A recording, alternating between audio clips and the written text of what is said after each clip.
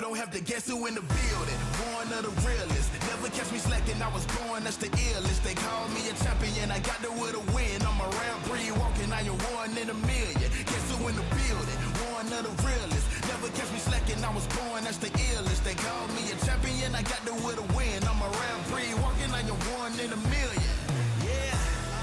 I am back in the place, don't have to guess who in the building, cause I'm back in your face. Ready for anybody coming, I am here on my toes. Never was settled for defeat, cause I'm raising the stakes, yeah. And I'm not coming to play, I got my game face on and I'm ready to shake. You see my name will be known everywhere in the world, cause I'm a king, get it strong and I never will break. Hey, one of the chosen, going that's the illest, watch me kill it like a sposter. Never catch me slipping on my pippin', I'm the coldest. The best I ever do it, I'ma show you how I know it. Notice, I am on my way, I'm here to handle business, I ain't come here to play. I see they in their feelings, I don't care what they say. I am one in a million, you don't have to guess who in the building. Born of the realest, never catch me slacking, I was born, that's the illest. They call me a champion, I got there with a win. I'm a rare breed walking, I am one in a million. Guess who in the building? Born of the realest, never catch me slacking, I was born, that's the illest. They call me a champion, I got there with a win. I'm a rare breed walking, I am one in a million. I'm a rare breed walking, I am one in a million. I'm a rare breed walking, I am one in a million. And I'm at it again. I'm a bad man walking around and tell all your friends. And whoever wanna test me, I am standing my ground. As they come closer, I am focused as I smart with a grin. Yeah. Cause they know I'm a fool, and they know I'm that dude. I don't follow their rules, never bow to their principles, never choke when I move, never fold under pressure, never vouching to lose, yeah. I am on my way, I'm here to handle business, I ain't come here to play. I see they in their feelings, I don't care what they say. Cause I'm one in a million. You don't have to guess who in the building. Born of the realest, never catch me slacking, I was born, that's the illest. They call me a champion, I got there with a win. I'm a rare breed walking, I am one in a million. Guess who in the building? One of the realest, never catch me slacking, I was born, that's the illest. They call me a champion, I got there with a win. I'm a rare breed walking, I am one in a million.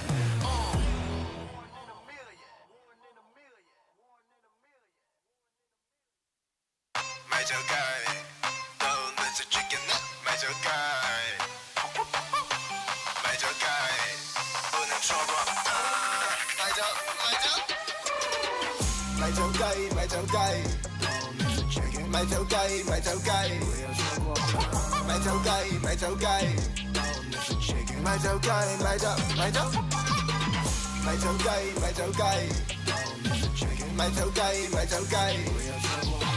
买就该，买就該，買就該，買就買就，把握機會買就該，機會咪出嚟，惡下睇漏眼仲喊都冇能為力，睇下邊個得戚，睇下邊個心息，偷雞唔成蝕把米被發現痕跡，成日發夢要點樣出色，其實努力有幾多得益，看風勢盡你係唔知醜嘅圖蹟，我戥你努力唔抵，你衰咗冇得唔計。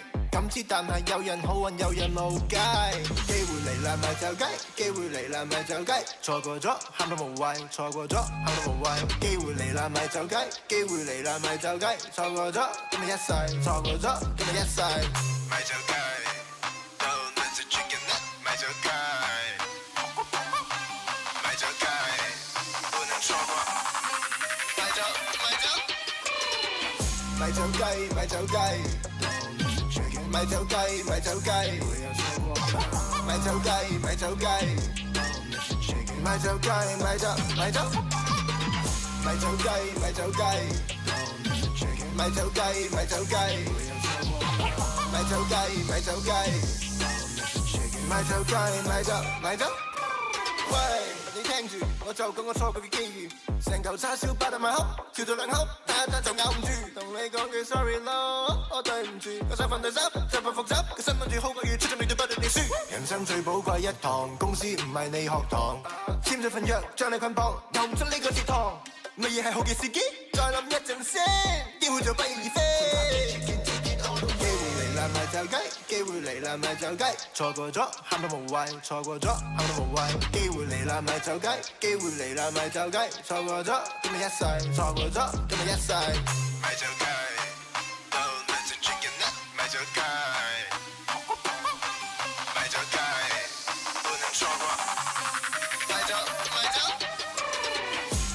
雞，咪走雞，咪走雞，咪走雞，咪走雞，咪走雞，咪走雞，咪走咪走，咪走雞，咪走雞，咪走雞，咪走雞，咪走雞，咪走雞，咪走雞，咪走咪走。So drop that chicken, take it all the way.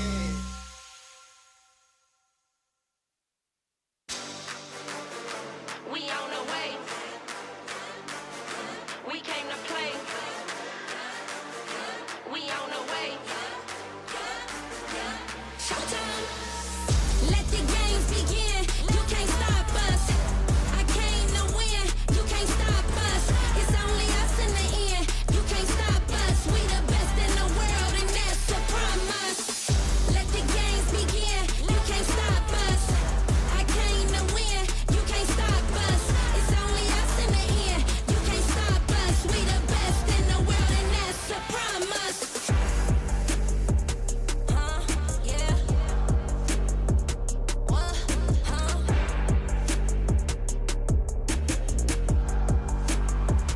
They can't beat us now.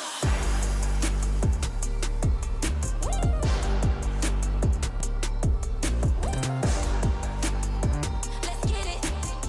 Let's get it. Let's get it, get it. Let the games begin. You can't stop us. I came to win. You can't stop us.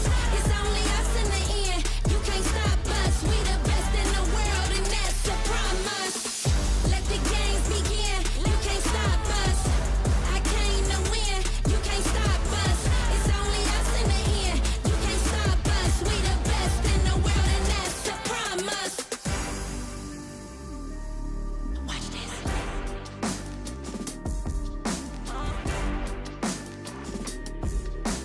3, 2, 1, let's go.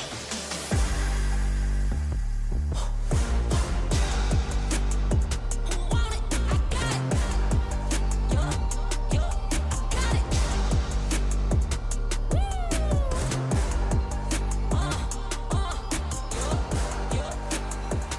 Let's go. Let the games begin. You can't stop us. I came to win. You can't stop us. It's only us in the end. You can't stop us. We the best in the world, and that's a promise. Let the games begin. You can't stop us. I came to win. You can't stop us. It's only us in the end. You can't stop us. We the best in the world, and that's a promise.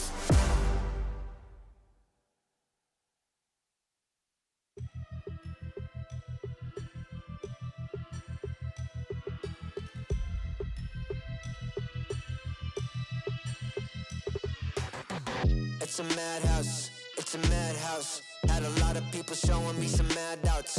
It's a madhouse, it's a madhouse. I got love for the game, I don't cash out. It's a madhouse, it's a madhouse. Everybody with their hands up in the air like whoa. It's a madhouse, it's a madhouse. Shaking all the city, this is how I like my show. I got love for the sweat that I put in. Door with the foot in, proofs in the pudding. Things I did, all them said that I couldn't. Superhero bouncing like a villain. All y'all rooting, you the fan now. Yeah, you understand now what it took to be the champion that I am now. Head in the sky, it's about the time you land now. And let's see who of us has got the better plan now. Who has got the better plan now? Who has got the better plan? Who has got the better plan now? I'm just trying to understand. Who has got the better plan now? Who has got the better plan? Who has got the better plan now? Who has got the better plan? It's a madhouse, it's a madhouse. Had a lot of people showing me some mad doubts. It's a madhouse, it's a madhouse. I got love for the game, I don't cash out. It's a madhouse, it's a madhouse. Everybody with their hands up in the air like whoa. It's a madhouse, it's a madhouse. Shaking all the city, this is how I like my show. How I like my show. Hey. This is how I like my show. Hey, it's a madhouse. Hey. It's a madhouse, it's a madhouse. Had a lot of people showing me some mad doubts. It's a madhouse, it's a madhouse. I got love for the game, I don't cash out. It's a madhouse, it's a madhouse. Everybody with their hands up in the air like whoa. It's a madhouse, it's a madhouse. Shaking all the city, this is how I like my show.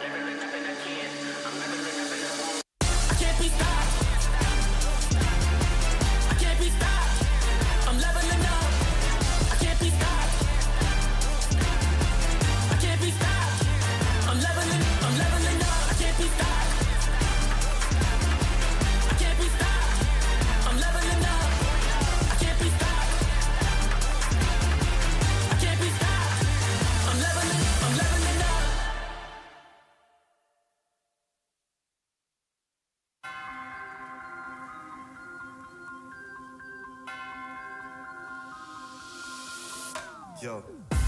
One thing's for sure, you're gonna recognize me when I walk in the door. And I tend to get the haters to giving applause. I can get an uncle without giving them more. But wait, I'm giving them more. Every 7 days I'm giving them 24. You can't make the cut if you ain't gonna bore. These ones don't know about war. I grew up cold, hungry and poor. I wasn't grateful, I wanted more. I wanted women, I wanted tours. So I grinded and grinded some more. Woke up depressed, I had to fight more. So I burnt out, I couldn't do more. I had to put ascension on pause. Now I'm back like I want no war.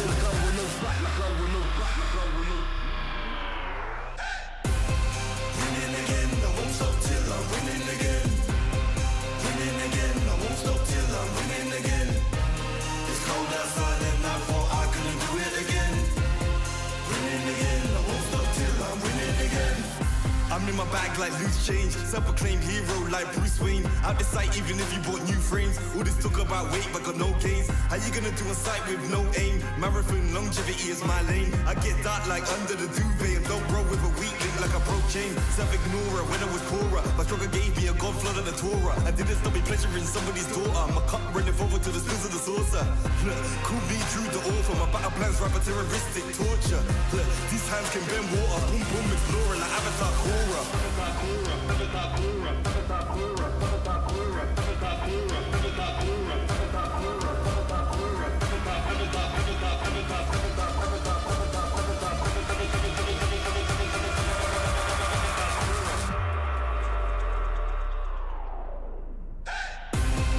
Winning again, I won't stop till I'm winning again.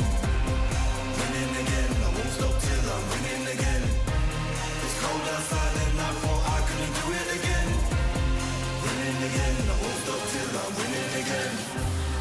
rhyme like nursery. Still my style, you will reimburse me. Plus 30, big hands and they're sturdy. I'm Drew the first, I'm back like anniversary. I came back worthy, like I swam in lava till it no longer burns me. I walked the desert for my ego's perjury. Working for that zone where you can't outwork me. I'm a big man, but I ain't 32. I came to the front line with like 32. I'm a Rex, that's a shout out to 32. I'm a danger and I play 32. I'm just so 20, 32. Ahead of my time, so I'm hard like room. Flows the rum like I shook the room. I stay lit like Christmas and hot like June. Winning again, I won't stop till I'm winning again. Winning again, I won't stop till I win. It's cold outside and I thought I couldn't do it again. Winning again, I won't stop till I'm winning again. Winning again, I won't stop till I'm winning again. Winning again, I won't stop till I'm winning again. It's cold outside and I thought I couldn't do it again. Winning again, I won't stop till I'm winning again.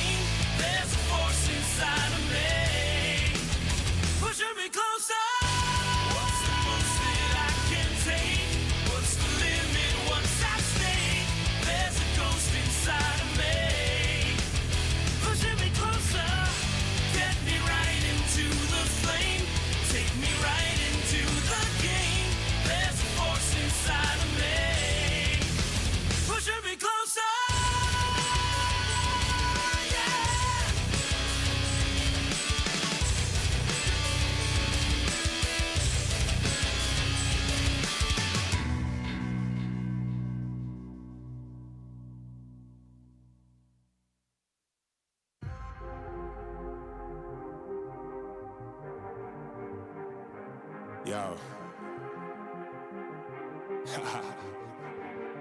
I don't think they're ready for it. On the loose, on the loose, on the loose, on the loose. With the beast, on the loose, say the truth, on the loose. Off the chain, it's all the gauge. Yeah, getting wild, yeah, we out the cage. It's getting wild out here. One by one, we watch them all falling. It's getting wild out here. But I'ma be the last one standing. You can't stop what's begun. You can't stop a revolution.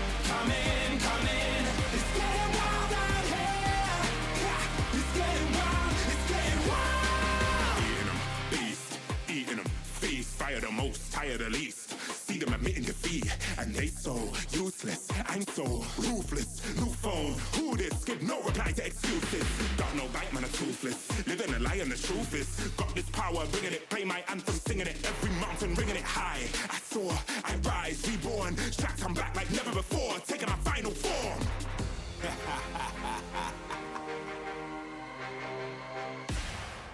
Yeah, it's getting wild out here. One by one, we watch them all falling. It's getting wild out here. But I'ma be the last one standing. You can't stop what's begun. You can't stop a revolution. It's coming, coming. It's getting wild out here. Yeah, it's getting wild. It's getting wild. For the revolution. What? Waiting on an evolution. Yo. It's coming, coming. Yeah. If you wanna come and get some. Yo. Nothing we can't overcome. Running, running. So as we rise with the sun, yo, we will arise and become stunning, stunning. Watch for the revolution. You can't stop what's begun. It's coming, coming. Wait. It's coming, coming. Wait. It's coming, coming. Just you wait. Just you wait. Yo. It's getting wild out here. It's getting wild. One by one, we watch them all falling. It's getting wild out here. Yeah. But I'ma be the last one standing. You can't stop what's begun. You can't stop a revolution. Coming, coming. It's getting wild out here. Yeah. It's getting wild. It's getting wild.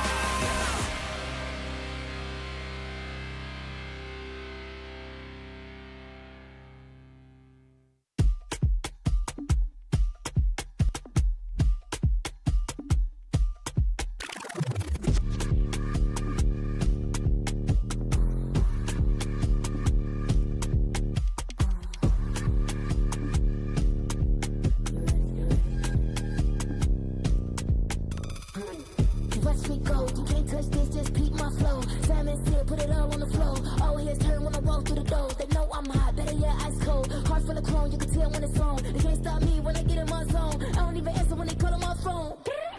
Baby, myself, I ain't make no wrongs. Play with me, I don't condone. I'm way too up, but I'm so far gone. Play with me, I don't condone. The man down doing up, beating up the beat till it's doing up, doing up. Look at me, look at how I'm moving, tickle me, wiggle me, looking good, got the remedy, into me, big boss energy, complimentary, they can never be jealousy, when they stare at me, they like legacy, gotta leave a mark when I feel like I'm no watch me. You wanna taste, like what you see, come and get close. Send me low, I bet you want, what you gon' do? I'ma get hot, blow the spot, ready or not. Watch me, put it, watch me do it, watch me flow. Make me feel it, take control, let me go. Want you, tell me, watch me with my legs, if you, whoa.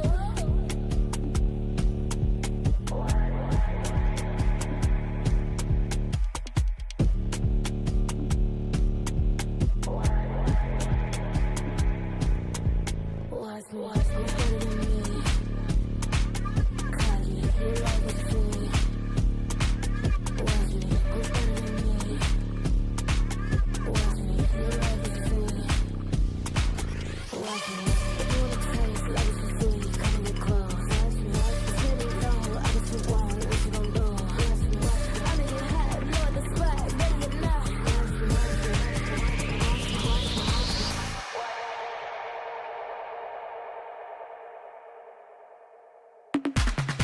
You better than me.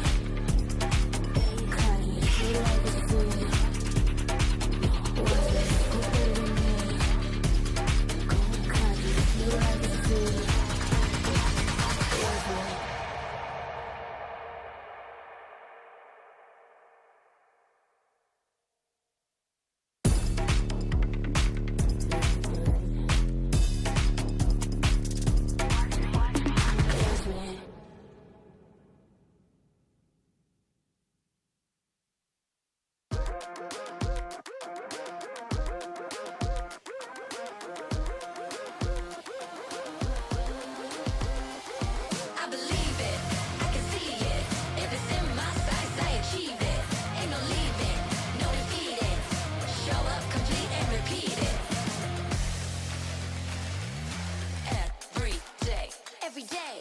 Rule that game. I always go 100%. Start to end. To the end. Out or in. No between.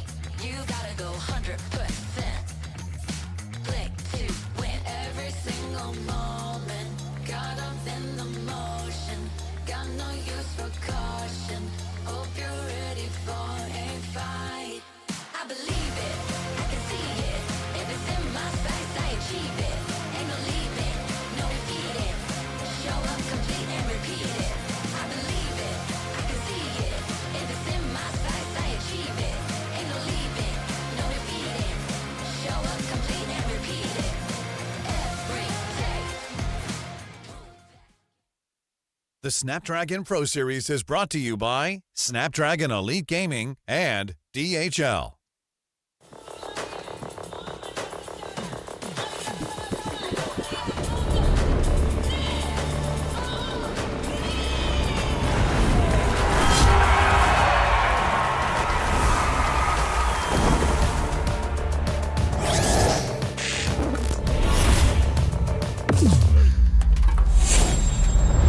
Let the weak melt away! Killing spree!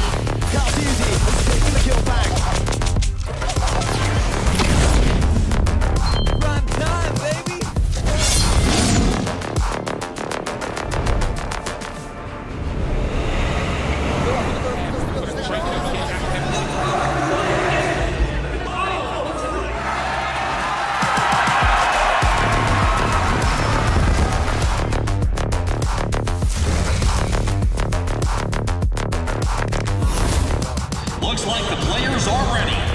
Here we go!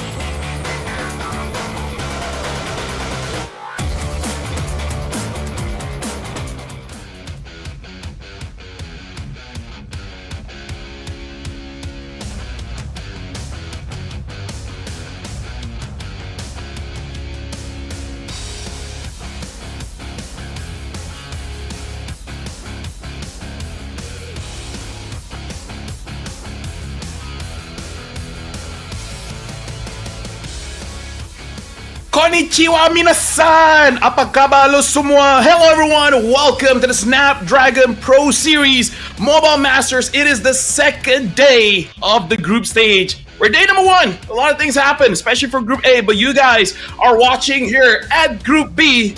And welcome everyone. Today, these are your 2 casters. My name is Lafel. Alongside with me is Arashi. And personally for me, I feel like your dating life should not be influenced by horoscopes. Anyways, Arashi, how are you feeling? I feel like that's a strong opinion, Lafel, but I think it's quite accurate. I'm more than anything also impressed by your Korean, man. I mean, that's just great vocabulary. Thank you. You're But showing that was right Chinese. now. You know, as a name as a caster with a bit of a Korean name myself, I must say I'm very impressed. Konnichiwa again. Now, again, guys, welcome to the second day where, again, this is a round robin where yesterday a lot of crazy things happened. Teams that we thought would win cleanly, they still won 2-0, but they lost the game. And teams that we thought would crush the competition is dead last. So if you guys missed what happened yesterday, we're going to recap that just a little bit today. But again, today we got to see who will be able to shine, because for me personally, I had like 1 or 2 surprises yesterday. Other than that, it's all good. Yeah, I think for the most part it went as predicted, but there are some moments there, some games, one or two matches where we were really confused. Like, really? This is how it's gonna go? And that's great, right? If it's too predictable, it's just no fun. But what is fun is that prize pool of Fel. Woo! Man. Yep. We can definitely see Arashi only thinks about money. But yes, 80,000 US dollars. That is life-changing. How can that change your life? Let me think about it. With 80,000 US dollars, I doubt you stay single for long. So there you go. That's a fair point, man. Maybe that's exactly the goal that's motivating some of these teams right now. You know, it's an impactful amount. Let's put it that way, right? And we're all like factual here. We're all factual. But most of our players, I feel like, already have girlfriends, no? Well, maybe the ones who don't, have a chance to catch up then. Got it. Well, I'm married, so I'm all good. Now we got to look at today's schedule, and we're looking at Stream B here for today. We have 3 matches compared to 4 for yesterday. We're going to start off with Bigetron going up against YBG, and then afterwards is going to be Falcons versus Falcons. This one is Philippines going up against the one from MENA, and then we got ONIC Philippines going up against Influence Rage. Something Rage. Yes, there you go. Got you, man. Oh boy. I mean, Influence Rage themselves, I think it's a bit of a... There's some eyeballs on them for sure, because we saw a great performance there. Some rough edges, but overall, man, we're seeing great foundations here to build upon. But the other 2 matches as well, a lot of anxious fans waiting to see how will Bigetron fare today, especially after the upset just yesterday. And of course, the Falcon duel, basically. I think it's always something to watch when 2 orgs, same name, different regions, kind of clash. Yeah. Because they are from different regions, but they have the same, it's almost like the same kind of like style, mindset, because it's the same org. Yeah, I like what you talk about for Influence Rage. Rough on the edges. You know what they say about rough edges? Are they a circle or are they an oval? For you to decide. And for you guys at home, we just want to say thank you very much to Snapdragon Pro Series, because it's powered by Snapdragon Elite Gaming, where winning matters. Again, because of them, we are here blessed watching the best players all around the world playing around here. I think it's just really cool that, again, it's an international stage. You've seen surprises already, and yeah, the unexpected is what makes things kind of spicy right here. And there's no lack of spice available potentially. Follow us on social media. Oh, all right, sorry, I had to get that out there. Speaking of unexpected, okay. Yeah. Sorry, this weird ass sneeze. Just follow us on Instagram and Facebook. Yeah. Yeah. What he said. Bless you. Yeah. Have a conversation there. Maybe you guys want to tell us your horoscope. Personally, for me, I'm Sagittarius. Oh, same. What that means. Hey. Oh, you're a Sagittarius too? Yeah, if you believe in that. I don't. Anyways, we gotta move on. Move on to what? That's a good question. What are we moving on to? I don't know, but we're gonna talk about today's topic, and we have a lot of topics. Like, for example, Bigetron. Let's start with Bigetron. Because there's someone, influential person, that said they are the best team in the world. And the best team in the world started off with no wins. Arashi, Nani? Bakana? Well, it feels like we've heard this opinion for so. Is it a new opinion? Because I feel like we've heard this team's the best in the world more times than we can actually remember. So that influential person, shout out to a certain person whose name starts with an M. But yeah, the Red Robots, man. Rhymes with fur coat. Yeah, fur coat. Well, 5-star Yeah, rhymes players. with fur coat, yeah. 5-star players, and yet it seems like there's something going on right here. And a lot of people, coaches, talents, have been trying to theorize what could possibly be the issue here. Is it the synergy? Is it a bit of the drafting misalignment? It just seems like... Is it a horoscope? Horrible, but it just doesn't work. Maybe the stars are not aligning. Maybe they're Virgos. Or Aries. Maybe it's a bad month for, their zodiac. Exactly. It could be a lot of things. You can throw blame anywhere, but honestly, watching their games, I feel like it is a little bit off the drafting, because I feel like they're the team that goes a bit off the beaten path. Like Hilda has not been working, and it's not been working for a Mobile Masters for any stage. Hilda hasn't been working out that well, and Luke has been put on Hilda a few times. A lot of mid laners have been used throughout this competition, and Moreno used Lunox as well as Faramis. Faramis I kind of do like, but we do see that the Lunox is not as impactful compared to previous patches. So if you're looking at the draft coming in from Bigetron, definitely much more different compared to other teams, and that can be either very good, meaning that you are ahead of the meta, you know what is really good now, and teams are supposed to catch up with you guys, or you're being a little bit too creative, and you're just not hitting the right spots to really get that win.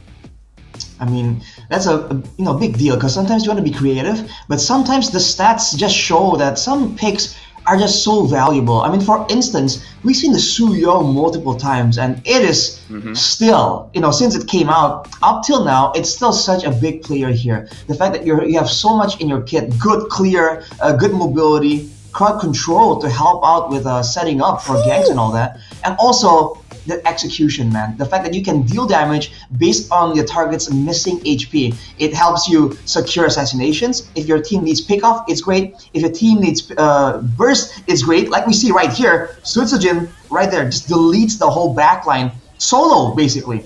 And on top of that, in the Lord contest, it's just such a great pick as well.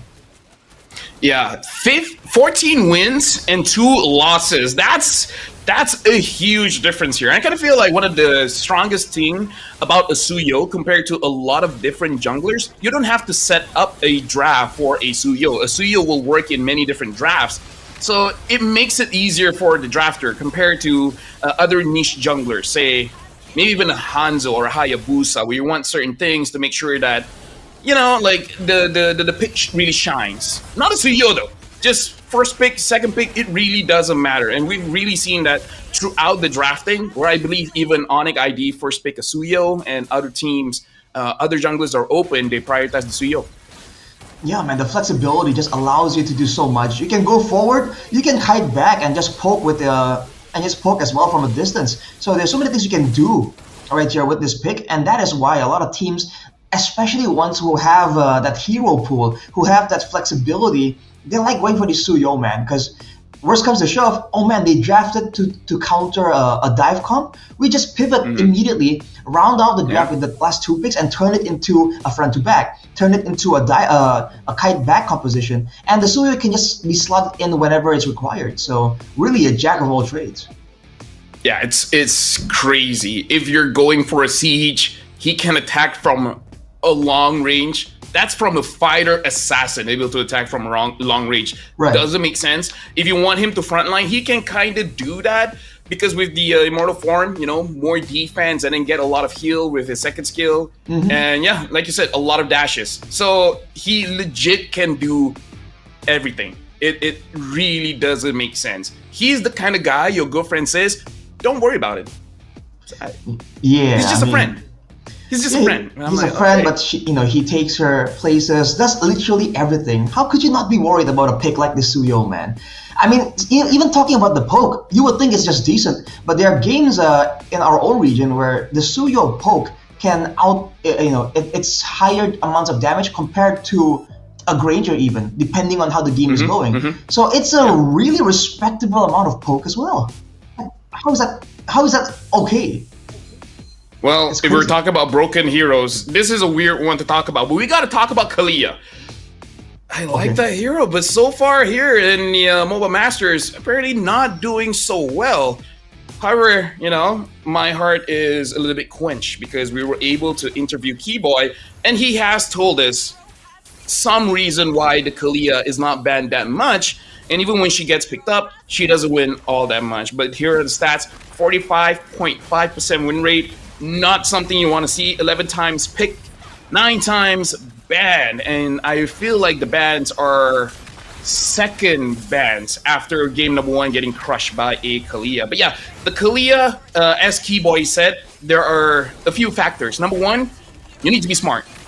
I like the shade that he's throwing to other people, but it's like, if you're not smart, don't use Kalia. So that's number 1. Number two, she doesn't fit in every single comp. So she's the opposite of a Suyo, where Suyo, put him anywhere, he'll be fine. Kalia, if your team is not set up for it, Kalia is not going to be looking good. And number three, she's really not a front line, right? She's not a front line. She's more of a catch kind of hero.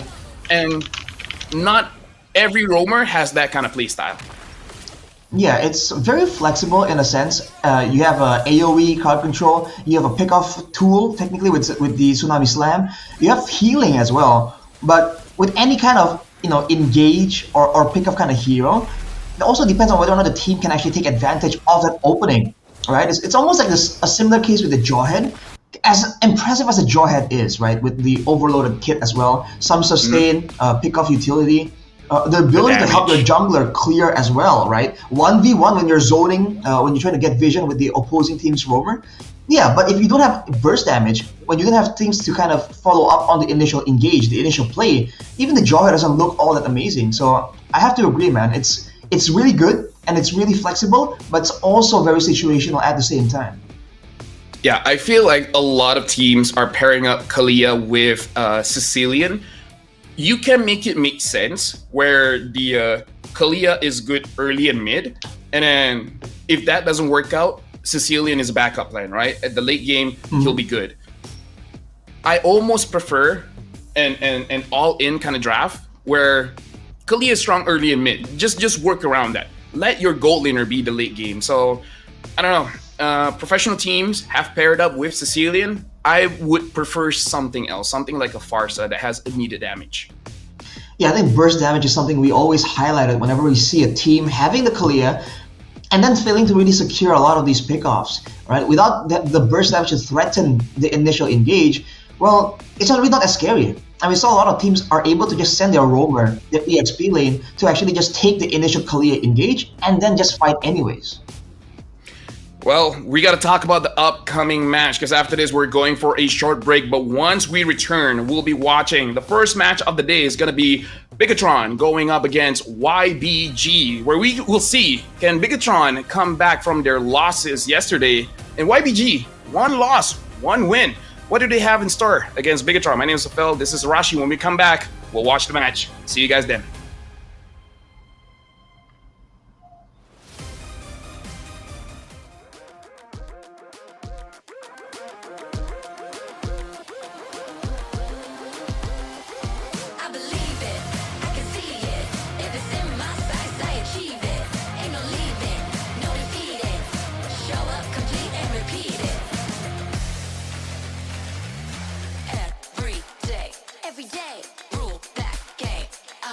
Go 100%.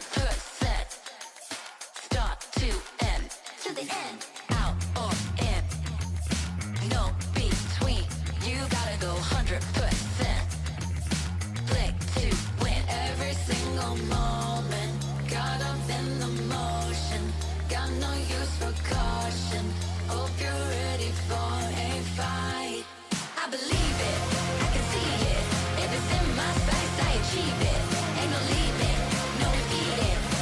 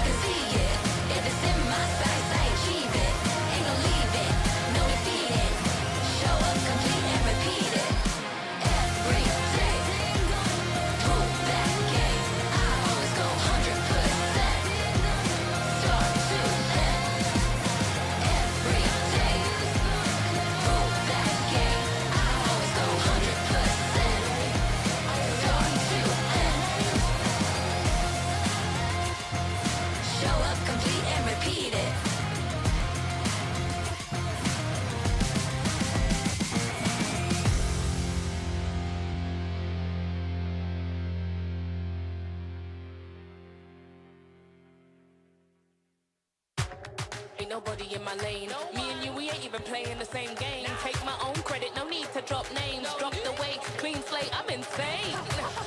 It's giving insanity on a melody. More flow than a manatee. Levels that I reach, man, I defy gravity. Heart so strong like it runs in the family. I've got the haters out of breath. Ain't talking about dinner when I got them distressed. Giving palpitation when I say it with my chest. Do the calculation, it's time to invest. Acquiesce that I am the empress. Going so sick, someone call the vet. I just can't be tamed, I'm the Loch Ness. So blessed, they can't comprehend. I turn a skeptic to believer. I am a leader resurrected like it's Easter. If you step to me, you'll get the misdemeanor. They can't defeat her, they can't connect the reader. Card decline, don't worry, I'll be fine. Cause all I see is ups in the line. Did I plan this? Is this by design? Come reflect, my light can't be denied. Come correct, cause this moment is mine. It's mine. Tell me you're feeling up.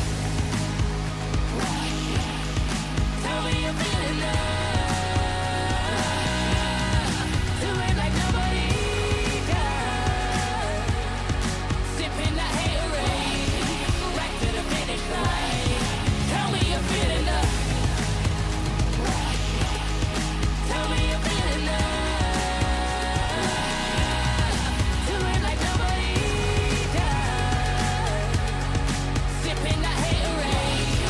Right to the finish line.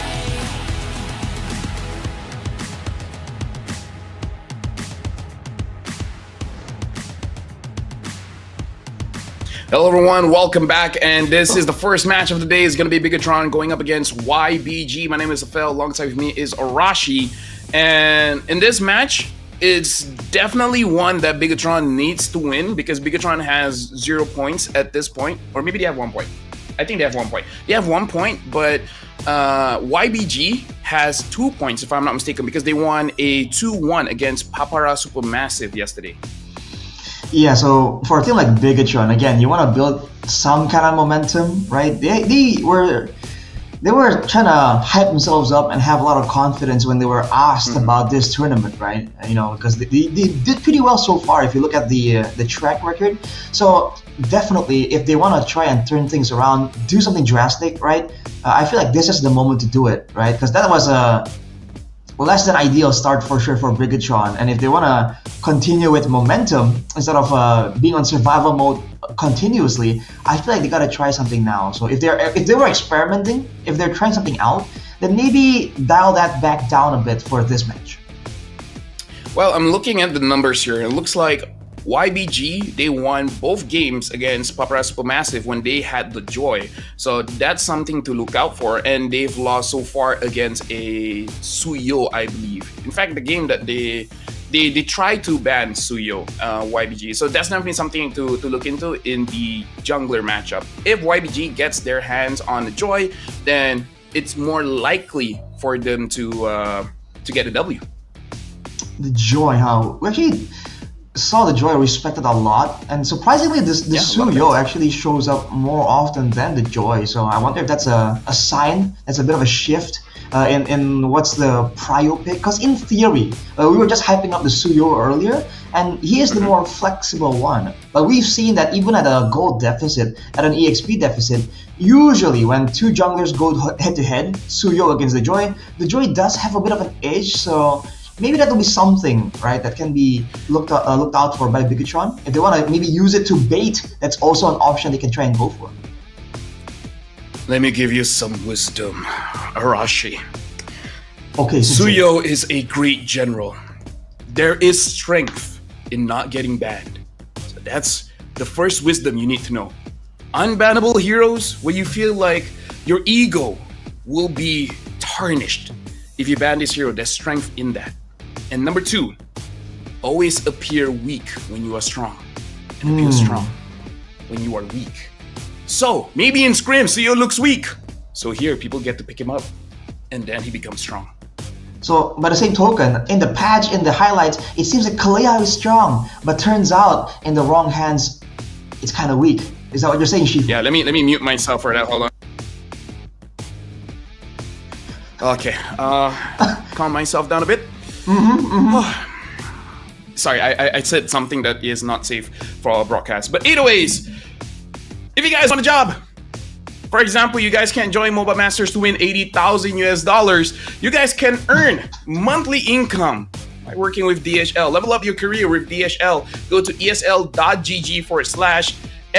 career. And then, FE career. get a job. Dash, what did I say? Did you not go FE career? Listen, don't shut up, okay? Shut up. Let's talk about it. Let's talk about other things for this game. Looks like in the previous game where YBG won, both games. Also, the MVP is actually Belexi, the gold laner, and he got his hands on the Harif. So that's also another thing. Why did they get the Harif in the first place? Harif is pretty strong right now. We've seen Harith actually prioritized more than the Granger, because for the longest time in our own region, at least in MPLID, the Granger seems to be the one that's kind of favored a bit more, right? Because of the strong laning, the strong potential late game as well. Again, there's more power spikes, more strong suits, whereas the Harith, a bit more locked in there, and against particular picks, it can be difficult to maneuver the Harith.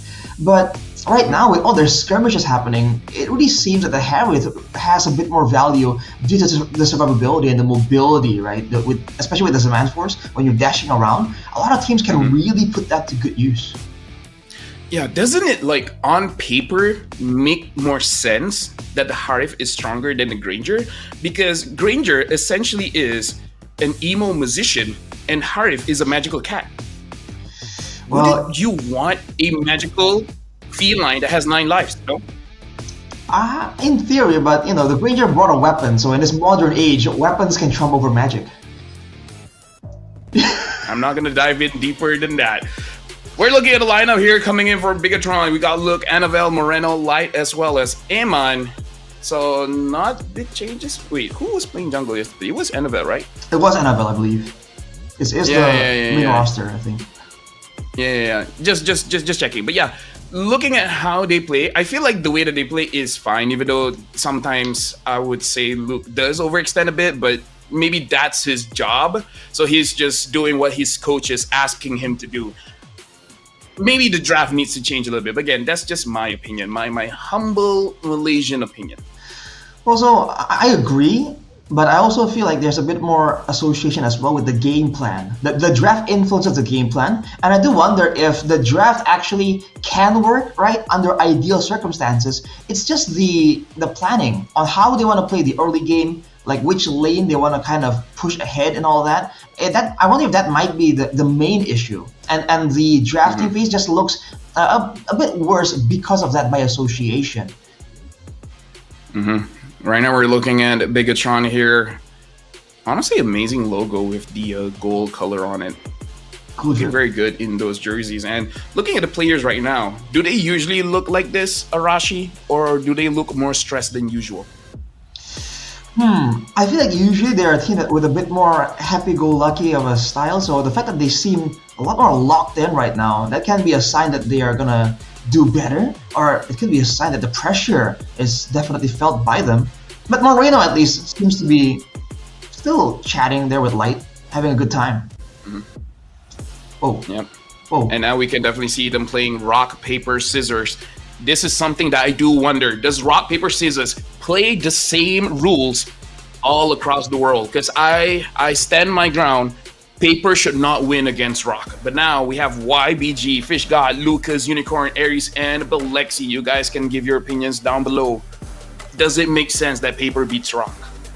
We'll have to see what the comments say, but YBG, again, a team that I think shows potential, but we're still waiting, reserving judgment to see more from them, because they've had great moments, but we can say the same thing for a lot of the teams, right? It's all about whether or not you can have those moments at the right time and how consistent you are with those performances, because small moments alone won't be enough, especially when you go up against the top tier teams right now in this tournament. Yeah. And Rashi, just letting you know, don't judge other people. God doesn't like it. All right. Okay. So noted. Shifu. Yeah. Shifu. Yeah. Okay. Just letting you know, you don't want God as your enemy. But yeah, we're looking at YBG. It's like good news, bad news. Bad news, they lost. But good news is against ONIC. Yeah. What do you expect, right? So ONIC PH still looking very strong. They did lose one game against TLID yesterday, but still, you know, at least YBG, they might have learned a few things from ONIC PH. So now we have to see whether what they learn can they apply going up against Bigetron. Yeah, going up against ONIC PH certainly is a bit of a bad draw for them. It's not ideal, but hey, I guess they got exposure to one of the stronger teams in the tournament. So if they had jitters, if they were nervous on what to expect, they've kind of met with the worst already. So from the bottom, the only way is up. So in theory, that's not, you know, the worst start possible, right? They can kind of use this as motivation to be like, okay, you know, we've seen what they can provide. We can emulate it. We can maybe steal some of those techniques, some of those strategies as well. And today against Bigetron, especially after they just lost, there's a chance they can kind of keep the momentum going here, pull off another upset. And if that happens, it's great news for YBG. But for Bigetron, oof, man, tough times. Yeah, and we're looking at the prediction here. We're both saying Bigetron will win, but it will not be a sweep. It will be a 2-1. And I believe, at least for me, right, I feel like they can win because they've been losing, right? Who wants to have a lose streak? If you lose, you work harder to win, right? At least that's my justification. Right, I mean, especially if you have that competitive Paham mindset. tak? Kalau tak paham, aku cakap Melayu. Understood. It caught me off guard, dude. Yeah, if they had a competitive instinct there, they would never like stand there and just accept defeat. You know, they gotta fight back a little bit. Yeah, because at least that's it for me, Arashi. Whenever I lose, I'm more desperate to win. Right? Make me lose long enough, and I will cheat. I don't know how I'm gonna cheat, but I'll figure out a way. I'm not saying BTR will cheat. No, I'm just saying. If that were me, dog. Hey, winning's winning, you know? I mean, I can relate, bro. Whenever I say one more game before I go to sleep, if I lose, we ain't sleeping, bro. Yeah. And that's a problem for gamers worldwide. And now we're jumping straight into the game. YBG, first pick, already picking up the Hive. So now we gotta jump in very, very fast. The bans, YBG banning out the Suyo, the Kalia, as well as the Luyi. Bigetron banning out the Fanny. Looks like they also respecting the Freya as well as the Matilda. But yeah, they let go of the Harif. Harif is first pick here for YBG. So Bigetron should pick up the Joy here, no? In theory, they should. And Annabelle plays the Joy, but no Phoveus is something they want more. Already gearing more towards a front-to-back strategy here, with a strong front line being the Phoveus. And the classic Granger Harith matchup already in the gold lane. So, interesting. It's gonna be something we've seen before, but now for YBG, what's the strat? Harith doesn't really do as well in a front-to-back scenario. He wants to be able to get his hands, you know, towards the squishier targets. We've seen the burst potential of this Harith pick, so I feel like some crowd control is in order, definitely, along with that Joy you were mentioning, Opel.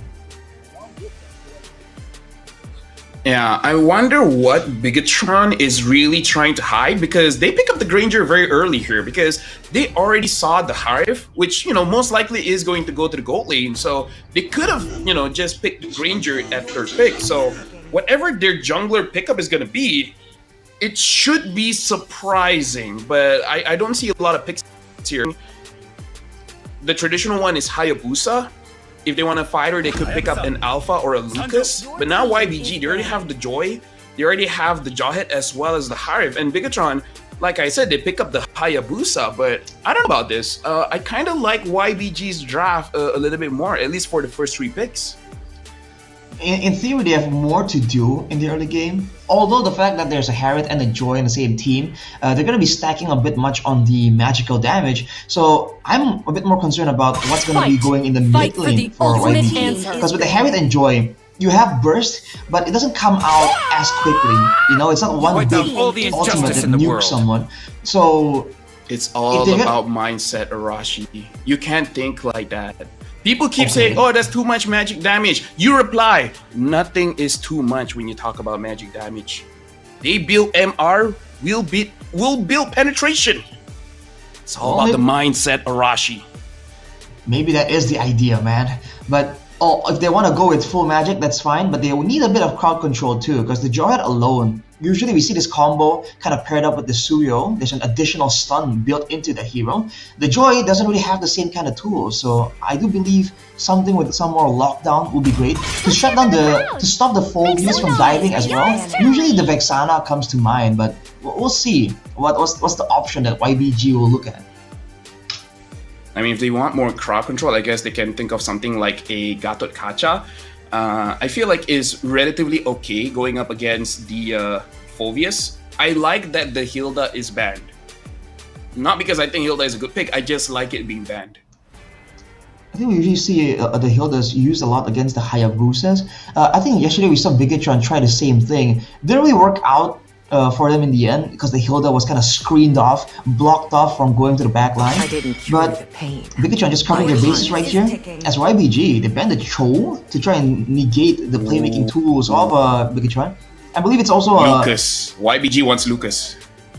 Yeah, they want Lucas, and they're respecting the Cho because of Light as well, right? We've seen Light perform great on that Cho too, especially with all this damage, all this burst. I think YBG just want to make sure they are the ones that can get ahead in the pick-off game department. But yeah, you were saying that they need the crowd control, and with the Valentina ban, YBG can pick up the Lucas here. And Bigetron, they're kind of stuck because they already have a jungler and an EXP. If they pick up a Lucas, where's the Lucas gonna go? Unless they use a Phobias mid, but at that point, I kind of feel like you're being a little bit too much when it comes to the draft. So YBG, they're looking very prepared for this one. And Bigetron, they themselves pick up the Gatot Kacha. So a pretty tanky lineup coming in for Bigetron. And YBG instant lock in the Lucas. And in mid, honestly, there's a lot of option. You can go for a Sicilian, just scale infinitely. Like you said, Vexana for more crowd control. Honestly, a lot of options. Farsa, a lot of good things here. Yeah, more burst can work, more crowd control. Either way, it's going to influence how they play. But the Lucas, I guess, kind of rounds out the composition, bringing in a bit more of that physical damage. For Bigetron, though, against the Joy and the Harriet, going with the Gatot, he won't be benefiting too much from the physical damage reduction that the Gatot Kacha benefits from with the passive. So it's gonna... Oh, even the Sicilian now. So the Gatot Kacha is gonna find it very difficult to frontline here for Bigetron, in my opinion. Yeah, honestly, yeah, Gatot Kacha is strong against physical, so I'm not so sure. Maybe something like a Hylos might be a bit better, but perhaps all they're looking for really is the crowd control. So now Bigetron, final pick here. They desperately need damage here, because even though Granger and Hayabusa is good, you need a little bit more burst just to fully punish the Harith. I am thinking of a Farsa, but if they want a little bit more control, I wonder if Aurora is okay here, because it's kind of safe against the Jawhead. When you see the Jawhead, you can just freeze him, but the same argument can be had for Vexana. So Vexana and Aurora, I feel like is safe against the Jawhead, but they're going for a Selena. I mean, I said they need damage, and she does have damage, but we've seen, Arashi, what happens when the Selena doesn't get ahead. Yeah, the Selena will absolutely find it difficult to have any kind of impact whatsoever. I was thinking that with all of these tools they have already, what they needed is a bit more DPS, right? They can kind of frontline with the Gatot and the Phobias, that's good. But then they might fall short in the damage output department. So I thought something with a bit more spammability might be what they want to go for, but that's not the case at all, man. The Selena, trying to double down and get more burst, more pick of threat, I guess, against YBG. I feel like it's very, very risky here, man. Yeah, I hope I'm wrong, but I'm not seeing a lot of synergy in face value when I'm looking at this draft. I'm seeing a lot of synergy when I see YBG's draft. So at least in the drafting phase, I actually prefer YBG's draft because it seems a little bit more straightforward. In terms of the mechanics, you need a lot of mechanics with this kind of lineup, but in terms of what you're supposed to do, for me, it's pretty straightforward here. Yeah, it's all about pickoffs, it's all about getting these aggressive heroes to do well in the early game. And Mondo! Wow. I mean, it looks like easy first blood for Emma. You don't see a Granger cutting that wave that early. He was waiting in that bush to get that kill, and that's a good first blood for Bigetron here. and Valexi was obliging him in that duel. He's running the Purify as well. So at that point, already in the all-in, unwilling to kind of relinquish control to Eman, he kind of fell victim there, and that was a great, smart move cutting in from Eman. But now you see, Lucas using that early game joy pressure, man. Annabelle's trying to match him across the map. Oh, the Jarhead. This is the scary fact about this roamer, man. He does damage. Yeah, and now again happening in the gold lane. Looks like they're gonna get Bolexi again, and the other kill is going over to Iman. And we see that gold minion getting killed off with no one to receive the gold. Right now, Bigetron Esports, they see that Bolexi got 2 MVPs yesterday, so they make sure they shut him down fast. And Bolexi himself, hang on a second. Whoa. Alright, Aries a bit aggressive there with he has the pull yourself together as well, so looking to make plays for sure. But Bolexi, looking at the emblems, he went for the bargain hunter as well, so he was really trying to get to the power spikes early, and because of that, Bigetron Esports are able to just punish him more because he's lacking some of those combat stats too. So they're doing a great job kind of shutting down the win conditions of YBG. So the next step should be to try and shut down the mid lane as well to ensure that in the mid to late game, no one can really output the damage. And Luke though. Yeah, right now we see Luke being aggressive against Lucas, or should I say Fish God, and Fish God gets taken down. Bigetron Esports using the draft well, trying to get early advantage. And now with 2 kills onto Eman, this is essentially Eman telling Bigetron's like, hey, look at me, let me do things. And now Aries looks like he's gonna get caught and he gets taken down. Bigetron Esports forward their own influence inside the jungle of YBG. It seems like YBG are trying to punish them, but Bigetron are able to get out. They have more mobility here, it seems. They're getting in and out without any issue at all. YBG hasn't been able to really stop the dives or the escapes from Bigetron Esports. And because they have so much more damage in the early game, 3,000 already, 4 kills. Bigetron definitely starting out strong, but they gotta be careful, man. They gotta maintain this kind of control all the way until the Lord phases, and then from there, maybe they can do something more. Because remember, there's not a lot of siege potential for Bigetron with the mid lane Selena. They have Eman on the Granger, but they're up against Unicorn on the Sicilian. I just want to say, hold on, a catch onto Aries, nothing that he can do. He flickered out of it, but Eman still secured the kill. And before I let you talk, Arashi, I just gotta say this. Bolexi is level 4 and Eman is level 6. A 2-level lead in the gold lane. We usually see in the jungle, but now in the gold lane, this is rough to watch for any gold laner. And look at the issues they have right here. They do have the pick up, they do have damage, but look at the mid lane. This is a Selena that should be struggling to clear against a Sicilian, but Bigetron Esports consistently has the mid lane prio, and that is why this Moreno on this Selena is able to just roam around and do so much. Look at his play though. Yeah, looks like they finally catch Luke, and Luke is still surviving, but not for long. Unicorn gets the kill, and now Bigetron Esports unable to really get any return kills. They back off, realizing that they don't have to trade so much, especially because the turtle is coming up. That's a potential for YBG to really go for some of these pickoffs, but look at this, dude. Bolexi is just never left alone at all. Bigetron, after losing Luke, they still have ample time to set up right here, and the longer people sit around, the more chance there is for Moreno to land on these abyssal arrows again. YBG, definitely trying to find something more, but they're sending Unicorn to try and scout with the bat impacts. That's dangerous. Yeah, right now if you look at YBG, they're kind of scattered, which is safe for them, but that does mean that they can't really go for any kind of engage. Light and Luke are surveying inside of the jungle. Aries is there, but I don't think there's enough damage for him to pick anyone off. Bigetron Esports almost 4,000 ahead, and right now they're controlling the purple area of YBG's jungle. And look at Lucas on this on the Joy, actually not being able to clear that fast. Oh, 1v1 against Moreno, you know, a little skirmish there. But he's not been able to use that clear speed to try and clear the jungle. And look at the control. Bigetron, oh, hang on a second.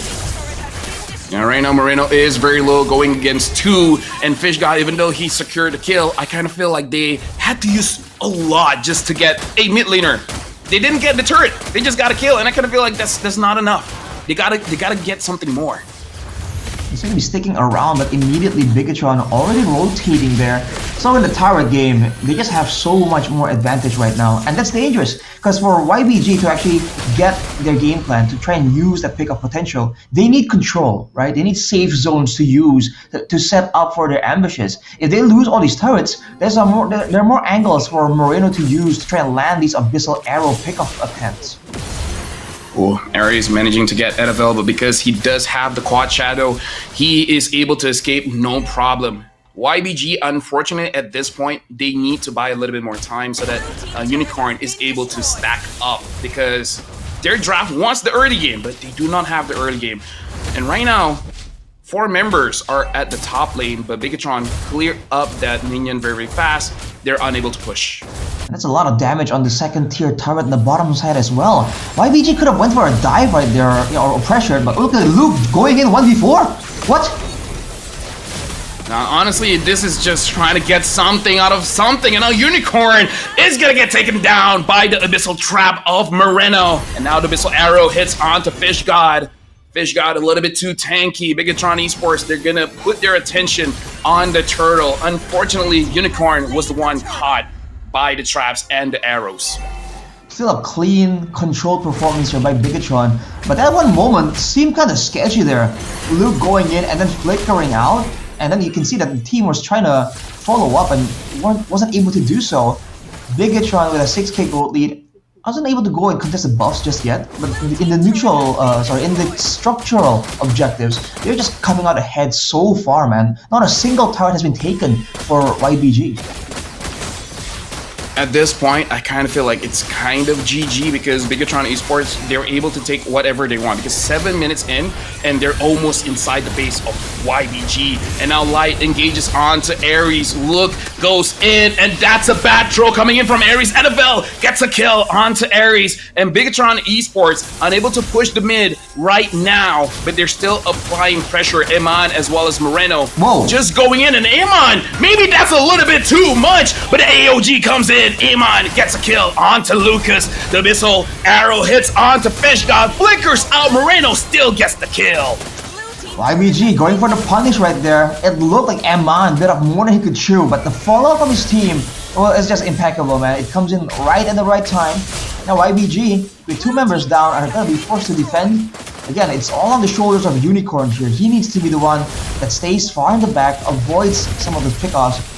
Maybe YBG might even be forced to use a lot of their tools defensively at this point, because at 9k, back then this used to be the amount of gold that you need to be able to end out the game just by brute forcing it. But right now, with 20 seconds to go, Bigetron is just waiting for that next lord, and they're trying to find a way to end this game cleanly. And they have a lot of ways to dive in that backline. So it's all, I think, hinging on whether or not Bigetron will be able to find a chance to jump onto Unicorn and assassinate him, either using the Selena or the Hayabusa. Yeah, at this point, I kind of feel like they don't even need to get Unicorn. As long as they get Aries and Fish God, anyone. At this point, they don't have to be very picky who they get, because I feel like they have enough damage to take down absolutely anyone, whether they're the damage dealer or the tank. So Bigetron, they're in such a good spot. If Bigetron somehow loses this game, this will be one of the biggest throws that I have ever seen, because I see them losing this one. Look at the items here, actually. It's a Sky Piercer for Eman. 550 stacks. I mean, as always, Eman is just great at stacking on the Granger. He somehow, some way finds a way to do it so efficiently. But it's only 10 stacks on the Sky Piercer, by the way, so that came in kind of late. It wasn't really rushed into his build. He wanted a bit more of that fighting power in the early game instead of trying to go for the not guaranteed snowball. But now with the Lord, Bigetron Esports definitely looking for an angle to approach. I think you can put your eyes onto Light, because the AOG can be used to kind of deter YBG, especially with the turret protection no longer active any longer for YBG. Yep. NFL try to find an angle. It looks like they're gonna see NFL as well as Moreno's positioning. Lord marches in. Abyssal Arrow hits onto one person. Moreno gets a killing spree, but Lexi gets taken down. Unicorn gets Luke, but that's not gonna be enough as Light secures a kill onto Aries. And now AOG unable to protect him, but now Bigetron Esports are looking for the turret. The Lord is still alive, but no minions left. Amon is just hitting the bottom turret. But at this point, Bigetron Esports, this should be game. They're aiming for the crystal. It looks like they're going to get it here. Game number 1 goes over to Bigetron. Clean performance right there, immediately going for the end, understanding that all they have to do is open up just enough space. That's a very early game finish. I believe it's somewhere about 10 minutes. So Bigetron immediately coming back with a statement right here. They might have fell in day 1, but in day 2, they're here and back with a vengeance. I mean, we got to talk about what happened in minute 1. Like, Bigelexi got killed by Amon. Amon was just camping the bush. And, you know, I guess all the power to him. He has a lot more damage when it comes to level 1 fights. And then afterwards, when Bigelexi was level 2, there was a gang coming in by Hayabusa, and then another kill over to Amon. At that point, I feel like that's GG. Two level lead for Amon. There's nothing that Bigelexi can do. And because they fell behind there, it seems like they were kind of scrambling to try and damage control. And because they were scrambling, Bigetrons were the one. We were talking on and on about, having the Jawhead, having the Joy, having all these pick-off tools for YBG. That Bigetron are the ones going for those pick-offs. Amon has 11,000 gold in 10 minutes. He might have more than 1,000 gold per minute here. I think so. I mean, Amon and farming, I think anyone who knows about Amon understands that this guy is just efficient on another level, man. Oh boy. Even in that matchup, by the way, I think, if I recall correctly, Mirko tells me, before level 4, that's where the Granger needs to try and use everything at his disposal to try and get an advantage. Either by going for freezes, for weird trades and all that. And for Amon, I guess a solo kill will do just fine as well. I mean, Bigelexi was definitely not seeing it coming because he just went in lane. It's like, I just want the gold lane experience, man. I want to clear minions, you clear minions, and then get level 4, get 3 items, and then let's rock it out, right? But Amon's just like, dude, I win this level 1. So, like, we didn't see that coming as well. We don't know whether BTR will try the same thing again in game number 2, but Bigelexi, fool me once, shame on me. I hope he doesn't get fooled twice. And now look at Amon, MVP, 1,048 gold per minute. I don't know about other matches, but that might be the highest gold per minute we have so far here in Mobile Masters. I think so too, man. Above 1,000 is... wow. I mean, it's already rare to see, but I mean, somehow Amon makes it look somewhat normal, somewhat to be expected. He's just him, bro, especially in that gold lane. Definitely a great player there. Even the itemization, we talked about it earlier. Going for the other damage components, the Sea Halberds, the Malefic Roars, and then the Sky Piercer. Decisions like that, just like the calculated, thought-out decisions, is also what allows him to farm efficiently as well in his pathing. Yeah, BTR, they just locked in, man. Like, this time, they come in understanding what to do. Though, to be fair, in this game, all I see was Amon, man. Like, the MVP, 5-0-5, 1,048 gold per minute, 83% kill participation, getting 2 kills early in the game. Everyone from Bigetron did well, but my eyes was just on Amon. Like, at that point, everyone is just, hey, create space, let me just shoot him out. On the honorable mention as well, Moreno, I think their whole aggression, their whole aggressive setup relies so much on Moreno just landing those abyssal arrows, man. Because we saw that, Light was in the picture, Luke was as well, but they are not the ones looking for a lot of these big pickoffs. More on that later as we take a look at the highlights right here. That solo kill, just to set the tone from early on. From there, it seems like Bigetron, with that gold advantage, have more damage, and because they have more damage, they are the ones that can kind of get ahead when both teams are competing to try and go for these pickoffs, right? Look at how long it takes for Luke to get taken out, and that allows time for Light to come in with the AOG. That's a pattern we see again and again. Light isn't looking for those pickoffs, he's looking for the moments to counter engage, right? And when YBG are forced to take so much time, use so much resources and time to try and get something, that means that Bigetron can just do it so much faster, so much better, and all these things that they have to kind of look out for Bigetron allows Annabelle as well to just have so much more impact on the Hayabusa. The thing that really piqued my interest was the very first kill where we saw Bigelexi getting outside of the brush. So it looks like Bigetron, they probably already seen the pathing coming in from Bigelexi, where the first thing that he wants to do is get into that tri-brush. I don't know, for vision or something. But Amon was already waiting there.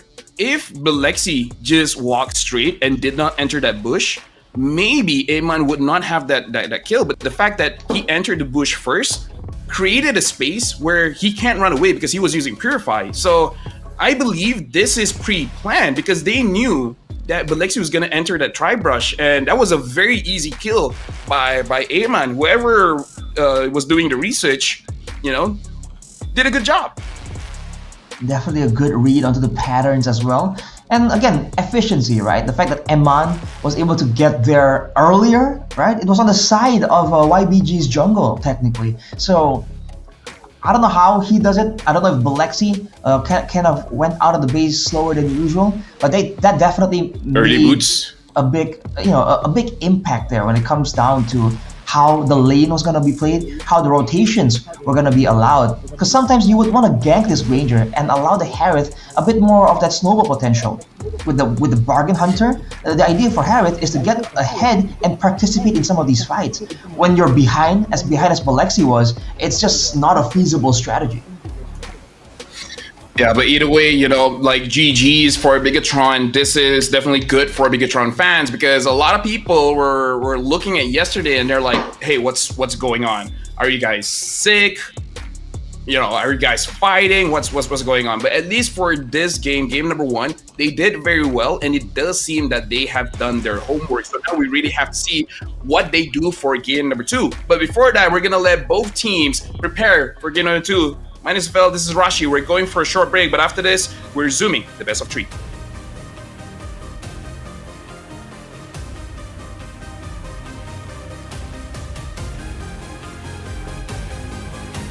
Nobody in my lane. Me and you, we ain't even playing the same game. Take my own credit, no need to drop names. Drop the weight, clean slate, I'm insane. It's giving insanity on a melody. More flow than a manatee. Levels that I reach, man, I defy gravity. Heart so strong like it runs in the family. I've got the haters out of breath. Ain't talking about then and when I got them distressed. Giving palpitation when I say it with my chest. Do the calculation, it's time to invest. Acquiesce that I am the empress. Going so sick, someone call the vet. I just can't be tamed, that I'm the Loch Ness. So blessed, they can't comprehend. I turn a skeptic to believer. I am a leader, resurrected like it's Easter. If you step to me, you'll get the misdemeanor. They can't defeat her, they can't connect the reader. Can't decline, don't worry, I'll be fine. Cause all I see is up in the line. Did I plan this? Is this by design? Come reflect my light, can't be denied. Come correct, cause this moment is mine. It's mine. Tell me you're feeling love. Tell me you're feeling love. Do it like nobody does. Sipping that haterade, right to the finish line. Tell me you're feeling love. Tell me you're feeling love. Do it like nobody does. Sipping that haterade, right to the finish line.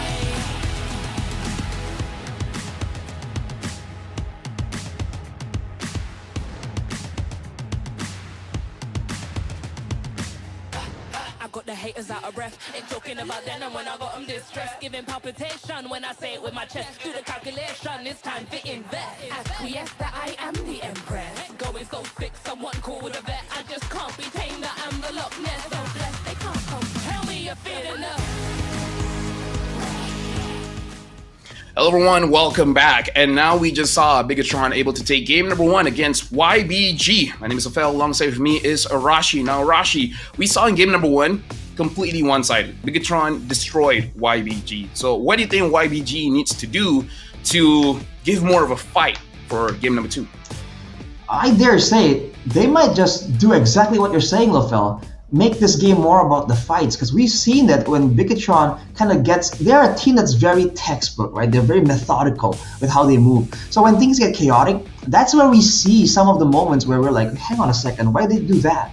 Remember the game against Influence Rage? There was a lot of fighting happening there. And this game, where it's a bit more dance, it's a bit of a dance around the Land of Dawn, and whoever gets the initial hit first, the Abyssal Arrow or the Ejector, they have a bit of the advantage. That seems like the exact kind of game that Bigetron wants to be playing, right? Where it's about making the small moves at the right moment. So I do feel like with a bit more chaos, maybe YBG can do better. But maybe Bigetron is just locked in, man, because overall, right, even in some of those skirmishes, the way they were moving, the way they were coordinating were pretty good. But there was that moment in the mid lane with Luke, you have to remember. So maybe YBG can take note of that. Honestly, interesting point by Rashi where you say who basically starts the fight first does have an advantage. So that is something that we can look out for coming in from the mid duo, because it's usually either the mid or the roamer that's able to start the fight, especially with a Cecilia with the Sanguine Claw.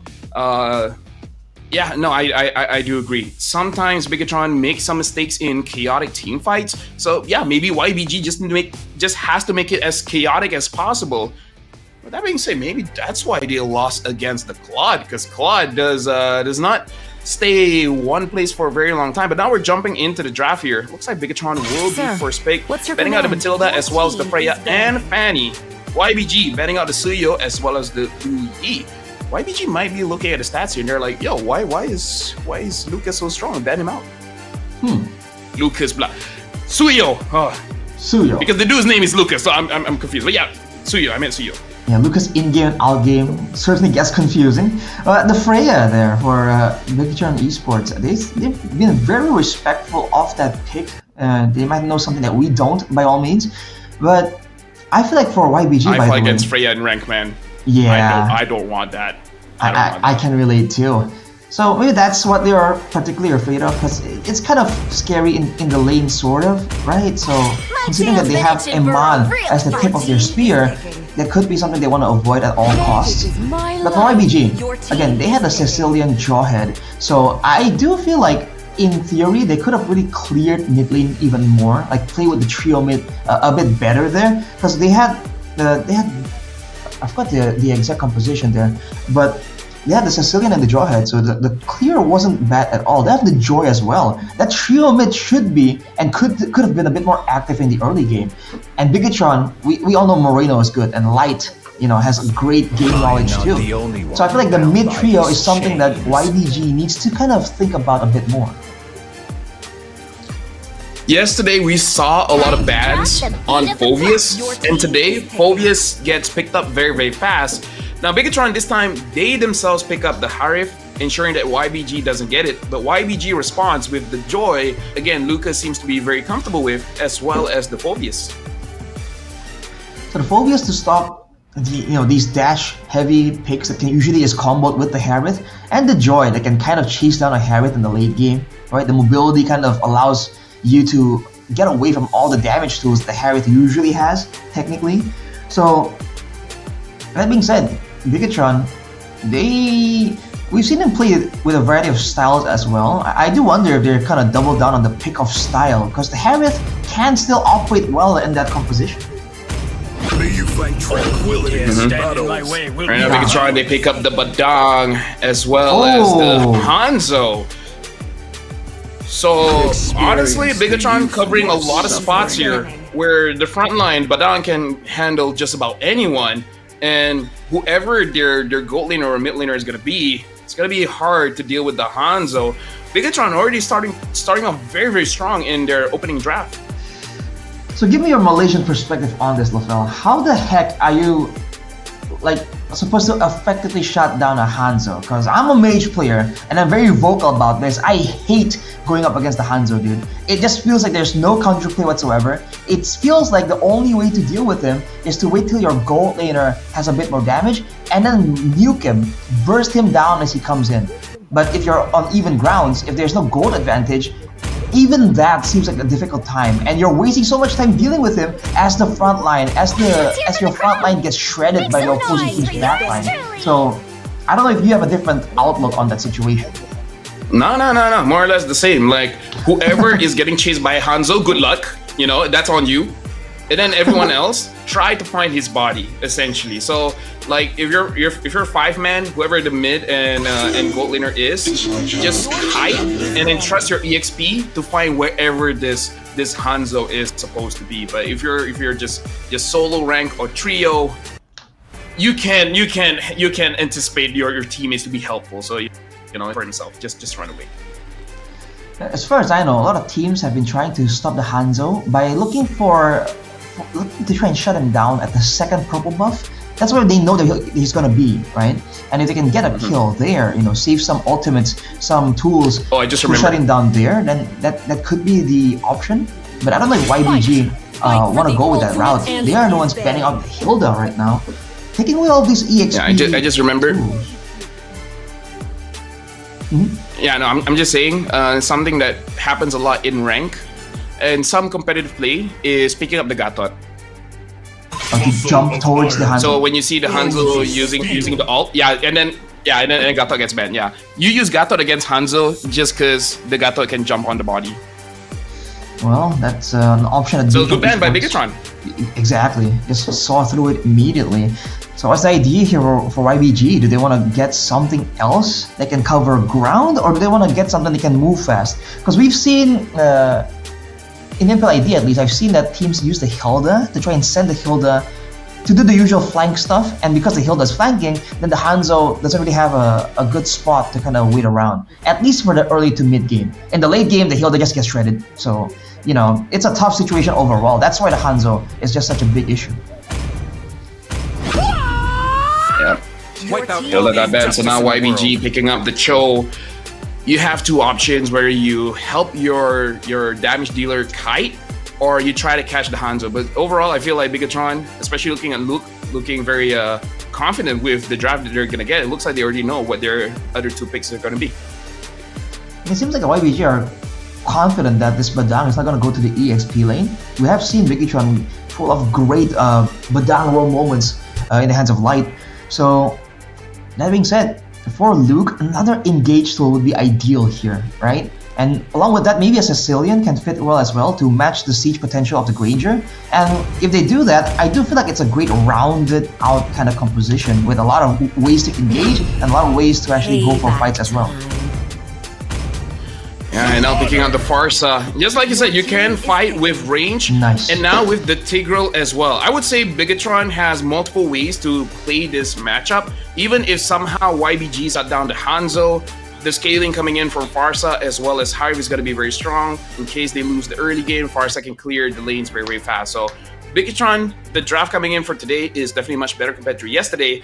YBG, they still need a mid laner. Sicilian is open, but you have to consider that it's going to be tough for you to run away from the Hanzo. And if the Hive gets close enough with the Zaman Force, if you don't have a flicker, you're going to be dead. There's no pick that just does well against a dive like the Hanzo, but actually the option they go for is that Faramis. So they're going all in right here. Even though on paper, I do feel like damage output-wise, Bigetron Esports have more. And against an Implosion and a Fist Crack, they picked up a hero that's gonna force them to kind of bundle up together. It's a bold move from YBG, man. Yeah, if I remember my games correctly, I feel like I've had a game where I was using Faramis, and when I used the ult, the Farsa insta-kills our team. Like, her damage is too much that my ult honestly feels like it's nothing. So, interesting pick here for the Faramis, where, like you said, I do agree. They might not have enough damage with this kind of draft. They have to wait for mid-late game to get at least 2 items for you to see significant amount of damage, but by that time, equal amount of scaling coming in from Bigetron. I'm not so sure about this Faramis pick. I hope I'm wrong, of course, but I'm not so sure. Welcome to remember, if Faramis gets bursted down, everyone else in the Netherrealm gets put in that stasis as well, setting up for another combo potentially. So ladies and gentlemen, game number 2, Bigetron Esports against YBG. Let's see if Bigetron can redeem themselves with a 2-0 clean sweep, or if YBG can start to mount a comeback. Well, good news for now. Looks like no one is dying first blood just yet. Looking at the EXP, both Fishgod as well as Luke are just maintaining their own distance. And we can see Aman really giving a lot of space, making sure that he doesn't get hooked out by Bilexi. And Unicorn trying to pull in Annabelle, and Annabelle is very, very low. And first blood goes over to YBG. And now Ares tries to catch on to Light, but Light is able to escape. But Lucas is immediately going to take this advantage and take the jungle cube away. Bro, Annabelle, way too aggressive right there. He wants to go and get a play on the Litho, but he's a Hanzo in the early levels, man. Not enough mobility to be in a spot like that. We've got a Warcry as well, so definitely looking for more of those prolonged fights. But yeah, I feel like he should have been a bit more careful there, for sure. But looking at the rest of the emblems here, Thrill for Ares, so he has a lot more damage to speak of. Helping clear that mid lane as well, but look at this, whoa! Yep, a good catch, and now Moreno has to flicker away Lucas. I don't think he got the stack, so he could not continue dashing. But a good engage by YBG, at least getting that flicker off of Moreno is going to be very, very good. Yeah, big stark contrast in approaches here, because Ares is going to use a Thrill and be aggressive, do some damage, help with the wave clear. Whereas for Light, he's just defensive, man. And it almost seems like Light does well when he's put into this counter-engage mindset, when he doesn't really need to go for anything crazy, but he still needs to find a great moment to kind of turn things around. That seems to be where he's his strongest.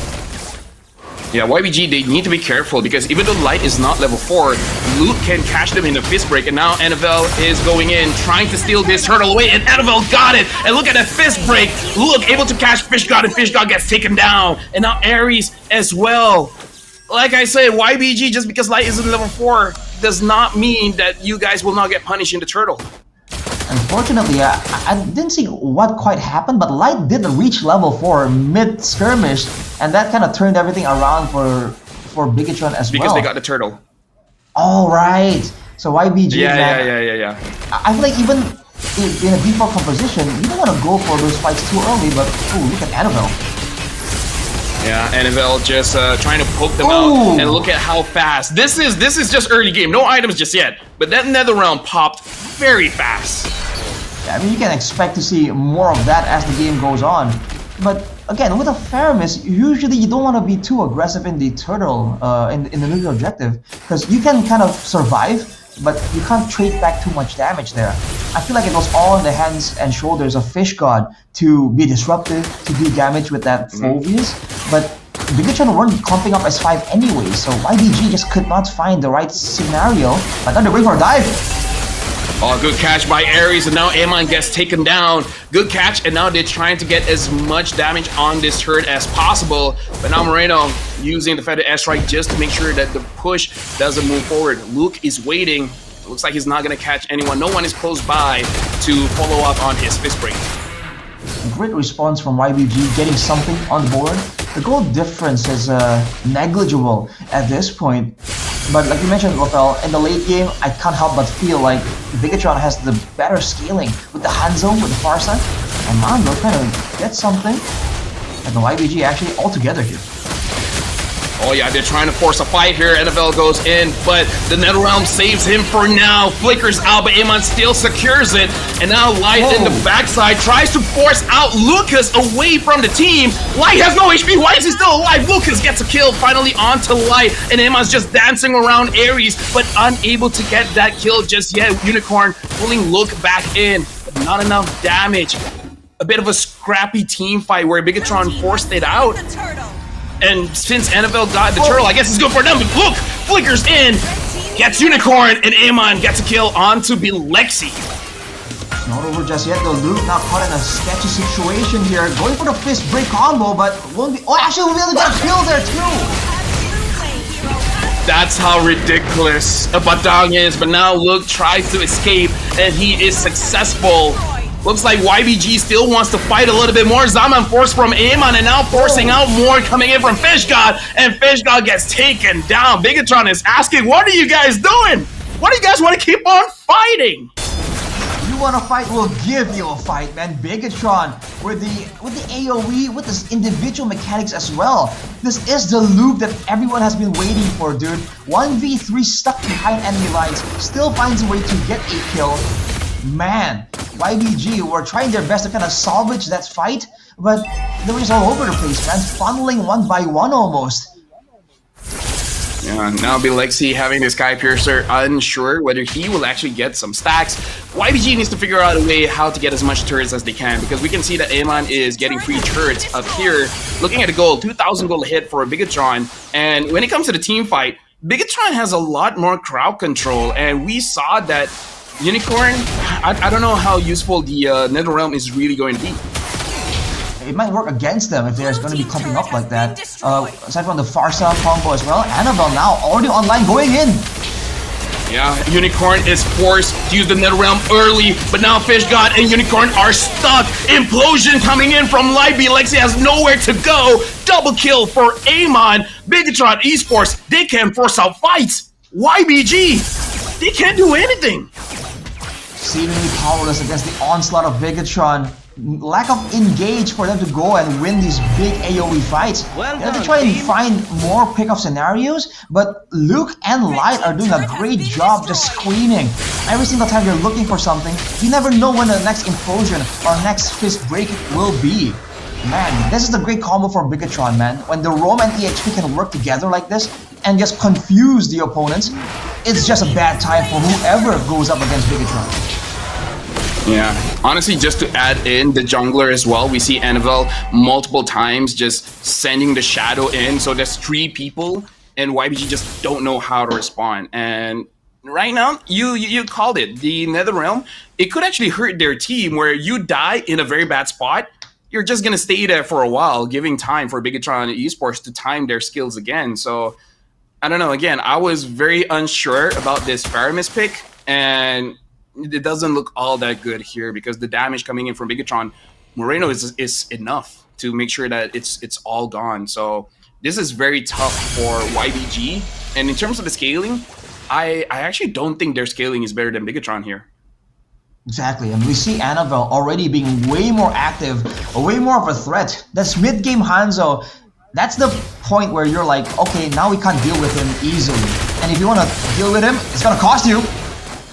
And now look at this. He's trying to force out Unicorn.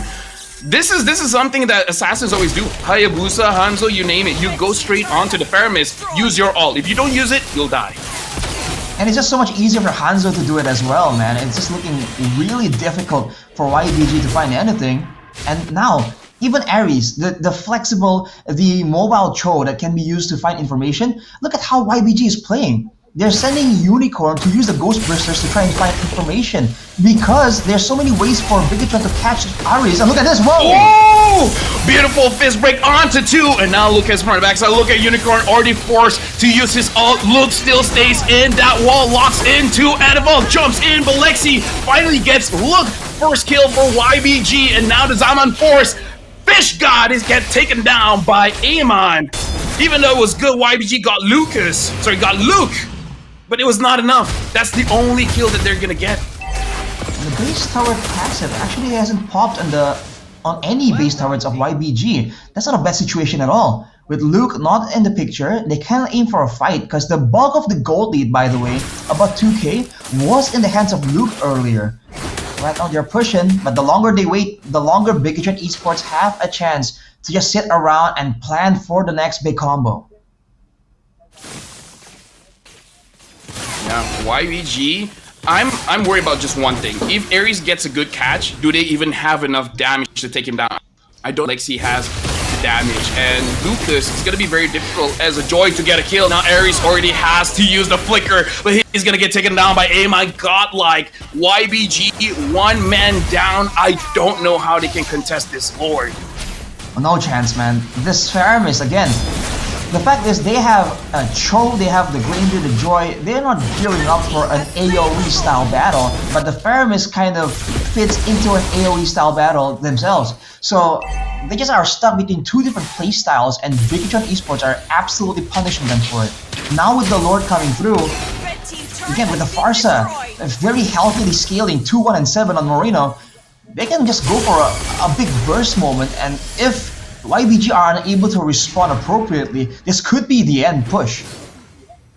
Oh, looks like Aries and Lucas wants to get Annabelle. Annabelle sees this coming, trying to run away, trying to juke them out, and now using the shadow, finds back! He finds Lucas! Lucas gets taken down! And now Annabelle wants to go for Aries, like, you want this fight, bro? You got it! He gets one, and now he gets two! Double kill for Annabelle, and look at the rest of Bigetron Alpha. They're staying inside the base. They want to end this now. 2 kills for Amon, and now it's GG. Bigetron wins 2-0. To all the doubters who were talking about Bigetron being over, to all the haters saying that their era is done, 2-0, man. A beautiful performance right there, shutting down literally everything that YBG can throw at them every single time. Wow. Yeah, dude, the final moment as well. Annabelle's like, oh, no, call the ambulance! But not for me. Oh, that was a good turnaround. It was a double as well, dude. Showing you again, by the way, you know, how balanced the Hanzo is. You call me a hater, but I don't think that was right, dude. That just looked so unfair. 2 members, they're chasing down Annabelle, and he just turned it around just like that. And again, this is the ideal Bigetron. Annabelle with carry potential, Moreno with damage instead of just utility, and the combo of Luke and Light. The Roamer EXP combo has always been great for Bigetron, and if they're able to find drafts that can maximize it like this, oh boy, man, teams better be taking notes. I mean, I feel like that's gonna be on TikTok, like no matter what. Like a lot of memes will be coming out of it, especially because a lot of people are doubting Annabelle. So that was a good play by him. But YBG, I feel like that's gonna be the stuff of nightmares. Like when they sleep, there's like, or however you say it in Mandarin. But yeah, 16-5, 11 minutes. GG BTR.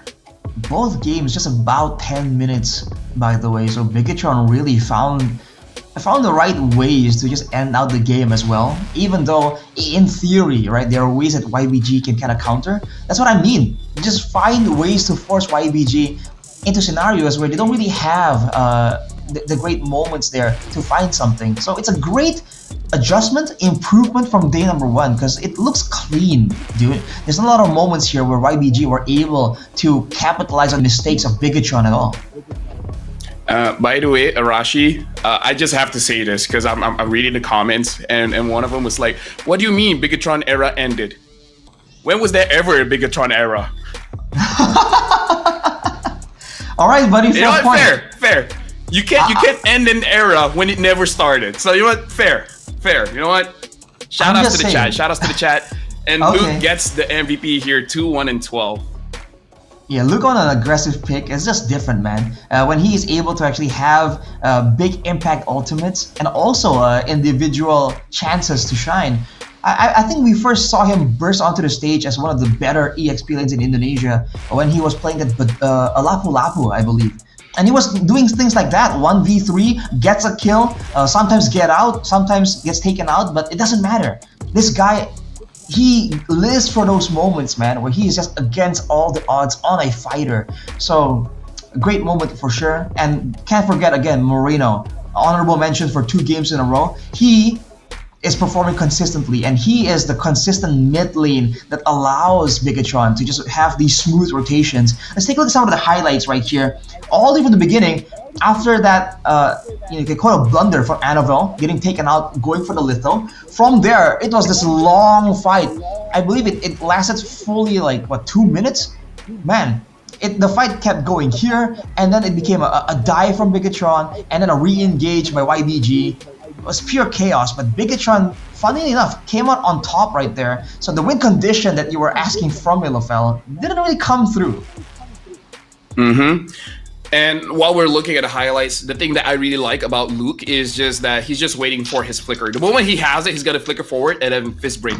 A lot of good engages like this, where it makes Light's job easy. Like, Luke will use his skills to bait out so many things from YBG, that Light just has to wait for one good moment, and then if you can catch them, go ahead, catch them. If you don't need to catch them, we have enough damage, we just take them down very, very fast. And at this point, Bigetron, I just feel like they win based off their amazing mechanics. Personally, for me, the individual mechanics definitely played a difference there. But that's the unique part about Bigetron, man. Their roamer isn't the crazy, insane playmaker. It's usually Luke. And then Light just fills the spot so well as a counter, as a follow-up even, or as a targeted card control skill. So if they're concerned about one particular member from their opposition, going ham, let's say an assassin of some sort, then Light is just really good at just waiting for the right moment to use his skills to really shut down that one person. So it's great synergy from the team overall. But a comment did say that was a Bigetron era. It's just for their ladies team.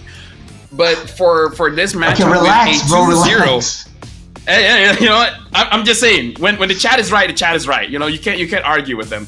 Bigetron is able to get their first 2-0 here. The question is, will it be enough for them to get to top 3, for them to qualify for the playoffs? The simple answer is win every single game, and then we see how it goes. If Bigetron loses to any team after this, then they're gonna end their era before it even started.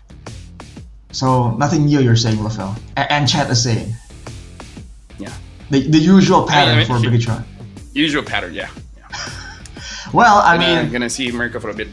We'll hope for the best for Bigetron and the other teams, because this is only match 1. We have 2 more matches to go still. But I feel like that was a great match to kind of start things off, because even though it's a 2-0, YBG had some moments there. They were fighting back as much as possible. Yeah, after this is gonna be maybe, I'm just gonna call it maybe a one-sided match as well, because it's gonna be Falcons from the Philippines going up against Falcons from MENA. But before we jump into that one, for you guys at home, are you tired of carrying your team whenever you're solo or trio? Get yourself an Entros chair. Go to entros.com. You can carry and let Entros protect your back, because you don't want to carry your team and then have arthritis. I don't know. That's the arthritis. That's right now. That's the wrong body part, bro. I know. Wrong body part. Okay, you don't want high blood pressure, right? If you don't want high blood pressure, get Entros. I mean, that's an interesting point, but for me, right, the real selling point is that lower back, man. We're gamers. We sit down almost all day.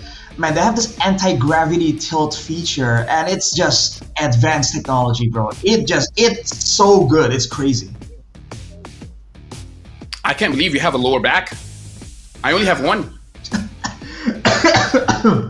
Yeah. I mean, I don't know about you guys. I only just have one back. And now for you guys at home, win $100 gift card by taking a survey. And here, just scan the QR code. What are you talking about? How many backs do you have? You have a lower, do you have an upper and a middle back as well? Yes. This is just ways to refer to different parts of your back, bro. You go to the gym, you should know this.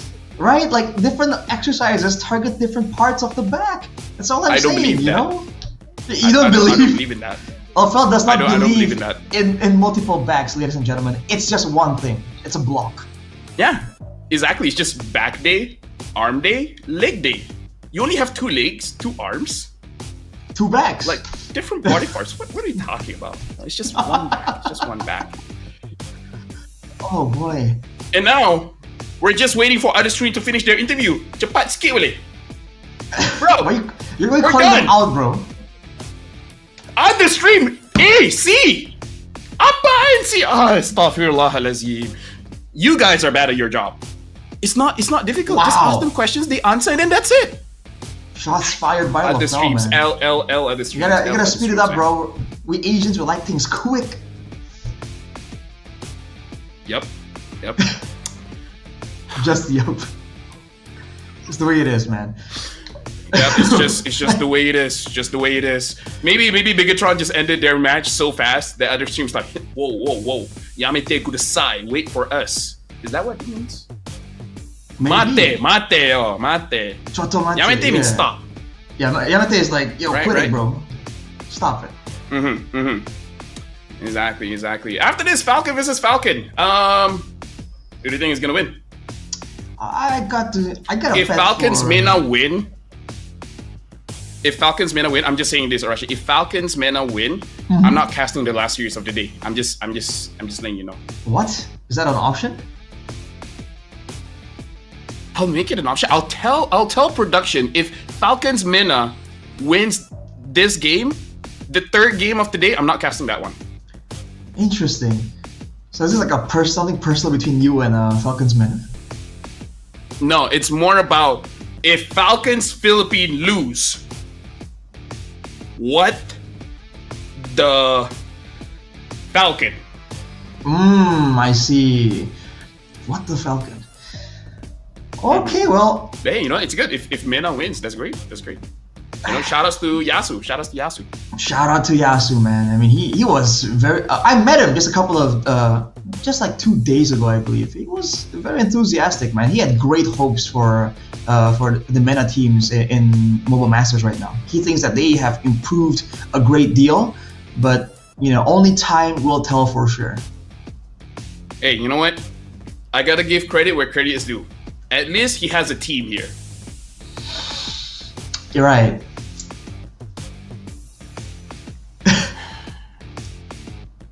I'm not sure how to respond to that, bro. I just want to go to break. Like my team isn't even here. What am I doing? Let's do an interview. Yo, Arashi, BTR win. How do you feel? Oh, we're doing an interview? Okay, let's get it. Moreno, come here. Moreno. Jackpot! Yo. Hello, Moreno. First of all, congrats. How are you feeling, Moreno? Senang, good. I'm feeling good because we're winning. Okay. He's happy. If you want to say in Bahasa, you can. If you want to say in Mandarin, also you can. Arashi can speak Mandarin, no problem. Alright. Okay? Just a little bit, bro. Alright. Okay. So, Moreno, yesterday, Bigetron Esport lost 2 games. What do you guys discuss or change for today? Maybe some priority hero we change a little bit. Priority hero we play yesterday and today it's different. And we also yesterday not so disciplined against Argentina team, so we try to improve our discipline today. So I definitely think that there was more discipline for sure, but you ended both games, your team ended both games below 12 minutes, it was 11, just about 11 minutes. Was that the idea? You want to show people like who were talking shit, like, hey, you know, Bigetron, we still got it, man. Yeah, maybe we want to show our level, not like yesterday. We try to come back stronger this day, today. That's it. And last question for Moreno, because when we look at the draft, you have changed heroes a lot. We've seen the Farsa, we've seen the Lunox, we've seen the Faramis. Just want to ask, were you the one requesting to your coach to use those heroes, or was the coach asking you to choose those heroes for the draft? We full discuss between coaching staff and player, all discuss. So I'm not requesting and coach not suggesting, like we all discuss. All right, thank you very much, Moreno. Before we let you go, is there anything that you want to say to your fans? Thank you for all BG troopers who supporting us, our family. Keep supporting us for the next match, next match. Yeah, thank you. All right, thank you very much, Moreno. And now we're gonna let you go and make sure you makan elo-elo, don't get sick. Bye-bye, Moreno. Make sure you mukbang the Philippines. Thank you. All right. I gotta throw it back, man. You know, you have to remember the... Are you? I think I am, but it's okay. It's all good. I trust you, Rashi. You can close the show. No, I don't think so. I think it's just right for you to do it. Are you sure?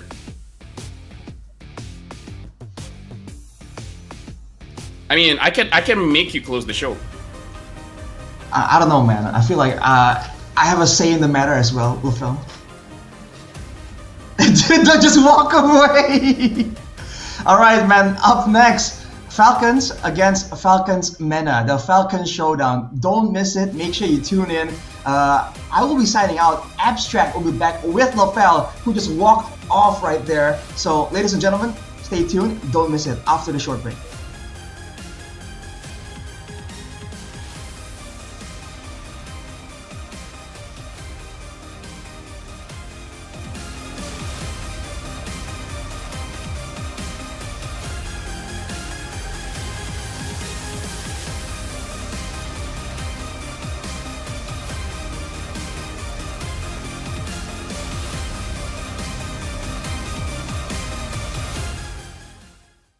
The Snapdragon Pro Series is brought to you by Snapdragon Elite Gaming and DHL.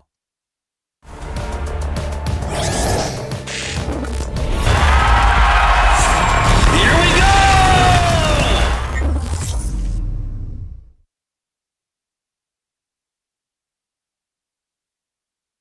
Ain't nobody in my lane. Me and you, we ain't even playing the same game. Take my own credit, no need to drop names. Drop the weight, clean slate, I'm insane.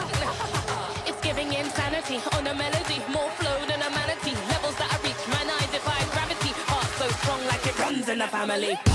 I've got the haters out of breath. Ain't talking about dinner when I got them distressed. Giving palpitation when I say it with my chest. Do the calculation, it's time to invest. Acquiesce that I am the empress. Going so sick, someone call the vet. I just can't be tamed, that I'm the Loch Ness. So blessed, they can't comprehend. I turn a skeptic to believer.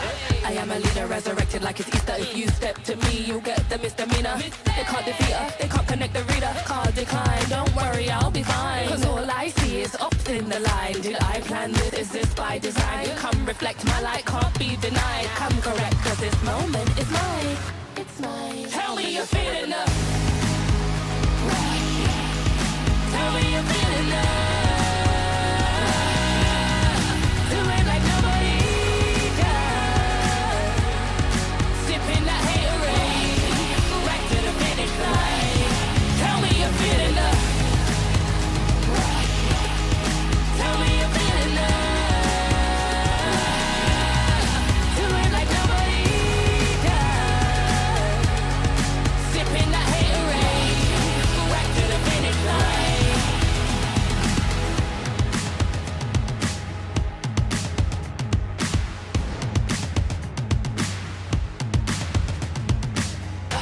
I got the haters out of breath. Ain't talking about then and when I got them distressed. Giving palpitation when I say it with my chest. Do the calculation, it's time to invest. Acquiesce that I am the empress. Going so sick, someone call the vet. I just can't be tamed, that I'm the Loch Ness. So blessed, they can't come. Tell me you're feeling love.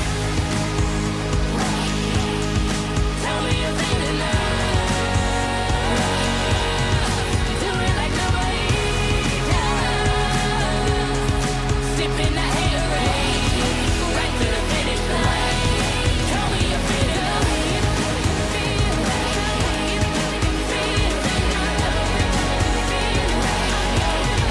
Do it like nobody does. Sipping that haterade, right to the finish line.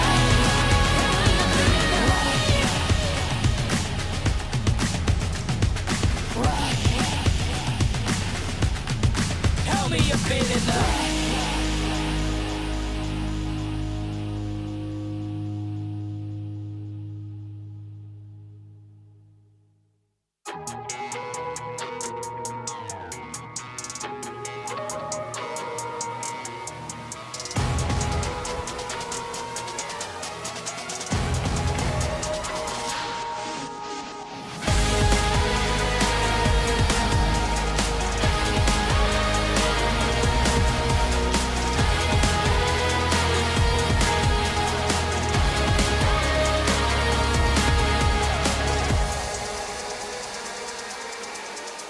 I climb my way to the top, I never stop. It's coming ready or not. Do you have what you say you got? Go till you drop, go until we hit the spotlight. Gonna shine bright, anything I like. Put it on the line, I've been taking chances all my life. I've been patiently waiting, and we're gonna take it like endgame. You can't stop what we began. There's the wildfire. We burn this world right now, and then we rise again, like phoenix from the flame. The players in the game, we might have the same.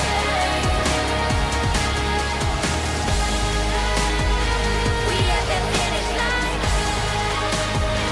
It's one day at a time. To make you feel alive. To make you feel alive. I climb my way to the top. I never stop. It's coming ready and now. Do you have what you say you got? Go till you drop. Going till we in the spot. I climb my way to the top. I never stop. It's coming ready and now. Do you have what you say you got? Go till you drop. Going till we in the spot. The game.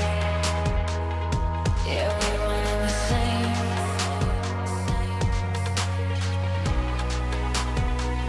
I've been patiently waiting, and we're gonna take it like endgame. You can't stop what we began. There's the wildfire. We burn this world right down, and then we rise again, like phoenix from the flame. The players in the game, we might have the same.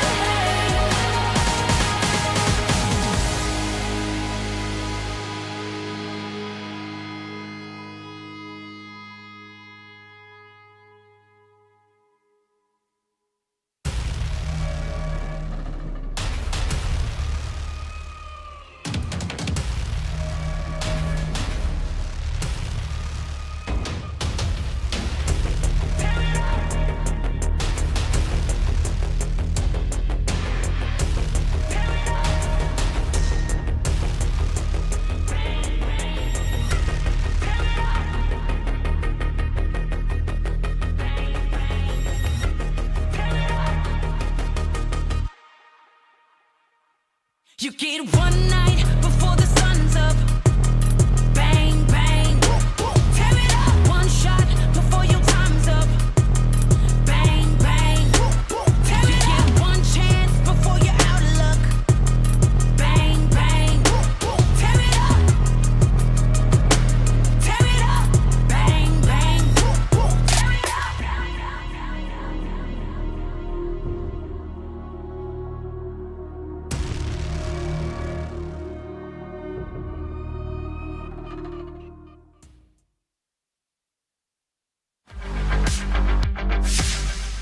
Hello, ako si Light and ngayon tuturuan ko kayo paano mag-rotate sa objective tsaka sa early. Sa first 10 seconds, priority is yung mid kasi dun nagre-revolve lahat yung rotation. So, ang mahalaga is mapanalo yung mid or kung hindi man kayo may advantage sa mid draft, ganun. Pwede kayong i-hold lang yung lane. Basta wag kayo magpapatalo para hindi ma-invadean yung jungler nyo. So, if lamang naman kayo, you can freeze, ganun. And then, if pwede nyo rin talang yung jungler nyo kung okay lang siya. So, if okay lang siya sa jungle niya, tapos walang threat sa kanya para di makapag-invade, pwede naman kayong mag-vision lang sa jungle or umikot sa gold. Ganun. And then, magbigay vision sa mga jungle ng kalaban. So, may option yung jungle nyo na mag-invade. And then, ayun, as game proceeds, pag mag-up na yung turtle, usually yung mga XP lane gusto i-clear yung mid. So, pwede nyo i-control yung river side ng XP lane para safe siyang makapag-transition sa mid. And then, if yung hero nyo is early game hero like Suyo or Alpha, ganun, pwede kayong mag-burst ng turtle. Usually, ganun yung ginagawa. And then, kung scaling kayo, pwedeng ibigay and find for trades or pwede pa rin i-contest depende sa nangyari. Malaga if makapag-pre threat kaya ganun or mapunish nyo yung XP, ganun, napalo nyo yung kalaban. So, and that's it guys. Maraming salamat sa lahat ng nanood and ito yung pro tips. And please do support us in upcoming SBS Masters.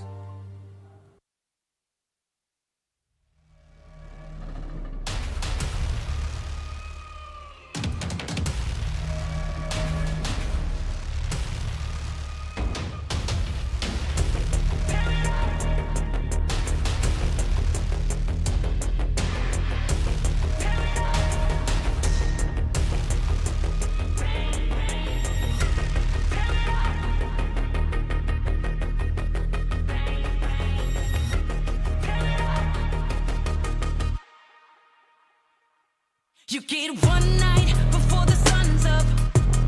Bang, bang. Tear it up. One shot before your time's up. Bang, bang. Tear it up. You get one chance before you're out of luck. Bang, bang. Tear it up. Tear it up. Bang, bang. Tear it up.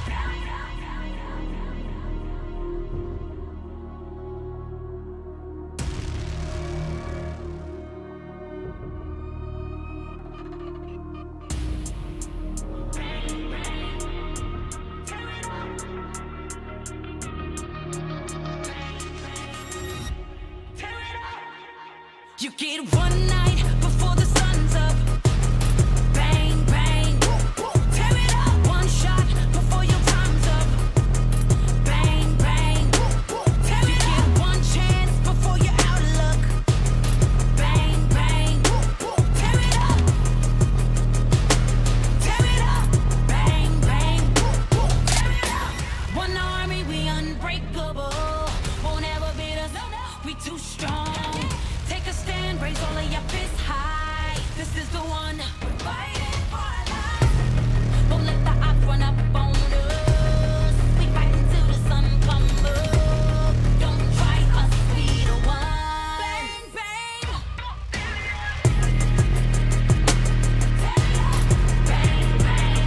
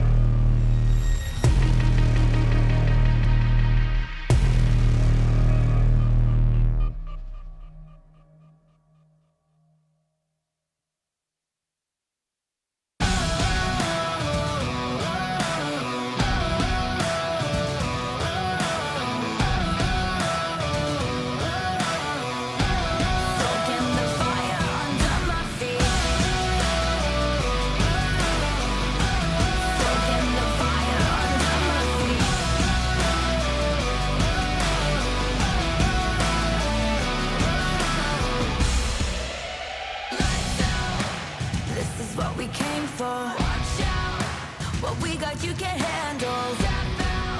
Cause we don't ever stand still. I'm ready for the gamble.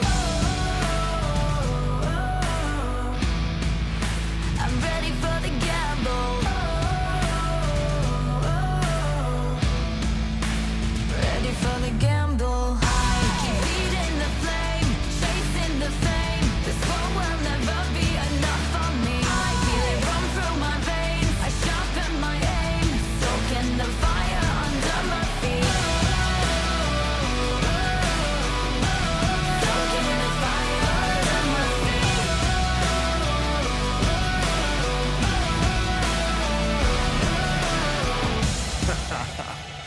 Yo, I swear, wonder how I have the nerve. Leaving the heat on the track, too hot and I'm lighting the match. Now I'm blasting off, I'm rocking. Grab the mic just to drop it. My Fahrenheit is shocking. Amazed, dazed by the sense of grade. Come now, don't be phased. Follow the trail I blaze. First place, no second to waste. Pyromaniac, fanning the flames. Burn the brightest they've ever seen. Give an arm at that third degree. I'm a kerosene and I smoke them out. Fire away, counting down. 2, 1, ready for the gamble. Keep feeding the flame, chasing the flame. This war will never be enough for me. I feel it run through my veins. I sharpen my aim, soaking the fire under my feet. Lights out, this is what we came for. Watch out, what we got you can handle. No, we don't ever stand still. No doubt, I'm ready for the gamble. I'm ready for the gamble now. Ready for the gamble. Reach out, tap out, lights out, lights out.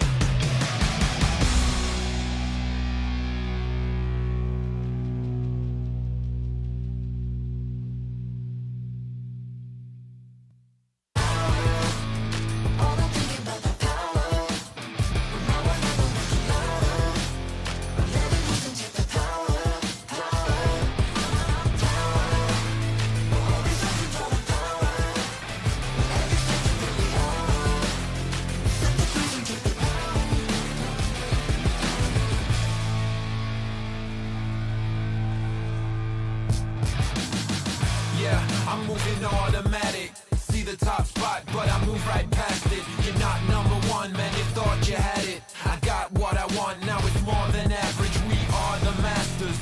Now we back on the roll, headed back to the throne, cause we back what we on. Now we here to set the tone, got the spirit, got the soul, never question the power. Yeah, we showing you the power. Power. Make it loud. Power. Power.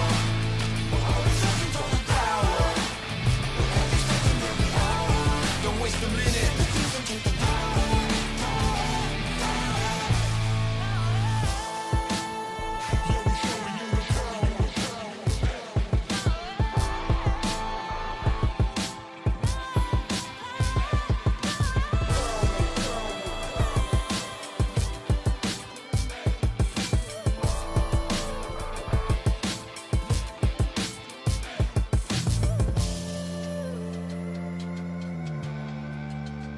Yeah, we showing you the power. Power. Make it loud. Power.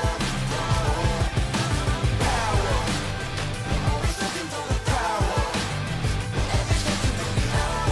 Don't waste a minute. Yeah, I'm moving automatic. See the top spot, but I move right past it. You're not number one, man, you thought you had it. I got what I want, now it's more than average. We are the masters. Now we back on the roll, headed back to the throne, cause we back what we on. Now we here to set the tone, got the spirit, got the soul, never question the power.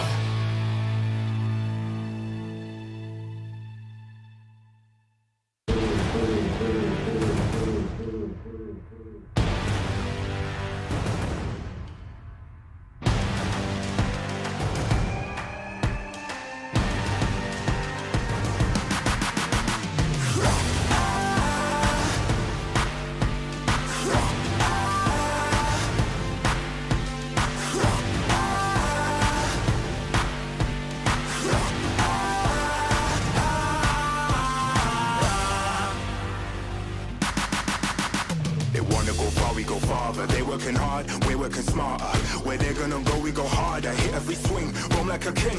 Every dream in your head getting bigger and bigger. Isn't it time we start pulling the trigger? Shoot for the clouds, let there be no doubt. We're flowing without any drought. Baddest the baddest, just call me rolling. Playing with folks for the serotonin. Placing your bets, yeah, we're going all in. It's somebody calling my destiny. Betting on me, you don't wanna be my enemy. Wait and see, lay on the waist. Taking a victory, not just a taste. Laying on flat and we're storming the gates.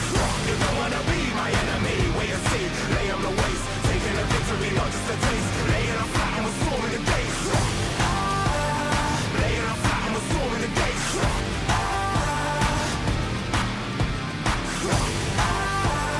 Laying on flat and we're storming the gates.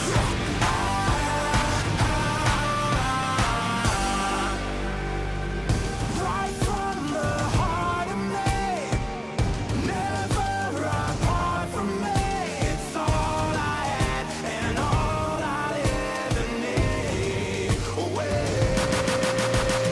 Way too close to call it. Taking a leap and we're going all in. Baddest the baddest, just call me rolling. Messing with folks for the serotonin. I'm betting on me. You don't wanna be my enemy. Wait and see, lay on the waist. Taking a victory, not just a taste. Laying on flat and we're storming the gates. You don't wanna be my enemy. Wait and see, lay on the waist. Taking a victory, not just a taste. Laying on flat and we're storming the gates. Laying on flat and we're storming the gates. Laying on flat and we're storming the gates. You don't wanna be my enemy. Wait and see, lay on the waist. Taking a victory, not just a taste. Laying on flat and we're storming the gates.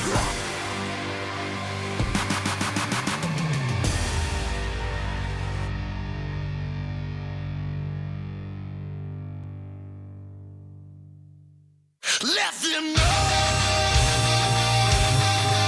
Let them know. Shout it from the rooftops. They must know.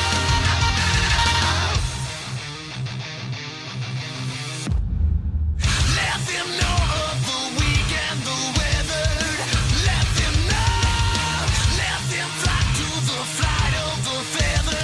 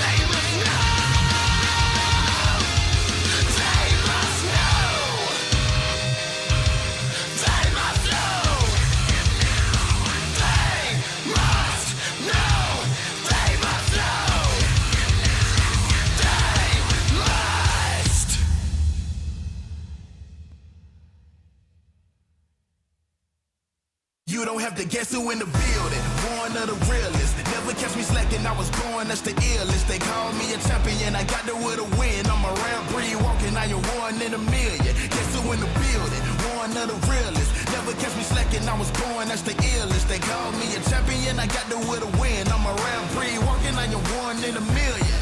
Yeah.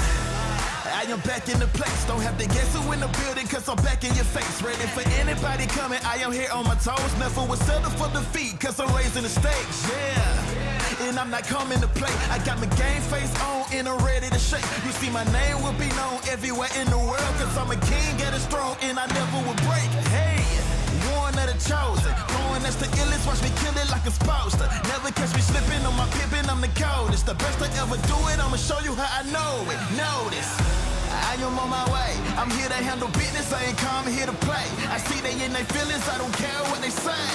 I am one in a million, you don't have to guess who in the building. Born of the realest, never catch me slacking, I was born, that's the illest. They call me a champion, I got there with a win. I'm a rare breed walking, I am one in a million. Guess who in the building? Born of the realest, never catch me slacking, I was born, that's the illest. They call me a champion, I got there with a win. I'm a rare breed walking, I am one in a million. I'm a rare breed walking, I am one in a million. I'm a rare breed walking, I am one in a million. And I'm at it again. I'm a bad man walking around and tell all your friends. And whoever wanna test me, I am standing my ground. As they come closer, I am focused as I smart with a grin. Yeah. Cause they know I'm a fool, and they know I'm that dude. I don't follow their rules, never bow to their principles, never choke when I move, never fold under pressure, never vouching to lose, yeah. I am on my way, I'm here to handle business, I ain't come here to play. I see they in their feelings, I don't care what they say. Cause I'm one in a million. You don't have to guess who in the building. Born of the realest, never catch me slacking, I was born, that's the illest. They call me a champion, I got there with a win. I'm a rare breed walking, I am one in a million. Guess who in the building? Born of the realest, never catch me slacking, I was born, that's the illest. They call me a champion, I got there with a win. I'm a rare breed walking, I am one in a million.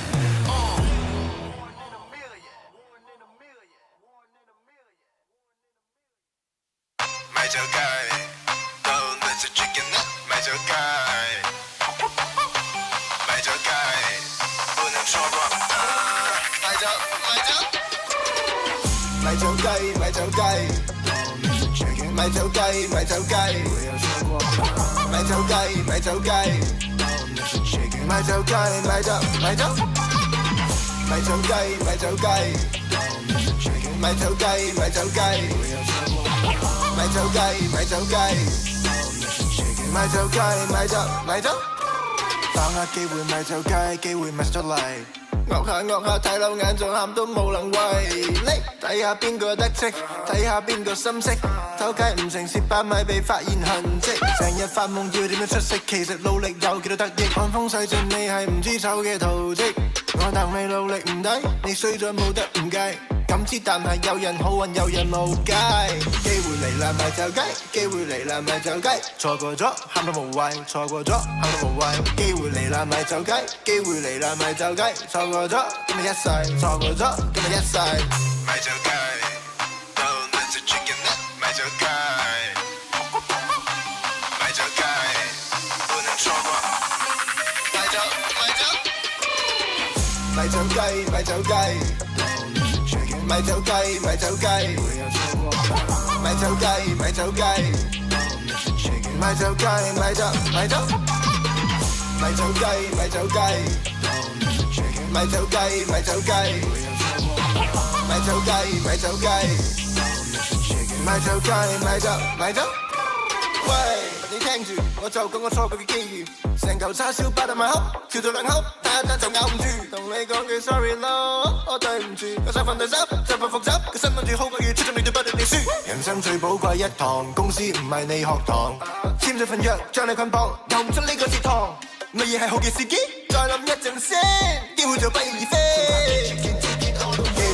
咪就雞，機會嚟啦咪就雞，錯過咗喊到無謂，錯過咗喊到無謂，機會嚟啦咪就雞，機會嚟啦咪就雞，錯過咗今日一世，錯過咗今日一世。咪就雞，到你隻 chicken 咪就雞，咪就雞，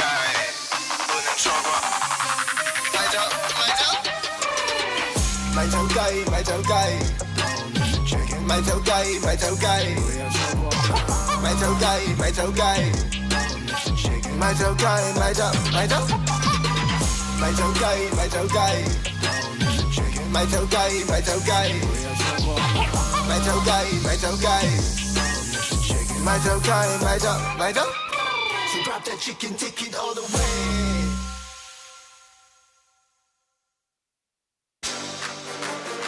We on the way. We came to play. We on the way. Showdown. Let the games begin. You can't stop us. I came to win. You can't stop us. It's only us in the end. You can't stop us. We the best in the world, and that's a promise. Let the games begin. You can't stop us. I came to win. You can't stop us. It's only us in the end. You can't stop us. We the best in the world, and that's a promise. Yeah. What?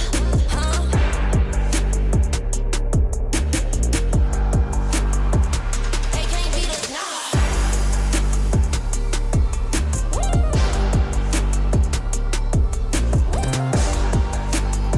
Let's get it. Let's get it. Let's get it, get it. Let the games begin. You can't stop us. I came to win. You can't stop us. It's only us in the end. You can't stop us. We the best in the world, and that's a promise. Let the games begin. You can't stop us. I came to win. You can't stop us. It's only us in the end. You can't stop us. We the best in the world, and that's a promise. Watch this.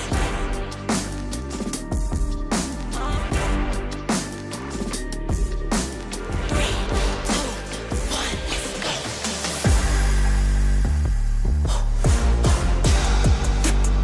Who want it? I got it. Yo, I got it.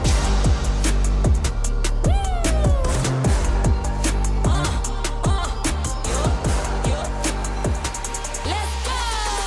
Let the games begin. You can't stop us. I came to win. You can't stop us. It's only us in the end. You can't stop us. We the best in the world, and that's a promise. Let the games begin. You can't stop us. I came to win. You can't stop us.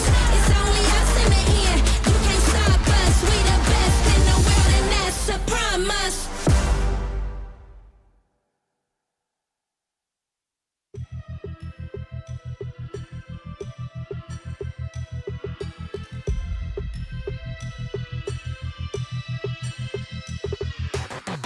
It's a madhouse, it's a madhouse. Had a lot of people showing me some mad doubts.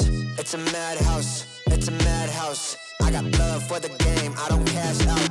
It's a madhouse, it's a madhouse. Everybody with their hands up in the air like whoa. It's a madhouse, it's a madhouse. Shaking all the city, this is how I like my show. I got love for the sweat that I put in.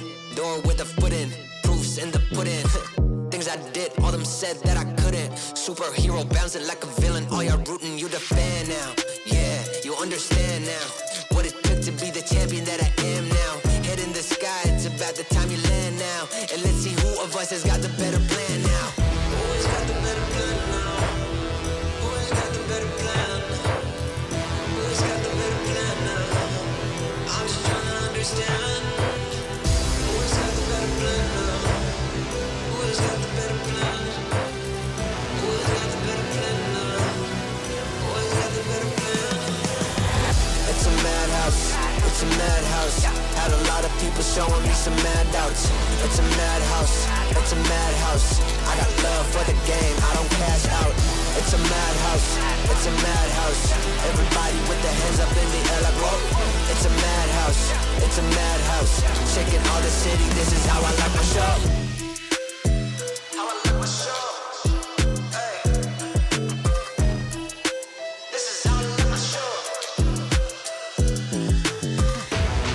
Hey, it's a madhouse. Hey. It's a madhouse, it's a madhouse. Had a lot of people showing me some mad doubts. It's a madhouse, it's a madhouse. I got love for the game, I don't cash out. It's a madhouse, it's a madhouse. Everybody with their hands up in the air like whoa. It's a madhouse, it's a madhouse. Shaking all the city, this is how I like my show.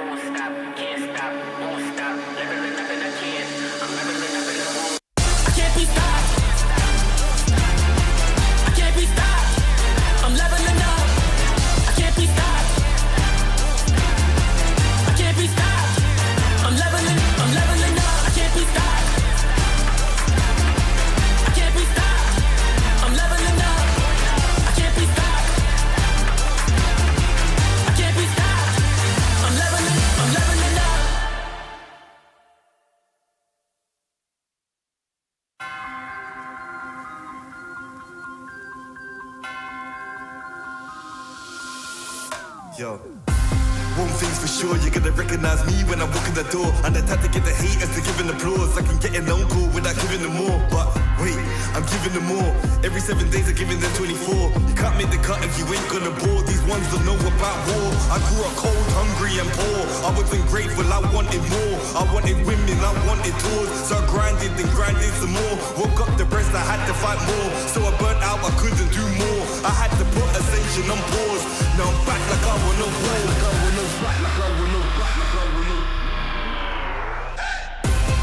Winning again, I won't stop till I'm winning again.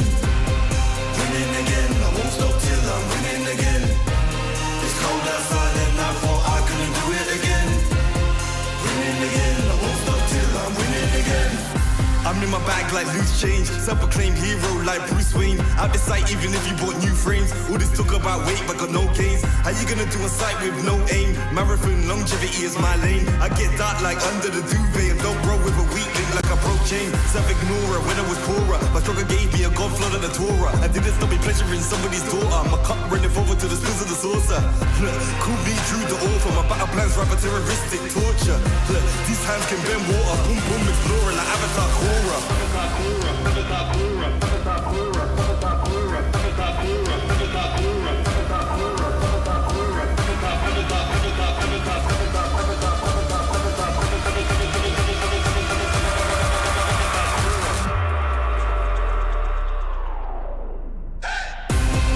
Winning again, I won't stop till I'm winning again.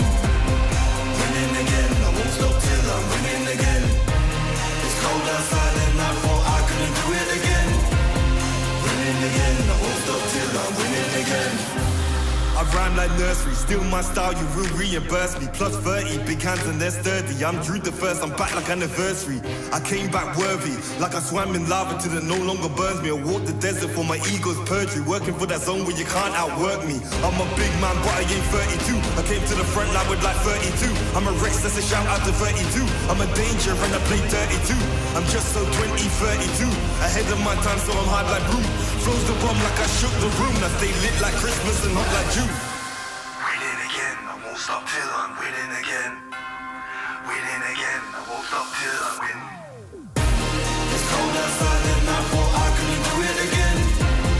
Winning again, I won't stop till I'm winning again.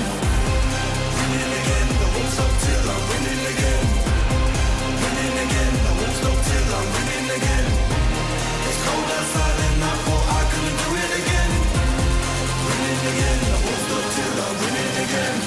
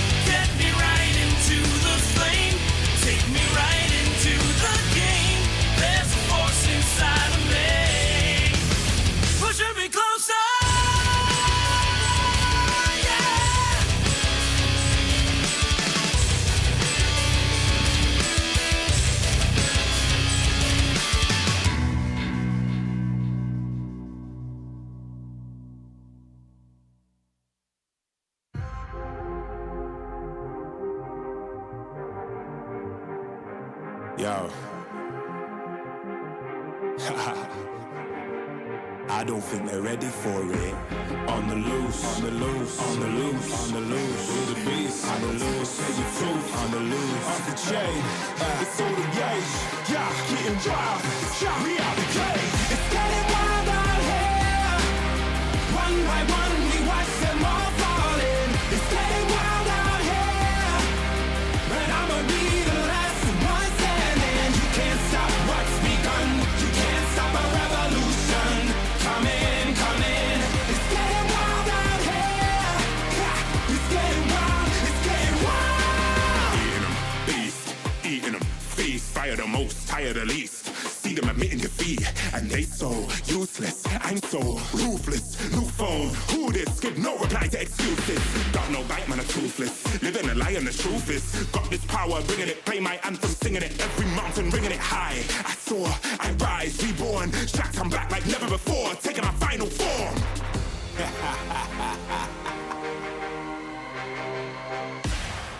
Yeah, it's getting wild out here. One by one, we watch them all falling. It's getting wild out here. But I'ma be the last one standing. You can't stop what's begun. You can't stop a revolution. It's coming, coming. It's getting wild out here. Yeah, it's getting wild. It's getting wild. For the revolution. Watch. Waiting on an evolution. Yo. It's coming, coming. Yeah. If you wanna come and get some. Yo. Nothing we can't overcome. Running, running. So as we rise with the sun. Yo. We will arise and become stunning, stunning. Watch for the revolution. You can't stop what's begun. It's coming, coming. Wait. It's coming, coming. Wait. It's coming, coming. Just you wait. Just you wait. Yo. It's getting wild out here. It's getting wild. One by one, we watch them all falling. It's getting wild out here. Yeah. But I'ma be the last one standing. You can't stop what's begun. You can't stop a revolution. Coming, coming. It's getting wild out here. Yeah. It's getting wild. It's getting wild.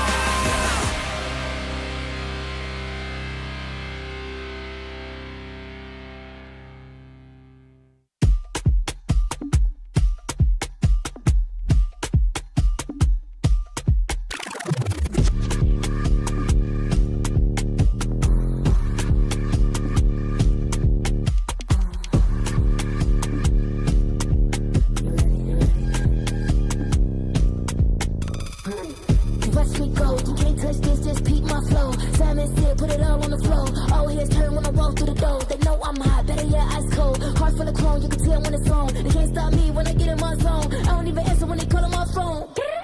Baby, myself, I ain't like no wrongs. Play with me, I don't condone. I'm way too up, but I'm so far gone.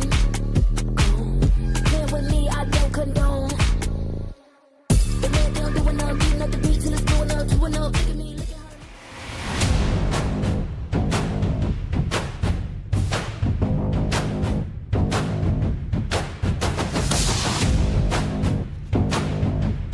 Hello everyone, welcome back to the Snapdragon Pro Series here at Mobile Masters. We're gonna see the match between Falcons from the Philippines going up Falcons from MENA. We'll see which Falcon will fly higher, which Falcon will get the worm. As per se, I don't know if that's an actual saying or not. Welcome back, my name is Afel. Alongside with me is Abstract. Because Arashi just couldn't cut it. He had a stomachache and he had to be subbed in. Welcome, Abstract. Hey, thank you so much for the very epic introduction. And yeah, Falcons vs Falcons. Oh, damn. No, I can't. I try my best, but regardless, this guy's voice forever. You know what? Let's digress for a bit. Can you Your Hellcat voice is for better. me? Mine is just like No. Huh? Do me a Hellcat. I'm not too sure if everyone heard it before, Alright. but Tremble. All right, there you go. I absolutely love it whenever he does it. But regardless, we do have got Falcons versus Falcons right now, and honestly, when it comes down to literally the Falcons going up against one another, I'm trying to think of something that gotta work with these two, because it's gonna be tough for us to call these Falcons out. Yeah, for me, whenever I'm in a tough situation, Abstract, I turn to the chat, and I'm looking at chat here. Someone is saying Falcon Mena is better, so we gotta trust him. To be fair, he's the only person that said that. But you know what? Fair is fair. Yep. Disregard all the other comments, right? Whatever. Everyone is correct in their own rights. Yeah, and we gotta give a big shout out to Snapdragon here. Snapdragon Elite Gaming, when winning matters. Thank you very much to Snapdragon Pro Series for allowing us, the both of us, to cast these games. And I'm pretty sure the players are having a blast as well. I'm seeing from afar, all of them there in Indonesia. They look like they're having fun, at least for those that win. Yeah, technically speaking, even if they didn't win per se, yeah, definitely you start to feel a bit sad about it. But hey, it is a very prestigious tournament to be in, and the very fact that they managed to make their way into Mobile Masters itself is something to celebrate for. But imagine this, Abstract. If Falcons Mena is able to take down Falcons from Philippines, how happy or upset their boss will be.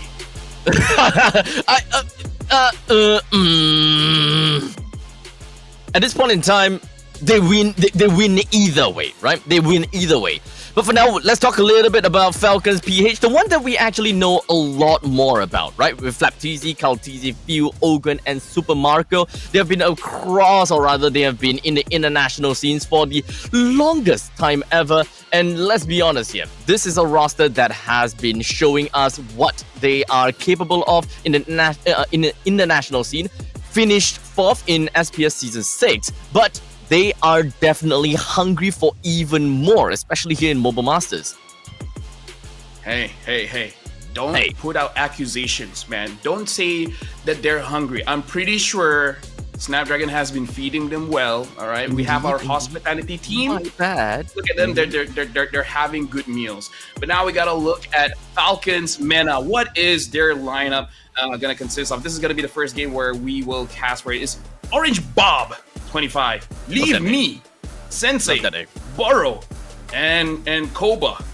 Very interesting names here. But if I was the boss of Falcons, and I'd be like, yo, Falcons Mena, if you're able to beat Falcons Philippines, then that's great, Honestly, I think that they definitely have a very good idea, at least for Falcons Mena, right? What they are going up against, or rather who they are going up against. I'm pretty sure that they have got some good amount of scrims, and perhaps even, under organization, right? You want to help one another.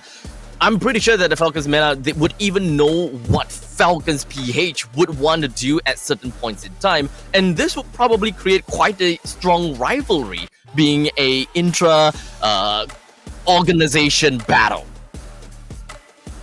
You're having quite high hopes here, thinking that they're gonna have a rivalry. I'm not hopeful. I predicted 2-1 in the first series yesterday. So. Oh really? Yes. Oh, I predicted 2-1 as well. For this one, I'm pretty sure I voted for 2-0, but I really want to see what Falcons Mena has up their sleeve, because so far they haven't won a single match. And here's the thing: if today they start picking up, if today they start winning more battles, they need to change their IGN. Because as a caster, we know this. The name is important, bro. It right? is. For us to sell you on TikTok, on Twitter/X, you gotta have that name that when you shout, it's like, brr! But that's like a Orange Bob 25. It's like, you gotta change it up. Orange Bob 25 sounds like Noob Master 69. Let's be honest. Nothing. Okay, out of every weird names that I ever casted in my life or seen in my life, there's only one name that will fly, and that name is ha ha ha ha ha ha ha. I have one, which is Big Black Clock. Oh right, I remember. I don't cast that one. It's mostly on Mirko. I'm pretty glad I'm not doing that. Knowing myself, knowing you, I'm not gonna behave. I'm not gonna behave. But yeah, we gotta talk about this one. Falcons PH going up against Falcons MENA. I'm pretty sure, like you said, they probably scrim, so they have a rough idea how the draft is gonna look like. But this is one of those things. Just because you know what's gonna happen doesn't mean that you can prevent it. Doesn't mean that you can do anything about it. If they can, props to them. Great. But you know, like sometimes, if a meteor comes down on Earth, you know it's gonna happen. But what are you gonna do? Yeah, I mean, like, what, hide yourself in the bomb shelter? Nah. You gotta have a media shelter at this point in time. And I don't think that you will even be able to do anything about it. So, honestly, Falcons MENA, at this point in time, all we gotta have is respect for them and hope that they will be able to do something about it and perhaps even learn something about it. That is probably gonna be one of the most important elements coming into Mobile Masters. And do remember that this is still the round robins. It is day 2 after all. We're starting to see which are the teams that will be making their way to the playoffs just because, you know, they're just getting clean sweeps all across the board. And remind me, Falcons PH, how well have they been doing thus far, actually? I believe they lost once. They definitely lost against ONIC Indo, 2-1. Yeah, so they have lost, but it is against ONIC Indo. I believe game 1 and game 2, it went the distance. It's like 17, 18 minutes and then over 20 minutes. But the final game, ONIC ID ended it pretty fast, like 12-ish minutes. So they are prone to getting snowballed as well. So with that being said, chat, you guys can let us know, who do you guys think is going to win? Is it Falcons or Falcons?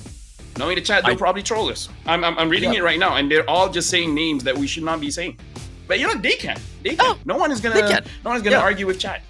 Although I'm pretty sure that it will be a win from Falcons though, because Falcons is pretty strong against Falcons. So at one point in time, Falcons is just unable to do anything against Falcons at certain specific times. Shout out to our moderator. No. Shout out moderator. They made a poll saying who is winning this BO3, and both options are Falcons. Okay, that's a good troll. You know what? Shout out to the admin who are for making that poll. You're amazing. You're amazing. Man, absolutely lovely. Man, how is that gonna work out? Okay, you know what? I'm gonna vote the one on top. Okay, that's 94%. I'm the one with the 90th percentile. I'm one of the better ones, you know, as compared to the 6%. 6%. Maybe I should have chosen the bottom one. Dickens lost brutally against ONIC ID, but that's ONIC ID, you know. Would that would it really be called brutally? Is it really that brutal? The third game ended around 12-ish minutes. Maybe that was the game that this person is referring to. Huh. Third game. Okay, at least there is. Okay, you know, third game. I wouldn't really call that as brutal. Hold on, let me see. But what was the draft? The draft that ONIC ID won in 12 minutes and 40 seconds was Hanzo Head, Sicilian, Fovius, and Care. Honestly, a very strong lineup. Just yeah. They got Fovius. Okay. And it looks like Sicilian, Falcons. They got Kalia, Hayabusa, Harif, Vexana, and Glue. Honestly, a pretty good lineup as well. Again. Yeah, I mean, as long as you say that there's a Kalia in the losing team, that just does not help with our agenda at this point in time, man. Oh wait, technically it does, so that people pick Kalia and ban Kalia less by having Kalia not perform that great in the professional scene, so that we can actually play Kalia. Oh yeah, for sure. Hi, the chat. I see someone saying hi. In this matchup, it is going to be a best of 3, and now the draft has just started. So looks like Falcons is gonna have first pick, and Falcons will have second pick here. Falcon, Matilda, and Luyi. In the meantime, Falcons has banned out Jushin and Fan. Okay, so at least when it comes down to all of that, we still have got Kalia, Suyo, in fact, Fovius has been So Fovius has been meeting, or rather been jailed up in the banning pool a lot these few days, or rather yesterday and today, right? Being in the first phase bans, that actually kind of surprised me. Do you want to know a fun fact? Yeah. Phovius in Vietnam is a type of noodle. Like I know pho. Get it? But it's the full name Get of pho. God damn it. Okay. Yeah. But we gotta It's, have More the than one Vius. shows me to Pho. vanquish the Pho. shadows that plague Have this we have been world. calling Team- Phovius the whole time. Maybe we call it Furvius from now on. Phovius. Now, Team Falcons, the one that speaks Tagalog, they just got Suyo. The Joy is still open in case Falcons Mena, they want to pick it up. Let's see here. Harif is still open, a priority. I kind of feel like you don't want to give that over to Super Marco, but Super Marco kind of does well with anything. If Moskov is open, that might even be a priority for Super Marco. Mm-hmm. There's still so many things that's open on the board, right? Unfortunately, Juicin is out. We have been seeing the resurgence of Sicilian nowadays, especially when it comes down to B2, B3 pick. That could possibly happen. Experience the Without the youth of Kalina, suffering. Cho has been picked up by Falcons, and even the Harif as well. Yep. Harif and Cho is good in order priority in mid. So now Team Falcons, seeing the Harif, the Granger is still open. Super Marco can pick up Granger, Moskov, many different ways. So maybe if he really does it, he can just wait a pick and then give priority to the rest of his team. Maybe pick up something like a Sicilian or a Farsa, something that can give a bit of Experience distance. the euphony of suffering. And looks like they're gonna pick up the Granger, not gonna let that getting banned through. Is there any priority EXP here that I'm not? Hilda. Your team is picking. Sicilian. Well, at least I called it. Yeah. So Sicilius has always been coming out in B1, B2, B3 pick. I have been honestly a little bit surprising for me as well, considering the fact that they quite literally picked out both the Granger as well as the Sicilian both at the same time. That is three of their damage dealers, the main win cards and main heroes that they want to play around with. They are just snapping that out almost immediately. So right now for Team Falcons Mena, I feel like what there is range because Suyo, Sicilian, and the Granger, they all can poke from afar. So either have some kind of range upon the or you gotta dive in. It looks like they want to dive in. So Dive in. Falcons Mena, they're fighting, like trying to fight the opposite way of Falcons, where Falcons is trying to kite, Falcons is trying to dive. You get it? Yeah.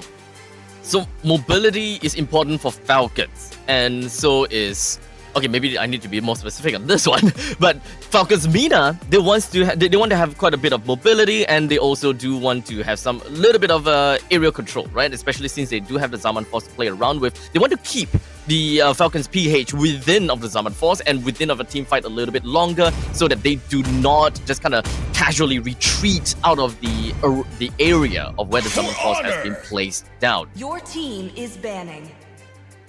Fight.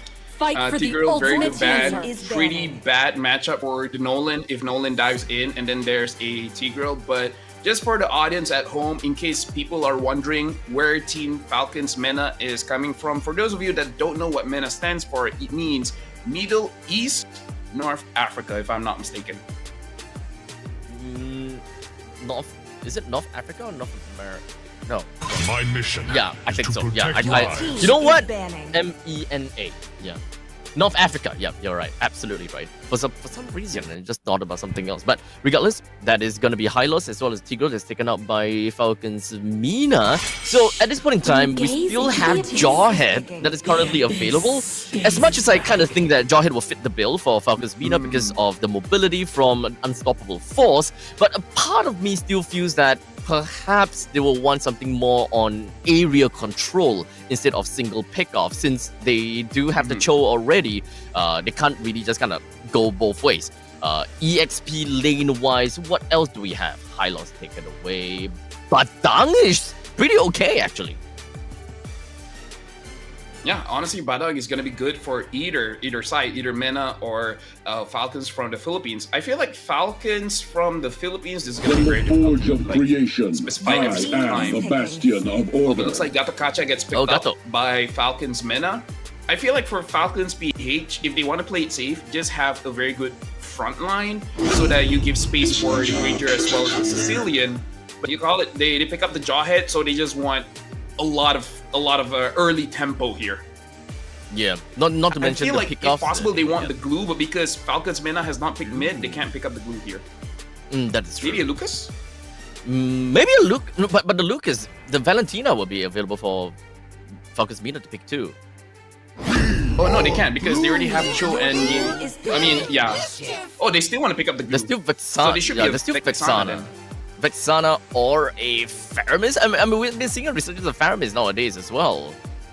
So Faramis or Vexana in the middle lane sounds good, unless this is like an all-out bait from Falcons PH to be like, yeah, you know what? We're not afraid of either of these two heroes. Pick it up. Honestly, Vexana is good because it's good against the Jawhead as well. Whenever the Jawhead tries to engage, as long as there's no flicker or unstoppable force, you can stop with your claw. You know, just use your first skill and then stop the engage. Yeah, there is a lingering hitbox from the Terrify as well. So, and Internal Guard also keeps control within of the Zaman Force as well. So actually, you know what? I'm with you on that one. Vexana sounds really good. Yep, and with that, they pick up the Vexana. Pretty good again up coming in from Team Falcons. And honestly, looking at draft, both teams look pretty good. Where Falcons, they have an idea of diving. The only one that doesn't dive is the Vexana. But the Vexana does create a lot of utility where she can just use the Eternal Guard as an additional shield for the front line. And of course, the crowd control. So I would say both teams drafted pretty well. It's all about execution at this point. Yeah, honestly, I think that both teams reacted perfectly and really good retaliations from both ends. In fact, the Eternal Guard can always be used as a defense tool to ensure that the Harith will constantly be able to be safe and sound within of his Zaman Force, or if she wants to extend the crowd control on anyone that got caught by the avatar of the Guardian, that is also a very good variation to how they want to play around. In fact, this is a very adaptable comp as to how Vexana will want to play into the opponent's hands. And now we're jumping straight into the game where we see Boro using the Cho, trying to slow down the speed of Ogwen and Kalkizi, but careful not to take too much damage from Ogwen, because at this point, Boro's providing vision, not really to slow down anything, but hey, Falcons, man, it looks like they're playing the lanes quite well. Yeah, quite well. Well, in the meantime, middle lane, a flicker coming from side of Sensei almost immediately. Boro did the same thing as well. Sensei almost taken down. But unfortunately, it doesn't seem like it is a retribution that can burn just yet. So, unfortunately, Vexana walks away scot-free. But that is the first blood in the hands of Kalkizi. But that's not all. Leave Me joins himself right in the middle, and Ogun flicks away just before anything goes bad. Honestly, if Falcons from the Philippines, they could take more free mid shield there, I would be so surprised at what Falcons Mena is doing. But so far, even though the mid got sacrificed, Boro got sacrificed, Leave Me is trying to fight farm with farm against Kalkizi by invading the jungle. I'm not so sure whether he got it or not. Looking at the emblems now, I feel like everything looks good. But Jawhead? Oh, good. Okay, hold on. Oh, it's gonna be fine. Kalkizi with small little pokes on the Boro. So with 1 minute and 50 seconds in, I think that the game is still not too bad, not too shabby. Falcons Mena still playing along their own game. I saw something interesting from Ogwen. He set up his emblem where he used Thrill, which I feel like is good because you do want to clear out the you want damage essentially, right? You want damage, but I believe he also had Seasoned Hunter, which means he can clear jungle much faster, which makes sense because you just want to leech for your jungler. But I thought, you know, having tenacity or more movement speed is better. Yeah, I mean, tenacity will be able to be applied throughout the game, right? While Seasoned Hunter not quite as much. But we'll see how that eventually goes. But I do like the Thrill being picked up by Ogun. It directly counters against Boro, especially as a Cho. You want to kind of tag onto the opponents, right? You want to constantly be giving away information. And just from the fact that the Smart Missiles plus the Thrill just deal so much base damage, the choke can't even get close anymore. Yeah, this is going to be rough for Boro for sure. Every single time he wants to engage, he will get punished. But yeah, I haven't played a lot of Jawhead Roam, so maybe Season Hunter is the correct emblem set. And if this is something new that Open is trying, we do have to look at it. If this will be the meta moving forward. Team Falcon's meta for now haven't had any advantage so far with leaving on that Nolan. So it looks like they just want to fight for the turtle, but I'm not so sure, like, can they actually get an advantage that Levy tries to engage? It looks like he's gonna get punished. Ogwin gets a kill, and Ogwin gets kicked by Boro, but Boro is able to kill there. Unable to escape, but has to use the flicker, try to run away from Kyle Teasy. Flap is there from behind, and Flap will secure the kill. That's good. Now 3-1, and throughout the entire battle, it does seem. Oh wait, hold on a second. Koba seems like he's not gonna stay alive from the hands of Super Marco. In fact, there's so many battles going all across the board. Team Falcons from PH is the one that ultimately got most of that trade right. I mean, they almost have 3,000 gold here, and now Ogwen wants to engage on to Leave Me. They really want to make sure that they're choking out from the farm. And now Team Falcons with 3,000 gold lead, they should be able to secure this turtle very, very safely. And Team Falcons meta at this point, the way that they're moving, it's not like they're trying to win. They're just trying not to lose. For Team Falcons PH, it feels as though they are constantly just trying to get themselves a little bit of a pacing advantage, right? Pacing priority. They probably understand that the Nolan really will be a problem in the early stages of the game, given the fact that he's got great mobility and is constantly being able to be on par, if not faster than Suyo in most of these ganking scenarios. As such, that is probably the reason why Ogun have decided to go for Season Hunter, just so that he will be able to help the Kaltizi go faster. Looks like Ogwen tried to catch Koba, unable to do so. So Team Falcons, they had the intention to start a fight. It looks like Team Falcons Mena is able to kite away, so nothing is really happening as of right now, but Kyle Teasy is able to get the turret, and looks like they're gonna try a 1v1 down bottom. You're just gonna be slow but steady kind of race from the side of Falcon PH. At least it is gonna be a pretty decent push all the way in. In fact, that is gonna be yet another lane of creeps that are just gonna be knocking down to the bottom. Should be able to take a half of the HP down, but in the meantime, Avatar the Guardian just gonna be connecting down right down, and there's an insane amount of crowd control going on over to the side of Team Falcons PH. Flapteezy unfortunately will not be able to stay alive, but Boro hoping that he will be able to kind of sidestep all of these bad impacts, but he still went down. It is a 2-for-2 trade. Yeah, we can see a little bit on the damage that Sensei can provide when Flapteezy is using the split. So that is something that we have to keep in the back of our heads. Team Falcons from the Philippines still holding the map very, very strong. Not really giving a lot of advantages to Team Falcons Mena, but we can definitely see Team Falcons Mena, they will try to find any kind of advantage that they can, because so far, only Few and Super Marco hasn't died yet. Everyone else has their own fair share of deaths. Now, they initiate onto Orange Bot.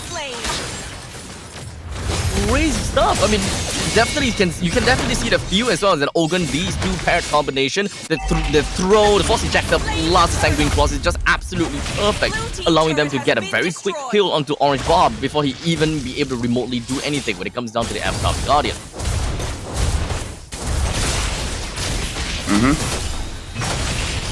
Oh, just 7 minutes into the game. 7 minutes to 3 already at this point in time, right? We are even looking at about 5,000 goal lead, and 5,000 goal leads in 7 minutes is actually pretty amazing. But in the meantime, after the top lane, crazy damage as Kaltizi is easily executed down onto Leave Me, while the fight in the middle lane just continues to go on for the control, while Few originally just gonna be continuing with the stack ups. Boro though, he's tanking up quite a bit of hits, but in the meantime, Koba drops down the force, just gonna be zooming across the board, not quite enough damage to really do anything to Flapteezy, but the Sanguine Claw connects down onto Koba, followed by the Unstoppable Force that is 3% down already.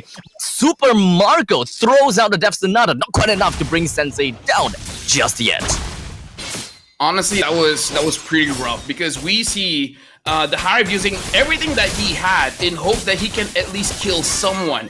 And he couldn't even kill Ogwen, where we look back into his emblem set, it's all about damage. And now Leave Me has to leave the scene and allow Team Falcons from the Philippines to maintain control over here in mid. Team Falcons Mena, 0-3-1 for the Hive. This is not what they usually want, but hold on, an engage coming in from Choke.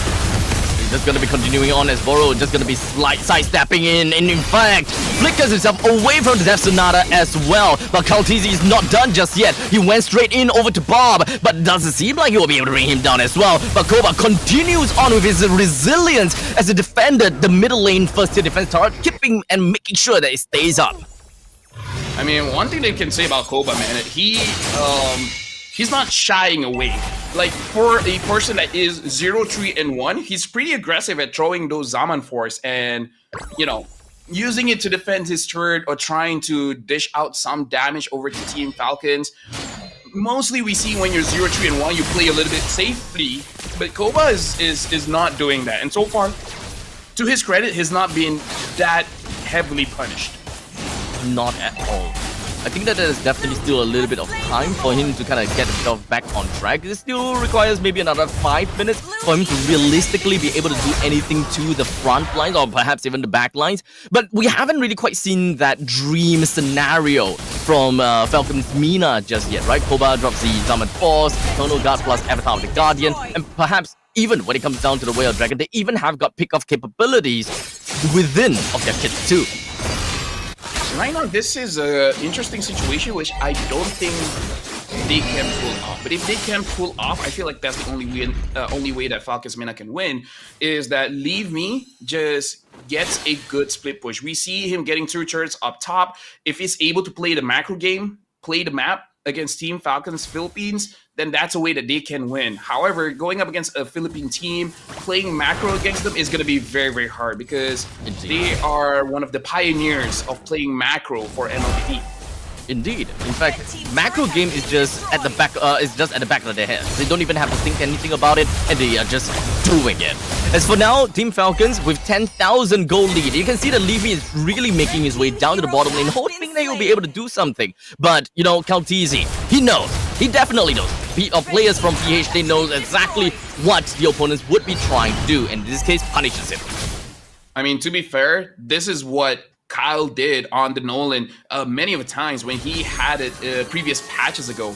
And now Team Falcons Mena below, like, the difference is 10,000 at this point. This is going to be very difficult for them to really protect their own base. It's only about 11 minutes of the game, and Team Falcons already have 11,000 gold. That's 1,000 gold per minute, and that's brutal. Bad. 11 minutes in and 11,000 gold per minute, or rather advantage, is definitely tough.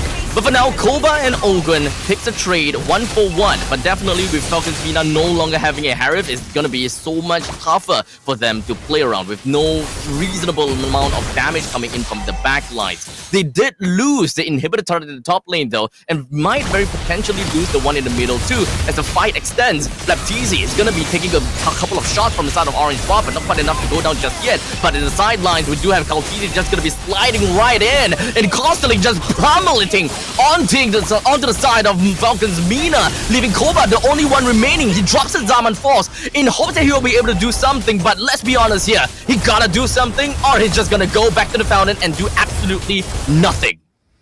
I mean, here's the thing, man. Here's the thing. They had the right idea. They just didn't have the gold.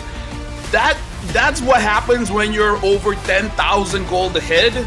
You can make super aggressive plays that your coach usually would be upset with, and you can make it look good. You can make it look like, hey, I planned for this, you know? 0 HP, I can get a triple kill, no problem. And shout outs to them, man. The goal difference was too big. They could force the end.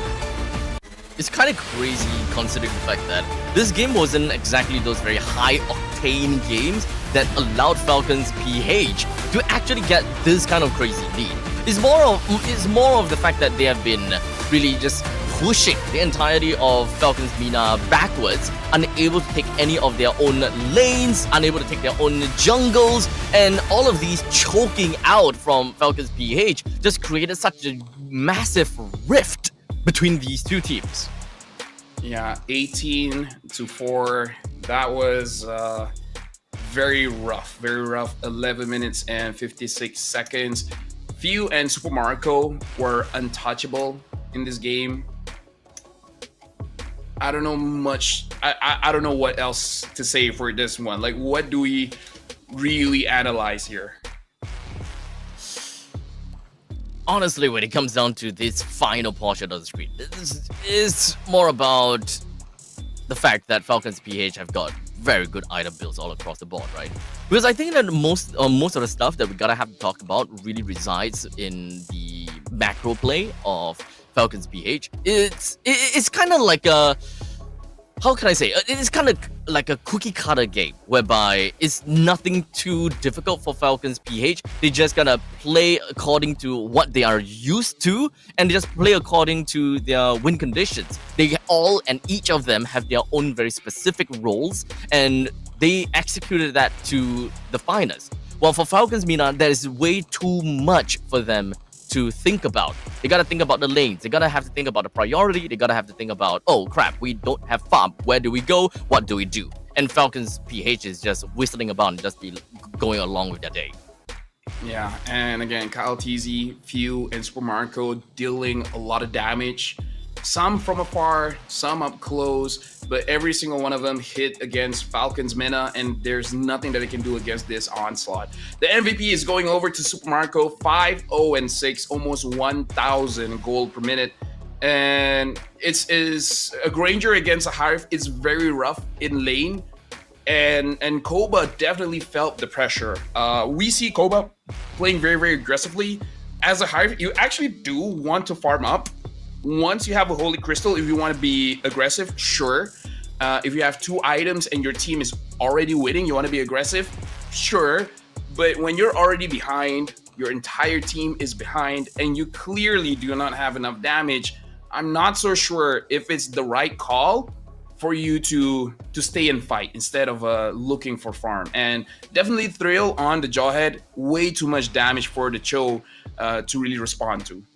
Indeed. They don't have the vision game, and I think that Boro wants that vision game in order for the Harif to get himself that kind of farm. They need to orientate themselves and just kind of find small little nooks and crannies to find those gold or perhaps even EXP. Because EXP is so important for the jungler over to the side of Falcon's Mina. They just don't have any possibilities of getting all those. Leave Me is just stuck in many of these occasions, and perhaps even in this current highlight, they got caught just so easily from a single Sanguine Claws. Yeah, and we can see that Falcons Mina, they have an idea of how to play. It's just that Falcons for the Philippines, they're like, we've been here before, bro. Like, we've been playing this game for years. Whatever you can come up with, we've seen it, right? They try to split push. They've seen it, they stopped it. Falcons Mina try to go in for certain fights. They know how to play that fight. Kite back, wait for their skills to come off, and then go back in. So this is really about Team Falcons Philippines playing much more games compared to, at least I assume, much more games compared to Falcons Mina, so that honestly in this game, they don't look surprised at any point of the game. They're just like, oh yeah, this happened last Thursday. We know how to deal with this. Experience matters, and Falcon PH made it so easy for them to get themselves this game number 1 against Falcon's Mina. Now, just in the most general terms, what are something that Falcon's Mina gonna have to work on in order to have a better time against Falcon's PH? They can pray. Fair. For you guys at home, if you guys are looking for a job, you guys can level out your career with DHL. Go to esl.gg/FE-career. So do that.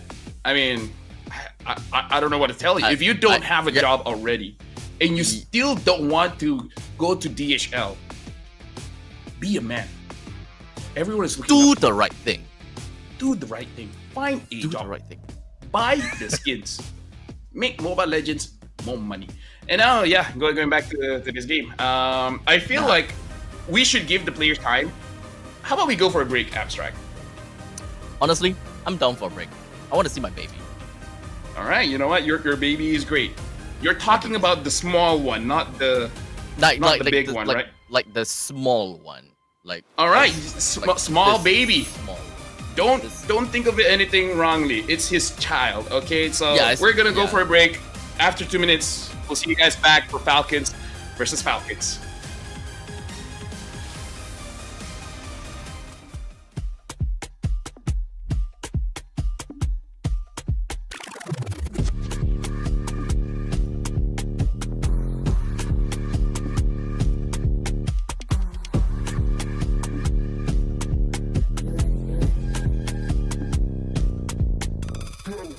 Watch me go, you can't touch this, just peep my flow. Simon said, put it all on the floor. All heads turn when I walk through the door. They know I'm hot, better yeah, ice cold. Heart full of chrome, you can tell when it's on. They can't stop me when I get in my zone. I don't even answer when they call on my phone.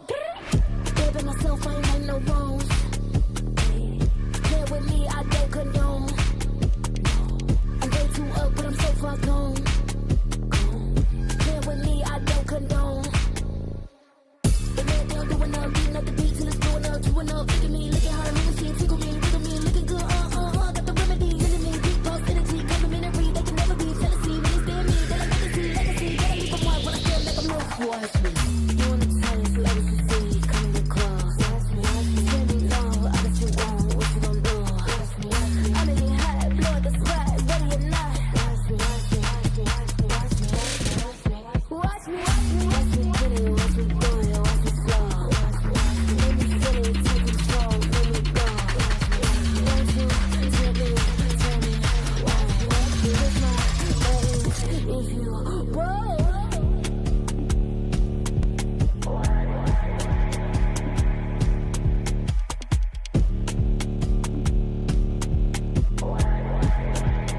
like what you see. Watch me, I'm better than me. Watch me, you like what you see. Watch me, doing the tennis, like what you see, coming get close. Watch me, send me low, I bet you won't, what you gon' do? Watch me, I'm in your hat, blowing the spot, ready or not. Watch me, watch me,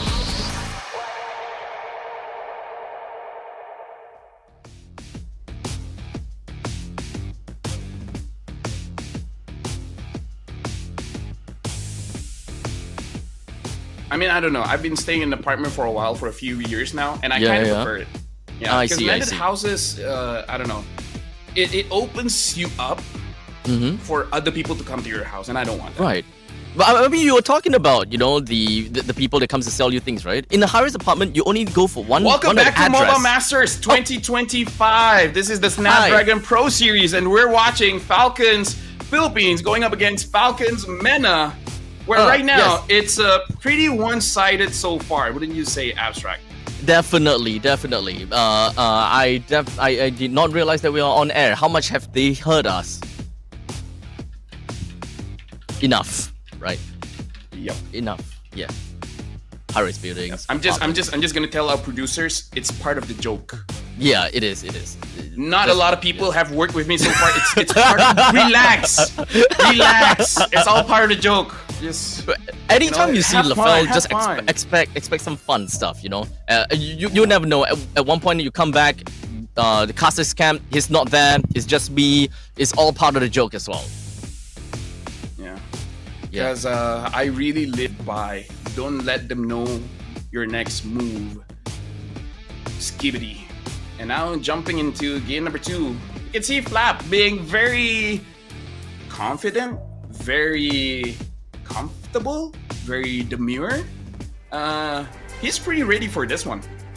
I mean, as Falcons PH, I would be comfortable, but as Falcons MENA, I wouldn't be. But as Falcons CEO, I'm like, how do I feel? Look, if you're Falcons CEO, what would you say to Falcons PH? And what would you say to Falcons MENA?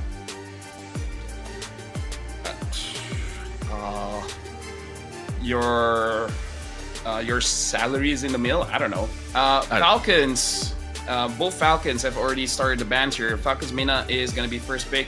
Falcons Philippines is going to be second pick. It looks like Falcons MENA betting out these assassins, betting out Fanny, betting out Joy, and Falcons PH betting out the Kalia as well as the Matilda. At this point, I'm not even sure what the Falcon MENA want to Praise the prioritize. stars and see Phoveus your has advantage. been let off the initial banning phase at this point in time. That is definitely still quite a lot of heroes. In fact, even Harif is currently available. I'm not too sure whether that's what Team Falcons themselves would want to go for. But I would like to see a little bit of a different kind of playstyles from Falcons MENA, kind of change things up, you know? The previous games drafting, I would say that is great. I honestly and personally don't see any problems, but it really just boils down to the execution and the macro game from Falcons MENA that just doesn't allow them to do that. So perhaps something a little bit easier to play, easier to execute might probably be the name of the game. I feel like take Suyo here. If Falcons PH picks up the Harif, you fight back with the Granger. If they pick up the Granger, then try to fight back with the Moskov. So yeah, they pick up the Suyo here. So at least when it comes to picking bans, they have a rough idea of what they're supposed to do. Okay. So now it's all about Team Falcons. How do they retaliate? Because if we look at the available junglers, a lot of the S tier ones have been banned out. The Joy, the Fanny. So if you want an assassin, Hayabusa is there, Hanzo is there. Yeah, that's true. But they can pick it up for pick number 3. Yeah, I think that I think they don't even have to go for a 3 pick. I think that they can possibly even go for the second phase pick. Considering the fact that Granger is currently available for them to pick out, Cho is available too, but I'm not sure whether Falcons PH will want to, utterly prioritize that. But Granger, for sure, I think that they will want to go for it. Jawhead and Sicilian. Okay. I would say pretty safe pickups, not really exposing what kind of draft you're going for, still hiding your jungler, still hiding your gold laner. And I do agree, honestly, for both Super Marco and Kyle TZ, there's so many pickups. Moskov, Granger. If Super Marco wants, he can even still go for a Beatrix. Because at this point, I think even the audience can agree, there's nothing that Team Falcons PH can pick up that will really ruin their composition. Let me protect you, my monument. So just setting the baseline, or rather setting the foundation for their composition. I mean, they have one person that can scale to the late game pretty well. Mid lane, he's got great wave clear as well. And Jawhead just enables that pick off and the catch component from Team Falcon. So even if they want to go one way or another to play pick off, or perhaps even AoE control, river controls, they're pretty okay on that as well. It looks like they're picking up the Phoveus, which, looking at the dashes coming in from Falcons MENA, it's going to be easy for him to proc the Evil Eye. So Falcons from the Philippines, again, like we said, they're just setting up their draft and then making their payoff show up a little bit later, because Falcons MENA, there's so many heroes that they have to ban. So now they're banning out the Hanzo. They might consider banning out the Hayabusa, or consider banning out the Granger. Either or, there's a lot of problems that Falcons PH can show to Falcons MENA. Right, so Glue is gonna be going out for the ban. Okay, so talking about Falcons MENA, they went for a Harif pick, while the Granger is currently available as well. Usually when you are looking at a Harif pick, you kind of want to play AoE, right? You want to go for Aerial Denial and so on and so forth, while Phoveus is currently still available on the board for Team Falcons PH to pick up. I think that is kind of that is setting themselves in a very tough spot for the Harif to play, that is, because I mean, Phoveus going up against the Harif, that is definitely not something that any Harif player wants.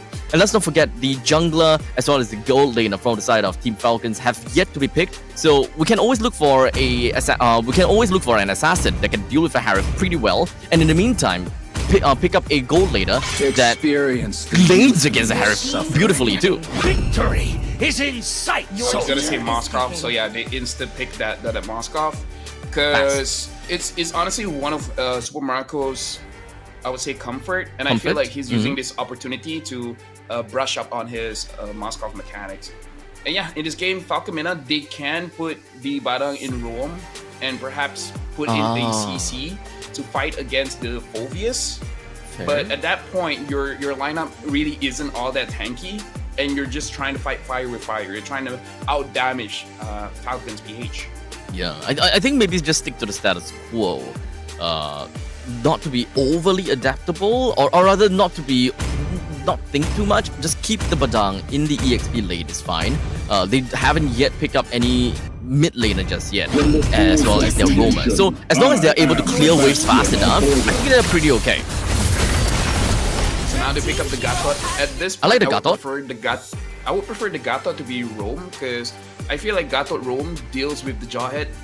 Actually, no, the Jawhead deals quite well against Gatot roam. Honestly, I'm not so sure which one is better as a roamer here. But Novaria in mid, it makes sense if you can stall out the game. But watching game number 1, I don't know if they can do it. Now Kyle TZ picking up the Lucas in the jungle, probably gonna be a War Axe Hunter Strike kind of build to make sure that they clean this up fast. Now, at least if we are in the discussion about which roamer would be better, the Gatot or the Badang. Personally, I would think that Badang might be a little bit too comical if they really want to do anything, and that means that you'll be taking up a lot of hits from the smart missiles. Well, in the meantime, Gatot is not too bad considering the fact that your that skill 1 actually slows the enemy. So at least you'll be able to slow down the pacing of the Jawhead in the event that the Jawhead is really going after you.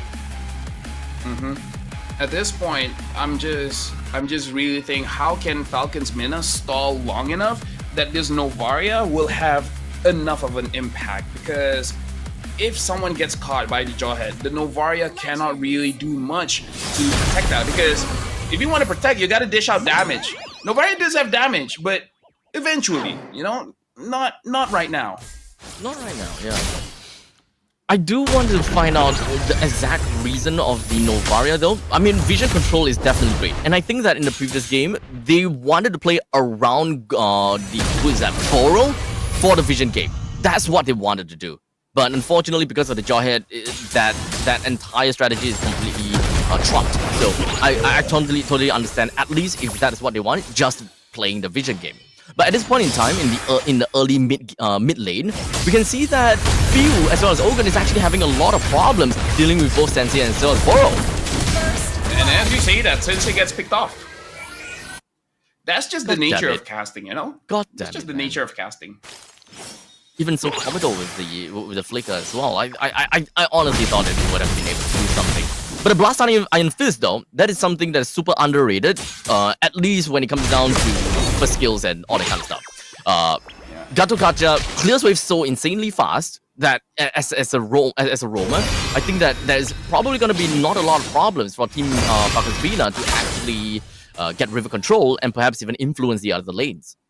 Yeah, and I feel like one of the reasons for this Novaria pickup is you're trying to fight range with range, because you want to be able to deal out damage against Marco and Few from a safe distance. I would prefer a Farsa because it's just faster. But yeah, that's all I can think of. Range and, like you said, vision control. So a little bit of a utility there. We're gonna see if it does work out. Right now, it does look like Falcon's Mina are a little bit more proactive. Even though Sensei got first blooded just now, both Falcons are here around Turtle. Not too big of a deal, but in the meantime, Boro already have half HP taken down, while Leave Me had to really escape away from the Turtle's pit. Such completely zoned out, unable to do anything about the Turtle, while Team Falcon's PH continues on.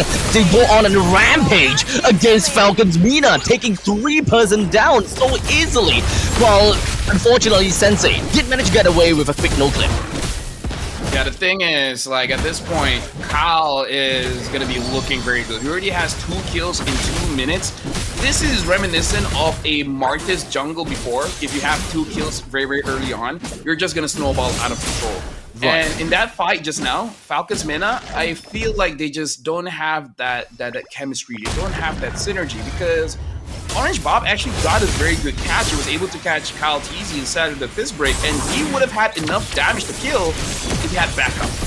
And a quick unstoppable force plus a force ejector tosses Boro into uncharted waters. Now, I think that one of the main points is that Falcon's Mina, at least for that previous fight, is that Leave Me was a little bit too fast onto the turtle, I believe. They do have Boro that is just right around the corner. They can also wait it out for Sensei to eventually toss out the vision control before he realistically be able to do anything. Because considering the fact that there is a Jawhead on the opponent's side, as a Suyo, if you were the one to take the aggro of the turtle, you will eventually be zoned out real quickly. Yeah, I'm just not seeing the synergy of the draft coming in from Falcon's Mana. It does seem like they're just trying to get you know, whatever is on the list, just pick it up. But the synergy is not really showing here. And now actually I'm looking at mid, and Sensei almost got taken down by Pew, and now Leave Me wants a 1v1. And Leave Me actually moved back behind, and Few survived. Okay. Wow. Okay.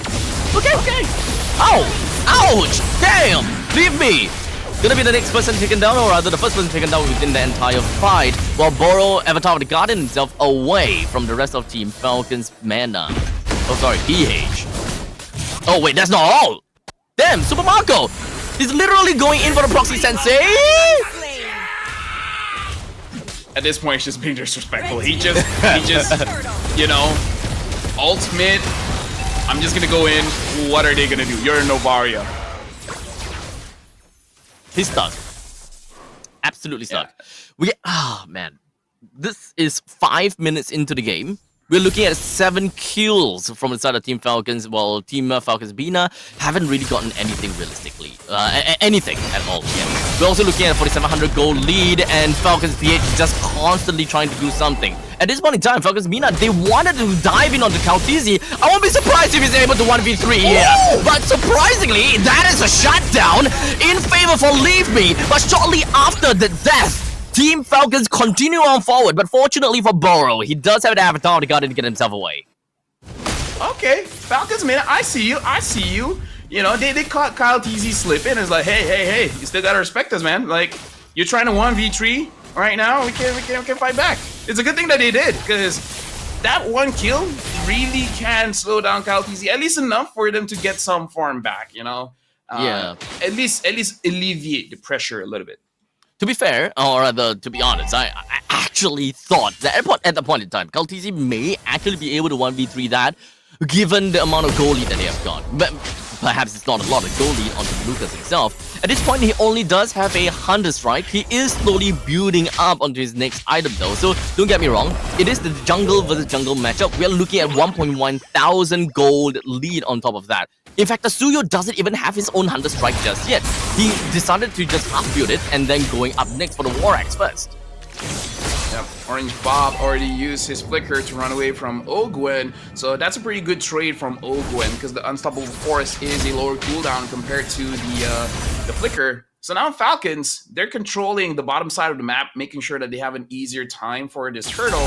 And Falcons Mina, personally for me, just don't lose a lot of turrets. That's it. Like, if you don't lose a lot of turrets, eventually you'll be able to scale up. But then again, you're fighting against a Cillian, so I don't know how good that advice would be, but it's something. I think the snowball game is going to start to ramp up by now, right? This is the second turtle, as now Team Falcon is just going to be jumping right in the face crack. Unfortunately, not able to do too much, but Orange Bob, he's actually surviving for a decent amount of time, but unfortunately not for long, as now there is a complete congregation right above on the purple buff. That is an absolute dominating performance outside of Kaltizi. And from all of that, it is going to be a Falcons Mina that has been utterly collapsed. And now Super Marco wants to leave me. Try to run away from Super Marco. Marksman kills an assassin. Bunga. Ay caramba. Oh boy. Unleash the Beast is such a crazy thing. And of course, when it comes to the Shockwave Blast, it's a lot of damage as well. Falcons Mina now, they have lost all of the first tier defense turret. This is where the snowball happens, right? We're only looking at a 7,000 gold lead. Mark my words, every minute we are looking at 1,000 gold lead onward. And Team Falcons, they will do whatever it takes to continue on battles after battles. At this point in time, Flaptizi not looking good. Flickers himself away. Even Zaman Force has been dropped down. So this may actually be a small little nook and cranny, or that for Team Falcons PH to kind of whittle some more damage in onto Falcons Mina. I mean, here's the thing, Falcon's Mena. Yeah, I feel like given more time, Sensei and Koba can scale up. My only issue is that we see a little bit of damage coming in from Hugh. And honestly, their lineup, they don't have a lot of ways to catch Hugh without getting punished themselves, because they have the Lucas as well as the Phobia. So whenever the Hive wants to dive in, he won't really be able to dish out damage, because even in the fight before, I actually thought Falcon's Mena could get a kill or two, but then the Hive got deleted, bro. Like, he could not move. He just stuck there. Too much crowd control from Falcon's PH, I guess. Most of these Avatar of the Guardians has been used very defensively. We haven't really seen a very aggressive Avatar of the Guardian just yet. As such, a lot of these engagement is really rests on to Orange Bob. He's not around the scene just yet. He did go for the fist break for now. Not quite fist crack now. Fist crack lands on the 2. More than enough to get a kill down the Flap Teasy, but Ogre flickers himself away. But Super Marco is not gonna say no for long as he now joins into the fray. Brings Leave Me Down. Almost got shot down by the Astral Meteor form on the side of Sensei. I mean, say what you will. There were chances. There were opportunities. Honestly, Orange Bob got a pretty good fist break that something could have happened. You know, something could have happened, but just them being almost 10,000 behind made it so that they just didn't have enough damage or tankiness. If it was even, they could have gotten it. Well, yeah. Now Boro gets a kill down on the Ogun. That's great, but they gotta have to deal with this Lord ASAP. Super Marco is around the vicinity though, so if anyone were to be overly aggressive onto this Lord, Super Marco can punish that very, very easily. The middle lane is going to be under threat. Team Falcon's PH, they are available and ready to go for any form of fight if Few is able to get a nice and Wing Claws in. Team Falcon's PH at this moment, Flap flickers in, gets Koba, deletes him from the map, and he's not done. He goes in. Orange Bob will catch him and basically kill him then and there, but Kyle's easy. He wants more. He wants Borrow. He got Borrow, and I'll Leave Me is staying inside of his base. Falcons, Philippines, they're just forcing it at this point, and Sensei is going to be out of range, unable to get Kyle. Oh snap, super comatose from the side of Flap Teasy. He went all the way in and he's still not dead throughout the entire battle.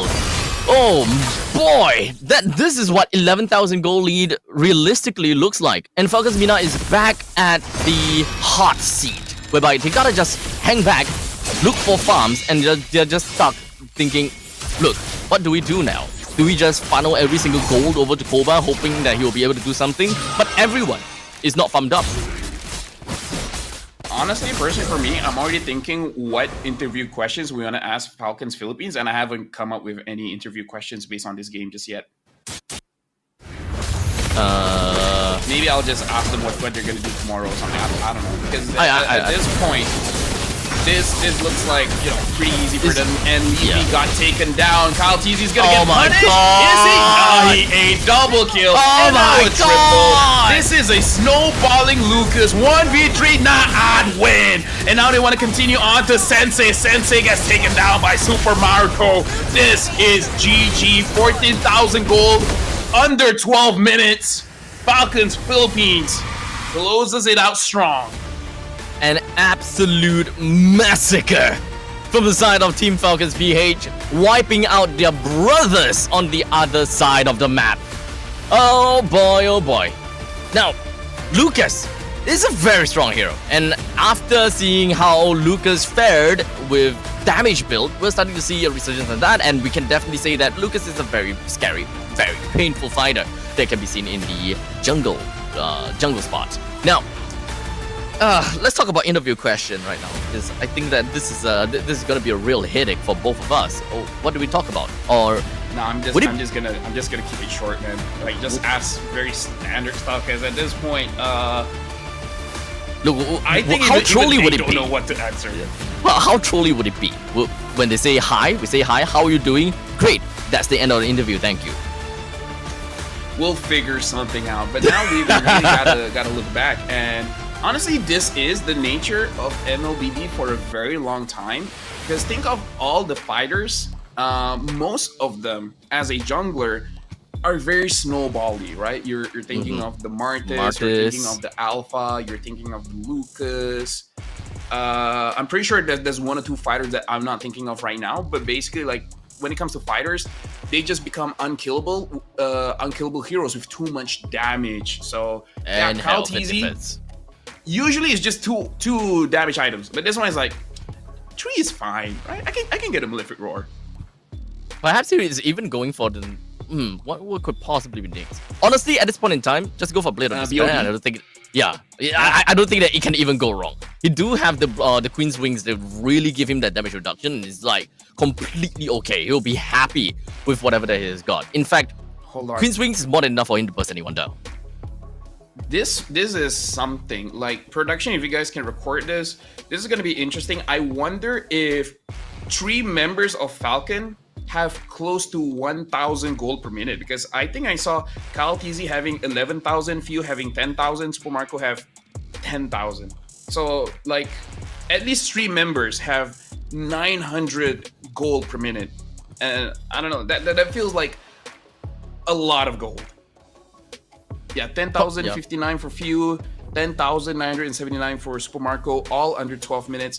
So, okay, Kyle TZ only 11,000, and the game is almost 12 minutes, so maybe he didn't reach, he only reached 950, but still, this is a pretty high GPM. Most of the time when I'm looking at this kind of high GPMs is mostly because of brawl style gameplay, and that completely originates from originates from Malaysia side or the Indonesian side, because they're just they're just fighting everything, right? But for the PH and the SG scene where we focus a lot on macro, we don't necessarily see such a GPM, or rather we don't see such a gold deficit. That's funny. So Kyle TZ is the MVP, and the very first highlight that we saw was him dying. I completely forgot that he died. You know what? Shoutouts to production. Whoever was the one that did the maybe they did it, unintentionally, but that was funny. Maybe they're just like, you know what? I'm gonna put in everything that has Kyle TZ in it, and we're done. We're happy. Low lights and highlights. This is equal lights. Mm-hmm.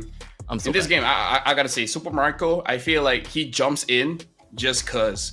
Like, this is one of those moments where he doesn't really have to think about it, because as a Moskov, you hit your ult and then you make this calculation in your head.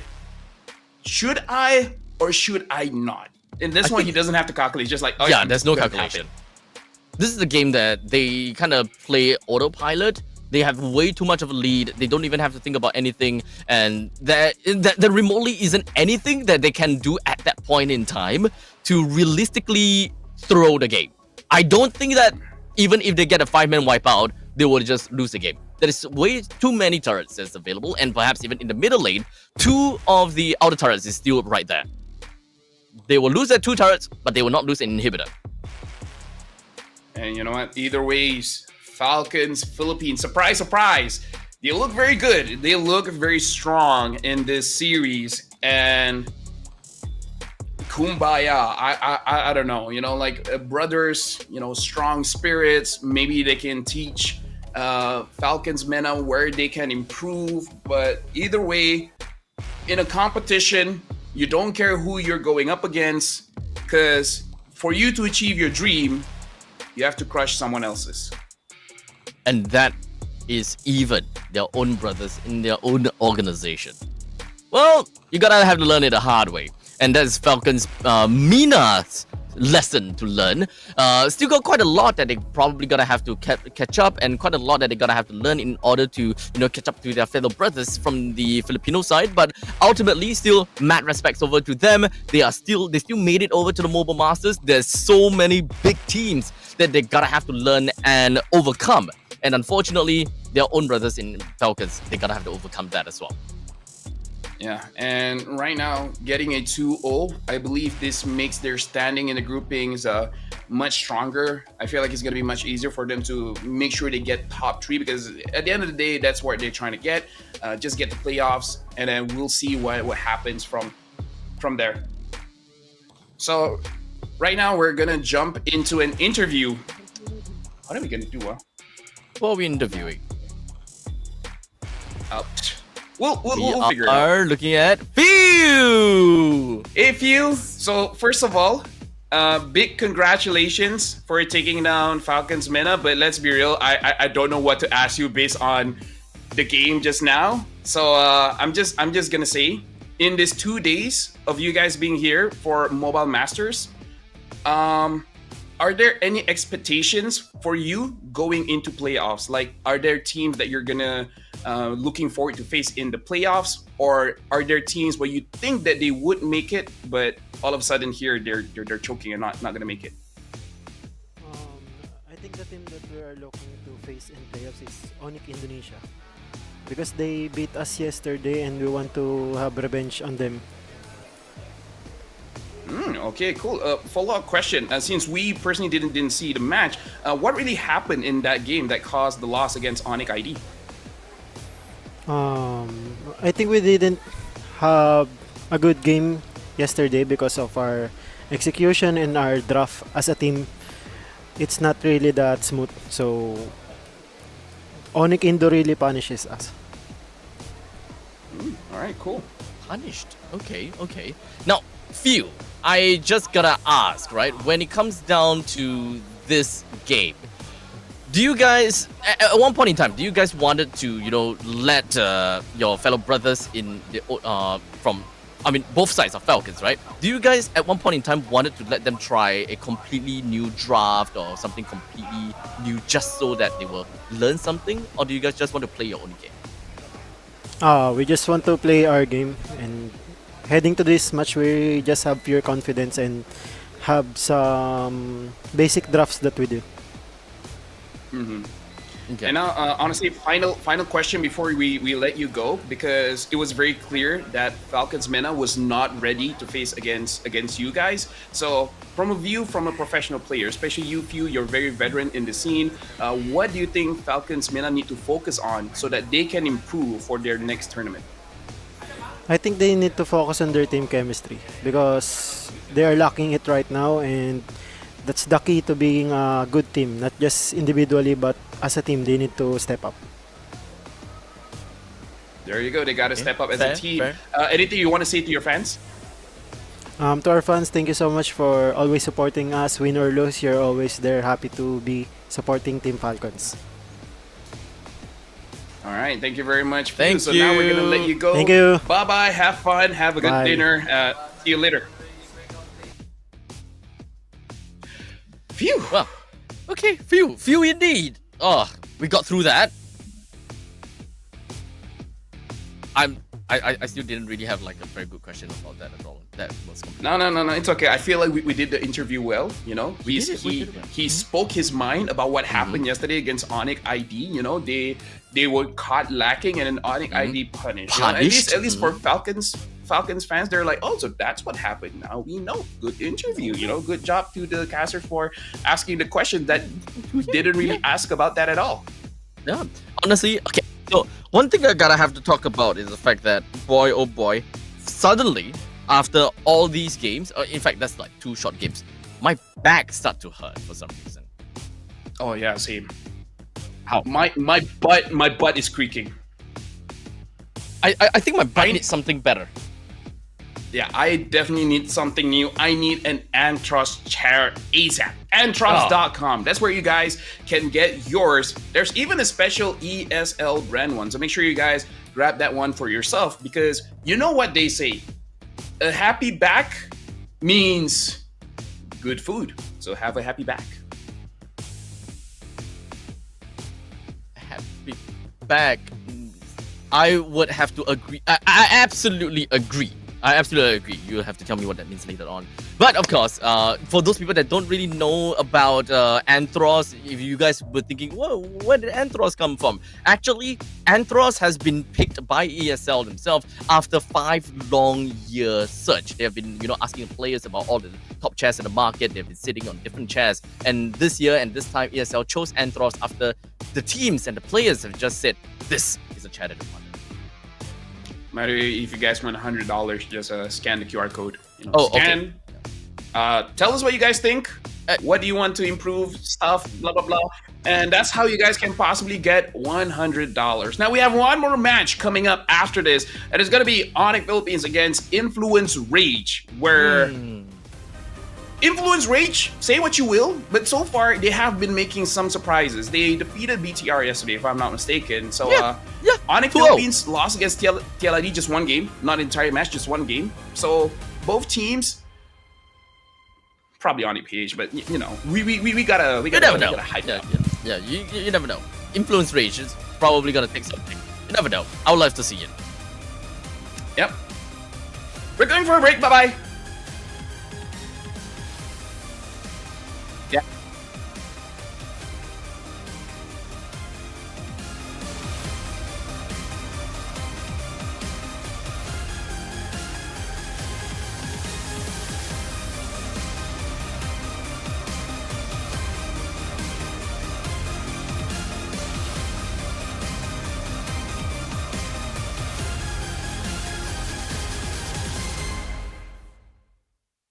The Snapdragon Pro Series is brought to you by Snapdragon Elite Gaming and DHL.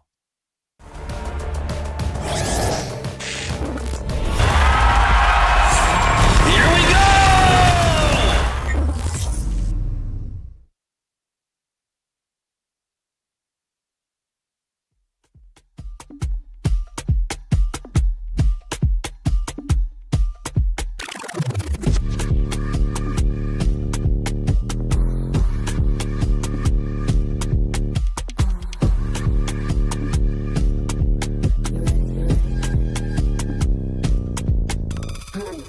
Watch me go, you can't touch this, just peep my flow. Simon said, put it all on the floor. All heads turn when I walk through the door. They know I'm hot, better yet ice cold. Heart full of chrome, you can tell when it's on. They can't stop me when I get in my zone. I don't even answer when they call on my phone. Baby, myself, I ain't like no wrongs. Here with me, I don't condone. I'm way too up, but I'm so far gone. Here with me, I don't condone.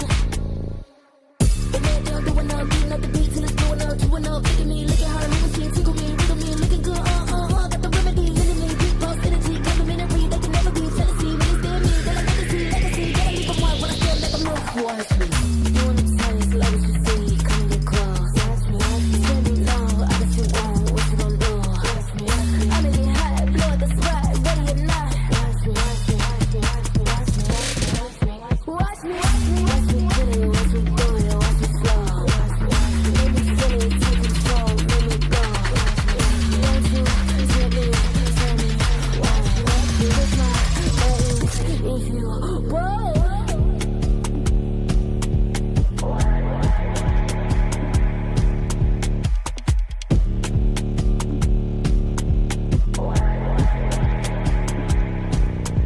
Watch me, watch me, better than me.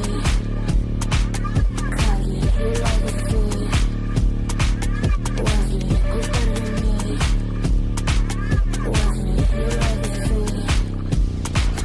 Watch me, doing the taste like it's a fool. Come get close. Watch me, tell me no, I guess you won't, what you gon' do? Watch me, I'm in your hat, blow the spot, ready or not. Watch me, watch me, watch me, watch me.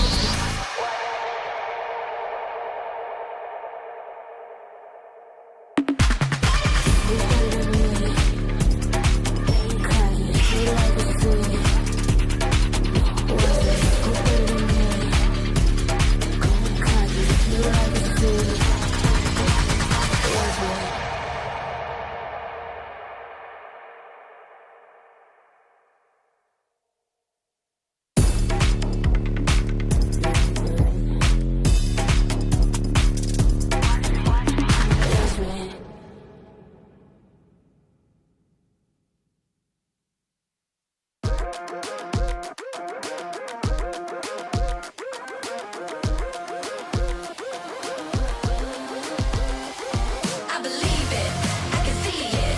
If it's in my sights, I achieve it. Ain't no leaving, no defeating. Show up, complete and repeat it. Every day, rule that game. I always go 100%. Start to end, out or in. No 100%. Click to win every single moment. Caught up in the motion. Got no use for caution. Hope you're ready for a fight. I believe it, I can see it. If it's in my sights, I achieve it. Ain't no leaving, no defeating. Show up, complete and repeat it. I believe it, I can see it. If it's in my sights, I achieve it. Ain't no leaving, no defeating. Show up, complete and repeat it. Every day, prove that game. I always go 100%. Start to end. Every single moment. Caught up in the motion. Got no use for caution. Are you ready? Are you ready? Are you ready? Are you ready?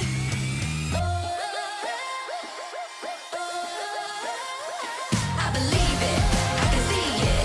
If it's in my sights, I achieve it. Ain't no leaving, no defeating. Show up, complete and repeat it. I believe it, I can see it. If it's in my sights, I achieve it. Ain't no leaving, no defeating. Show up, complete and repeat it. Every day, prove that game. I always go 100%. Start to end. Every day, prove that game. I always go 100%. Start to end. Show up, complete and repeat it.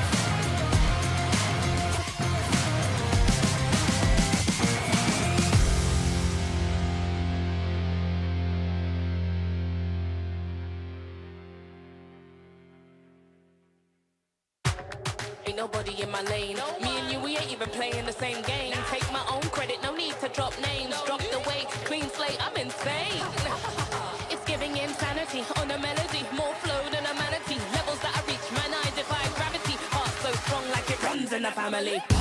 I got the haters out of breath. Ain't talking about then and when I got them distressed. Giving palpitation when I say it with my chest. Do the calculation, it's time to invest. Acquiesce that I am the empress. Going so sick, someone call the vet. I just can't be tamed, that I'm the Loch Ness. So blessed, they can't comprehend.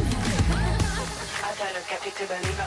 I am a leader, resurrected like it's Easter. If you step to me, you'll get the misdemeanor. They can't defeat her, they can't connect the reader. Can't decline, don't worry, I'll be fine. Cause all I see is ups in the line. Did I plan this? Is this by design? Come reflect my light, can't be denied. Come correct, cause this moment is mine. It's mine. Tell me you're feeling up.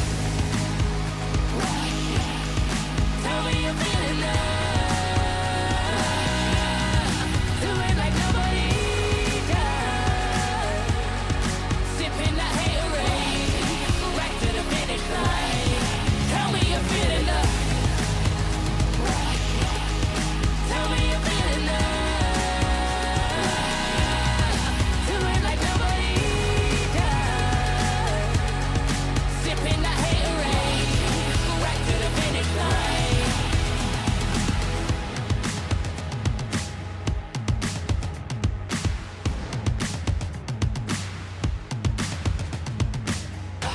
I got the haters out of breath. Ain't talking about then and when I got them distressed. Giving palpitation when I say it with my chest. Do the calculation, it's time to invest. Acquiesce that I am the empress. Going so sick, someone call the vet. I just can't be tamed, that I'm the Loch Ness. So blessed, they can't come. Tell me you're feeling up. Tell me you're feeling up. Do it like nobody does. Sipping that haterade, right to the finish line. Tell me you're feeling up.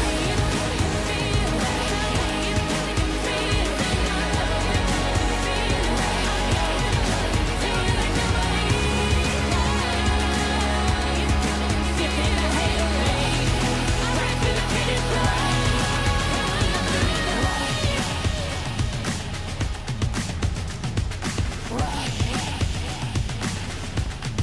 Tell me you're feeling up.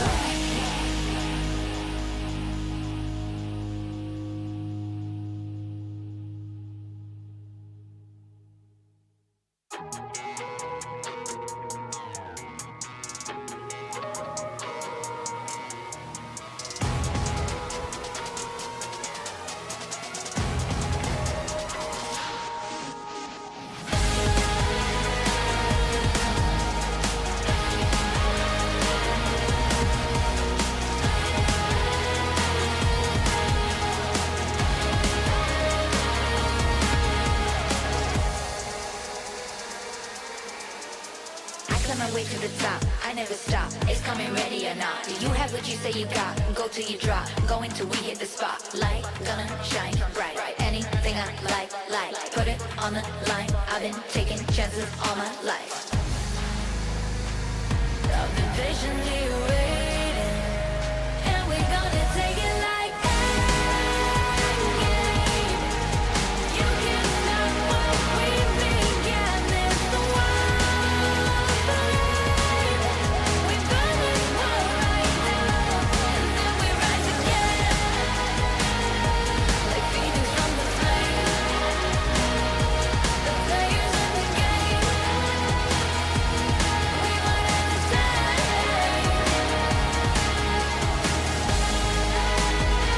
We at the finish line. It's one day at a time. To make you feel alive. To make you feel alive. I climb my way to the top. I never stop. It's coming ready or not. Do you have what you say you got? Go till you drop. Going till we in the spot. I climb my way to the top. I never stop. It's coming ready or not. Do you have what you say you got? Go till you drop. Going till we in the spot. The game. Yeah, we one and the same.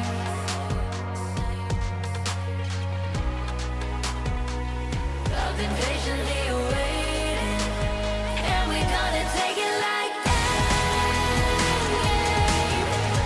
You can't stop what we began. There's no wild flame.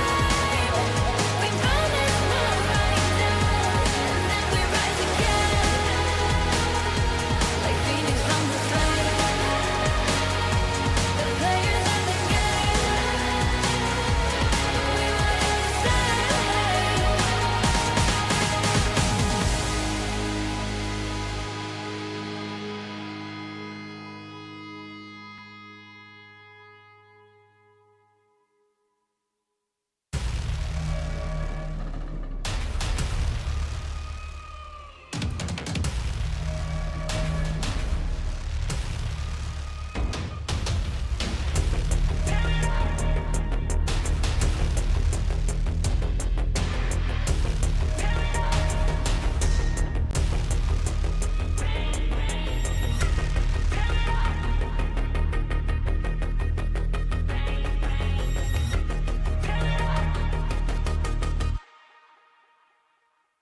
You get one night before the sun's up. Bang, bang. Tear it up. One shot before your time's up. Bang, bang. Tear it up. You get one chance before you're out of luck. Bang, bang. Tear it up. Tear it up. Bang, bang. Tear it up.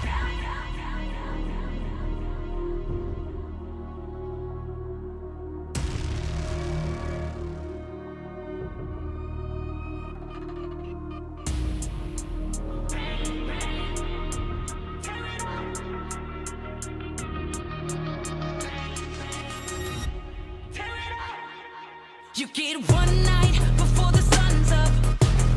Bang, bang. Tear it up. One shot before your time's up. Bang, bang.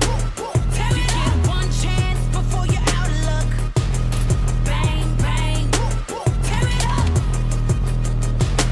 Tear it up. Bang, bang. Tear it up.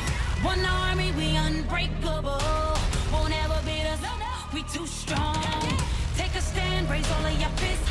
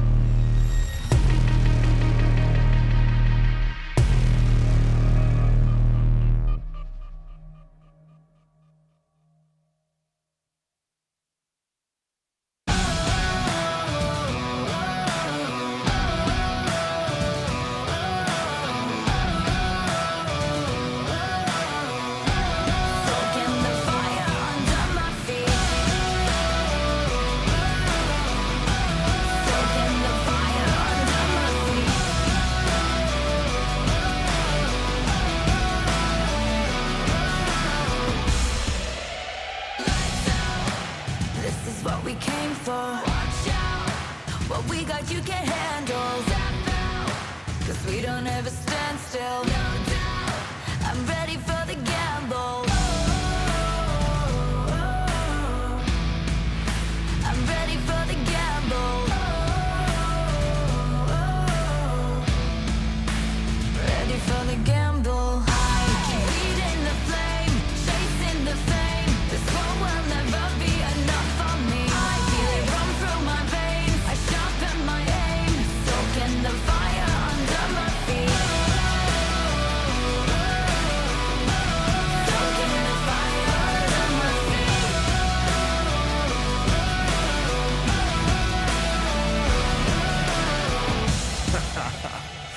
Yo, I swear, wonder how I have the nerve. Leaving the heat on the track, too hot and I'm lighting the match now. Blasting off our rocket, grab the mic just to drop it. My Fahrenheit is shocking, amazed, dazed by the sense of grade. Come now, don't be phased, follow the trail I blaze. First place, no second to waste. Pyromaniac, fanning the flames, burn the brightest they've ever seen. Giving armor that third degree on the kerosene, and I smoke them out. Fire away, counting down. 2, 1, Ready for the gamble. I keep feeding the flame, chasing the fame. This world will never be enough for me. I feel it run through my veins. I sharpen my aim, soaking the fire under my feet. Lights out, this is what we came for. Watch out, what we got you can't handle. Step out, no, we don't ever stand still. No doubt, I'm ready for the gamble. I'm ready for the gamble now. Ready for the gamble. Watch out, top out, lights out, lights out.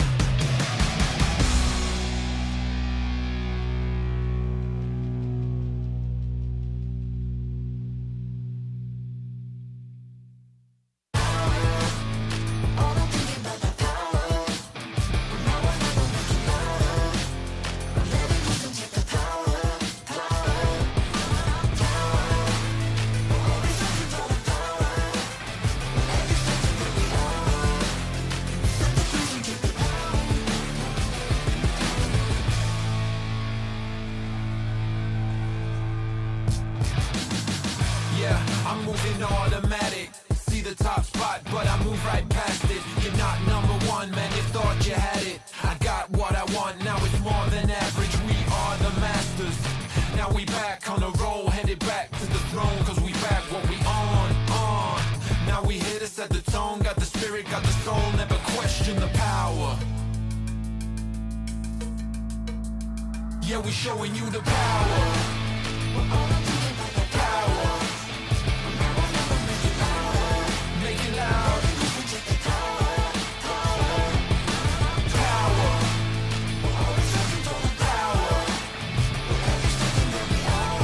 Don't waste a minute.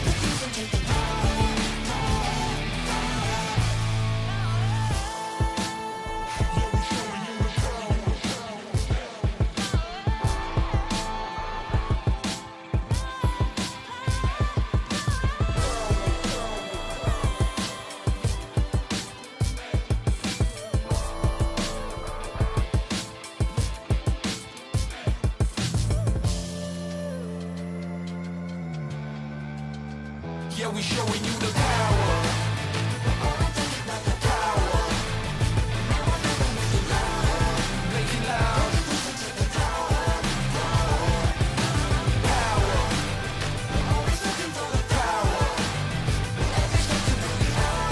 Don't waste a minute.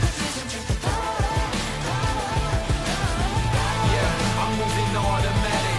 See the top spot, but I move right past it. You're not number one, man, you thought you had it. I got what I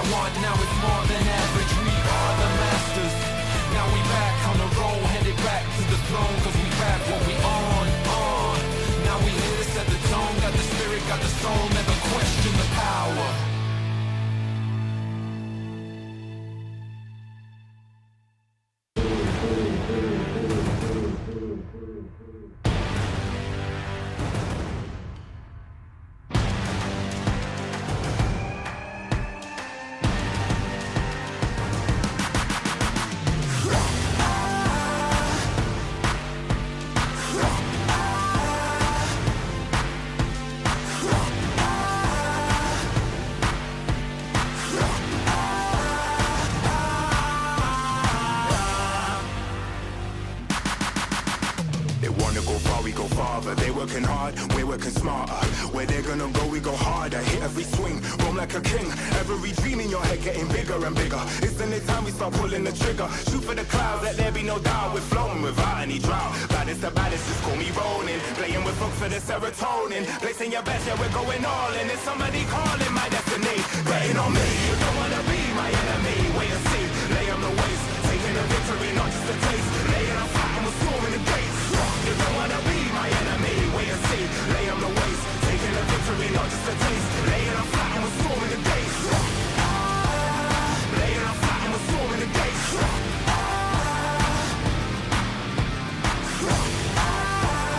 Laying on fire, we're storming the gates.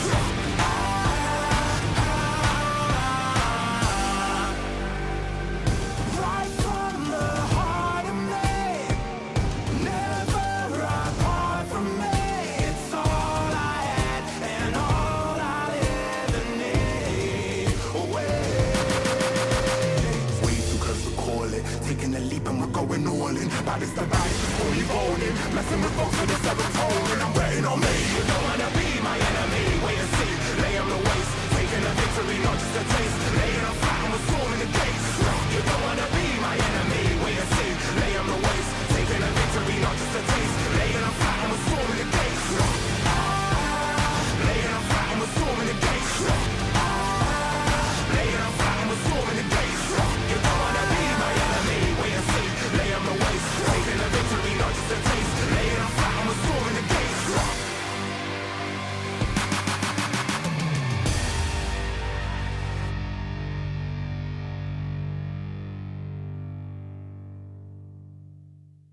Let them know. Let them know. Shout it from the rooftops. They must know.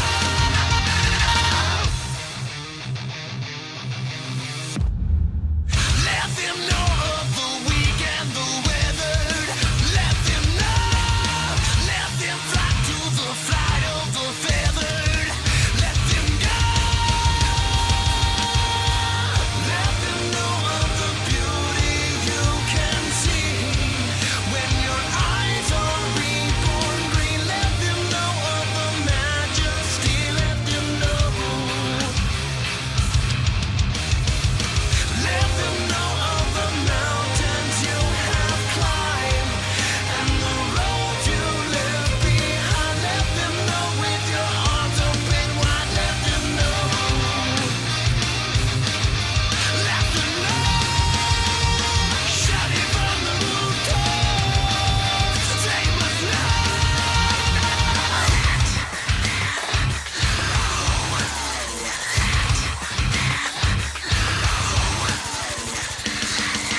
Let them know of the sacred, the secret. Let them know. Plant the seeds of the future and reap it. Let them grow. Let them know of the beauty you can see when your eyes are reborn green. Let them know of the majesty. Let them know. Let them know of the mountains you have climbed and the roads you left behind. Let them know with your arms open wide. Let them know. Let them know.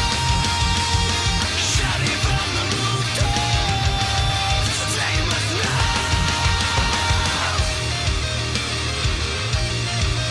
They must know.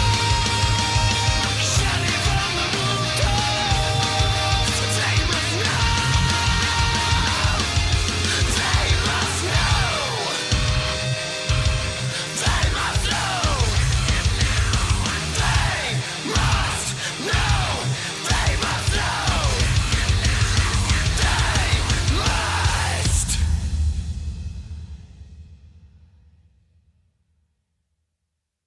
You don't have to guess who in the building. Born of the realest. Never catch me slacking. I was born, that's the illest. They call me a champion. I got there with a win. I'm around breed walking. I am one in a million. Guess who in the building? Born of the realest. Never catch me slacking. I was born, that's the illest. They call me a champion. I got there with a win. I'm around breed in a million. Yeah.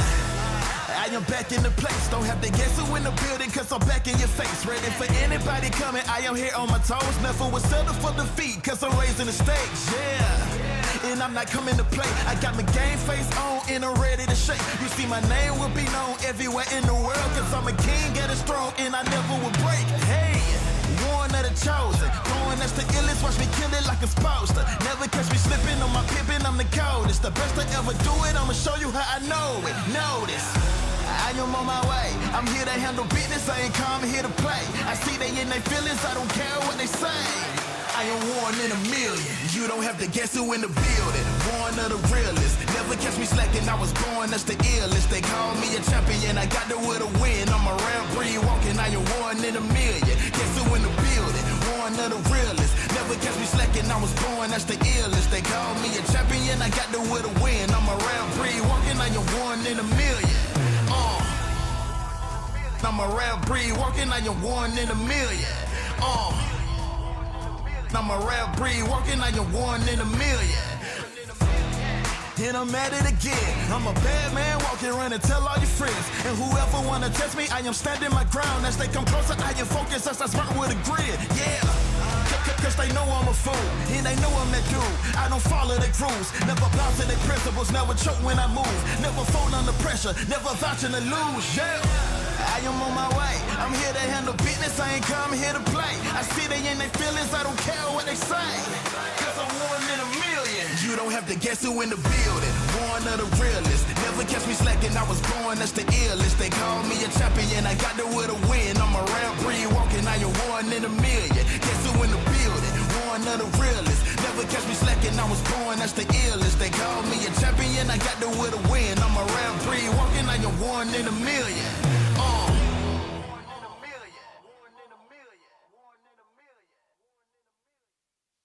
My Joe guy, don't let the chicken up. My Joe guy, my Joe guy, 不能说过my Joe, my Joe, my Joe guy, my Joe guy, my Joe guy, my Joe guy, my Joe guy, my Joe guy, my Joe guy, my Joe, my Joe, my Joe guy, my Joe guy, my Joe guy, my Joe guy. My Joe guy, my Joe guy, my Joe guy, my Joe, my Joe。把握機會咪就雞，機會咪出嚟。惡下睇漏眼仲喊都冇能為力，睇下邊個得戚，睇下邊個心息，偷雞唔成蝕把米被發現痕跡，成日發夢要點樣出色，其實努力有幾多得益，看風勢盡你係唔知醜嘅圖蹟，我等你努力唔抵，你衰咗冇得唔計。咁知但係有人好運有人無計，機會嚟啦咪就雞，機會嚟啦咪就雞，錯過咗喊到無謂，錯過咗喊到無謂，機會嚟啦咪就雞，機會嚟啦咪就雞，錯過咗今日一世，錯過咗今日一世，咪就雞，Don't let the chicken up，咪就雞，咪就雞，不能錯過，咪就雞，咪就雞。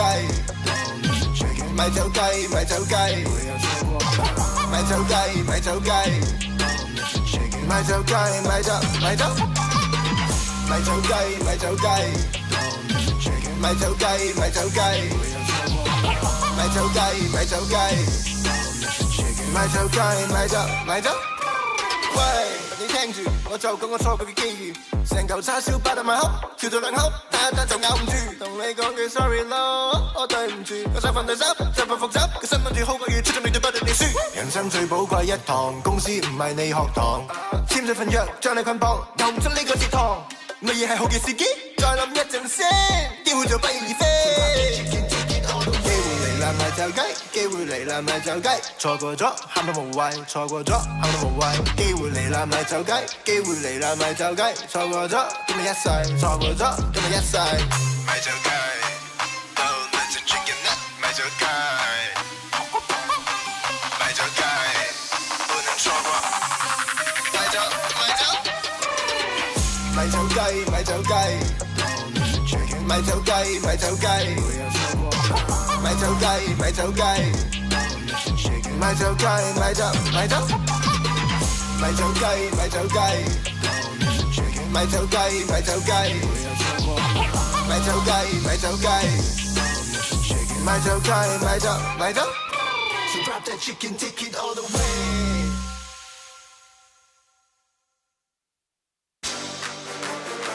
We on the way. We came to play.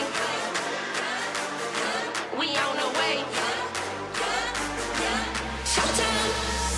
Let the games begin. You can't stop us. I came to win. You can't stop us.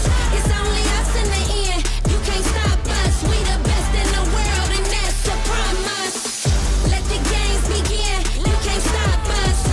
I came to win. You can't stop us. It's only us in the end. You can't stop us. We the best in the world, and that's a promise. Yeah. What?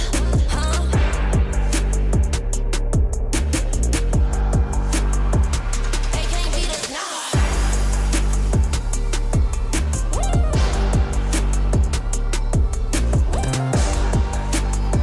Let's get it. Let's get it. Let's get it, get it. Let the games begin. You can't stop us. I came to win. You can't stop us. It's only us in the end. You can't stop us. We the best in the world, and that's a promise. Let the games begin. You can't stop us. I came to win. You can't stop us. It's only us in the end. You can't stop us. We the best in the world, and that's a promise. Watch this.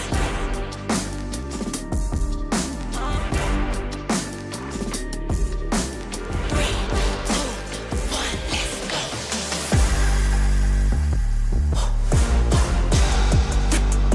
Who want it? I got it. Yo, I got it.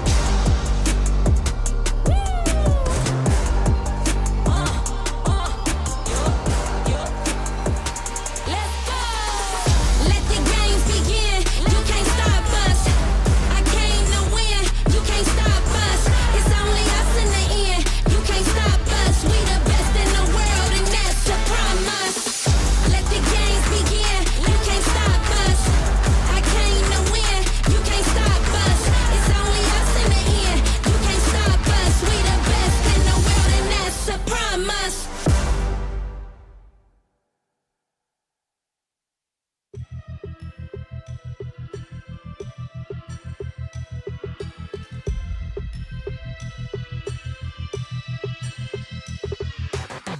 It's a madhouse, it's a madhouse. Had a lot of people showing me some mad doubts. It's a madhouse, it's a madhouse. I got love for the game, I don't cash out. It's a madhouse, it's a madhouse. Everybody with their hands up in the air like whoa. It's a madhouse, it's a madhouse. Shaking all the city, this is how I like my show. I got love for the sweat that I put in. Door with the foot in, proofs in the pudding. Things I did, all them said that I couldn't. Superhero bouncing like a villain. All y'all rooting, you the fan now. Yeah, you understand now what it took to be the champion that I am now. Head in the sky, it's about the time you land now. And let's see who of us has got the better plan now. Who has got the better plan now? Who has got the better plan? Who has got the better plan now? I'm just trying to understand. Who has got the better plan now? Who has got the better plan? Who has got the better plan now? Who has got the better plan? It's a madhouse, it's a madhouse. Had a lot of people showing me some mad doubts. It's a madhouse, it's a madhouse. I got love for the game, I don't cash out. It's a madhouse, it's a madhouse. Everybody with their hands up in the air like whoa. It's a madhouse, it's a madhouse. Shaking all the city, this is how I like my show. How I like my show. Hey. This is how I like my show. Hey, it's a madhouse. Hey. It's a madhouse, it's a madhouse. Had a lot of people showing me some mad doubts. It's a madhouse, it's a madhouse. I got love for the game, I don't cash out. It's a madhouse, it's a madhouse. Everybody with their hands up in the air like whoa. It's a madhouse, it's a madhouse. Shaking all the city, this is how I like my show.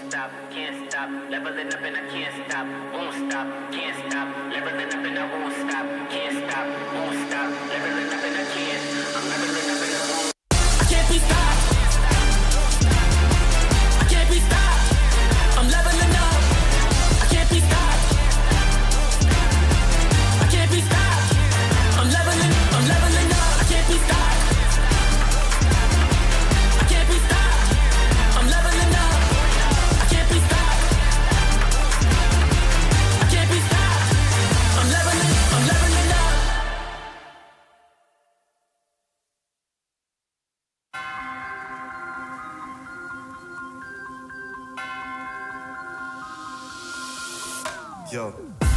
One thing's for sure, you're gonna recognize me when I walk in the door. And the tactic get the haters to giving applause. I can get an encore without giving them more. But wait, I'm giving them more. Every 7 days I'm giving them 24. You can't make the cut if you ain't gonna bore. These ones don't know about war. I grew up cold, hungry and poor. I wasn't grateful, I wanted more. I wanted women, I wanted tours. So I grinded and grinded some more. Woke up depressed, I had to fight more. So I burnt out, I couldn't do more. I had to put ascension on pause. Now I'm back like I want no war.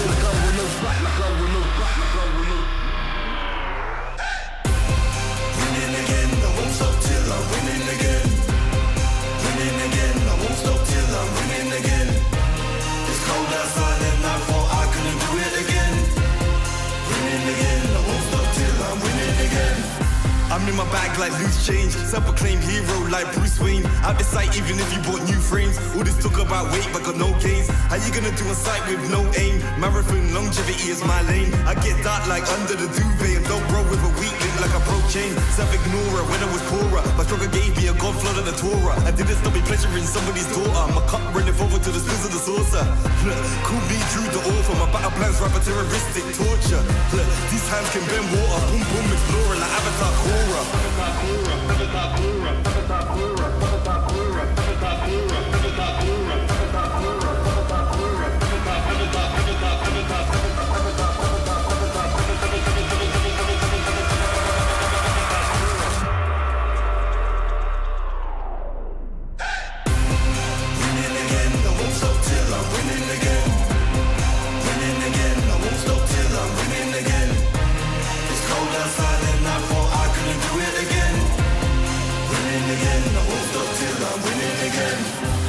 I rhyme like nursery, still my style, you will reimburse me. Plus 30, big hands and they're sturdy. I'm Drew the first, I'm back like anniversary. I came back worthy, like I swam in lava till it no longer burns me. I walked the desert for my ego's perjury, working for that zone where you can't outwork me. I'm a big man, but I ain't 32. I came to the front line with like 32. I'm a Rex, that's a shout out to 32. I'm a danger and I play 32. I'm just so 20, 32. Ahead of my time, so I'm hard like Brew. Flows the bomb like I shook the room. I stay lit like Christmas and hot like June. Winning again, I won't stop till I'm winning again. Winning again, I won't stop till I win. It's cold outside and I thought I couldn't do it again. Winning again, I won't stop till I'm winning again. Winning again, I won't stop till I'm winning again. Winning again, I won't stop till I'm winning again. It's cold outside and I thought I couldn't do it again. Winning again, I won't stop till I'm winning again.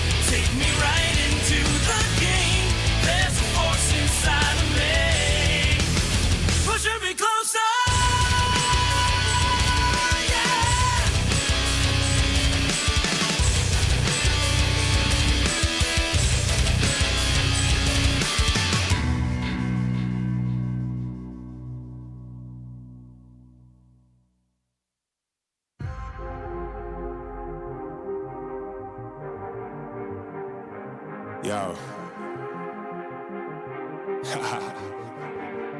I don't think they're ready for it. On the loose, on the loose, on the loose, on the loose. With the beast, on the loose, say the truth, on the loose. Off the chain, it's all the gauge. Yeah, getting wild, yeah, we out the cage. It's getting wild out here. One by one, we watch them all falling. It's getting wild out here. But I'ma be the last one standing. You can't stop what's begun. You can't stop a revolution.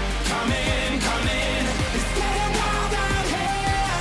Yeah, it's getting wild, it's getting wild. Eating them, beast, eating them, feast. Fire the most, tire the least. See them admitting defeat, and they so useless. I'm so ruthless. New phone, who this? Give no reply to excuses. Got no bite, man, I'm toothless. Living a lie and the truth is, got this power, bringing it. Play my anthem, singing it. Every mountain, ringing it high. I soar, I rise, reborn. Strapped, I'm back like never before. Taking my final form.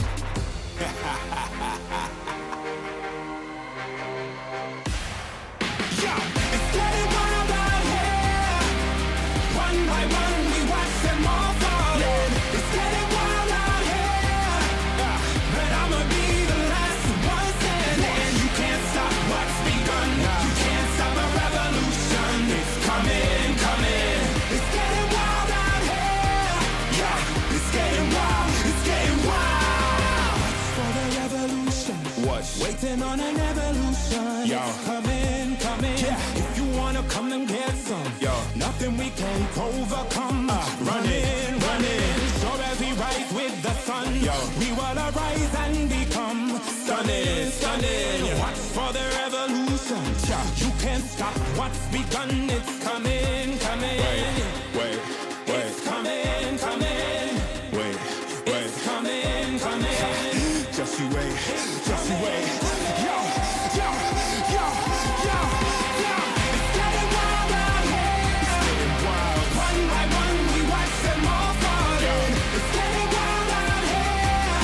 Yo, but I'ma be the last one standing. You can't stop what's begun. You can't stop a revolution. Come in, come in. It's getting wild out here. Yeah, it's getting wild. It's getting wild.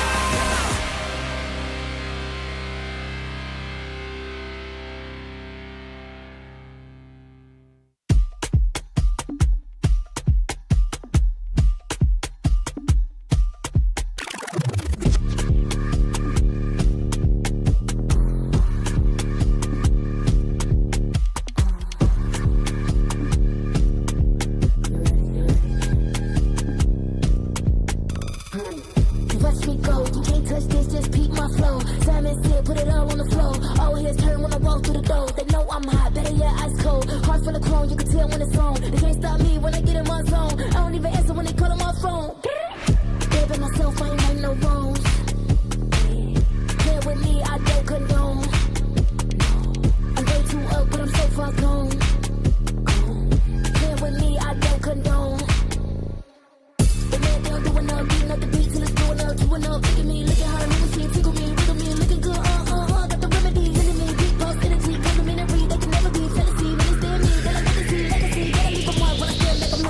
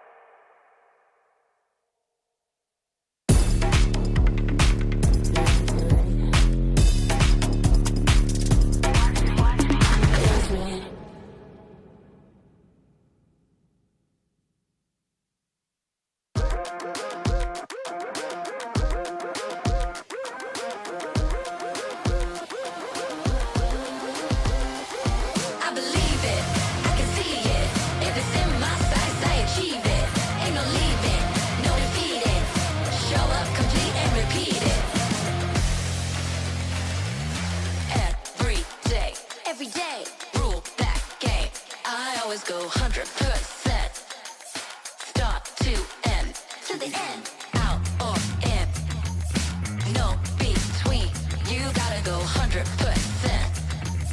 Click to win every single moment.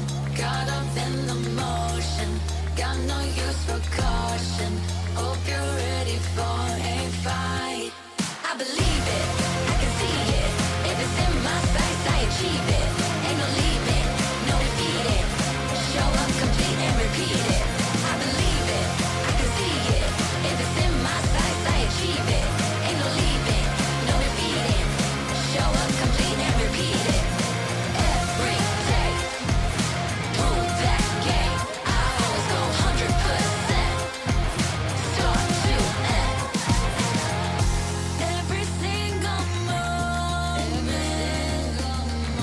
caught up in the motion. Got no use for caution. Are you ready? Are you ready? Are you ready? Are you ready?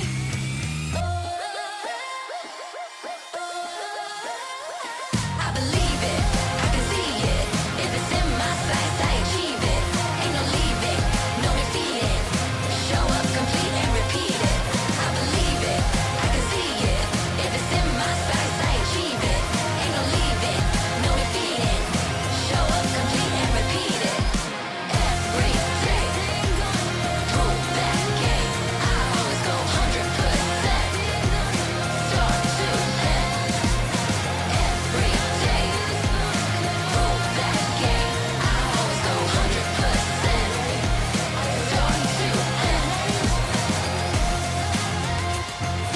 Show up complete and repeat it.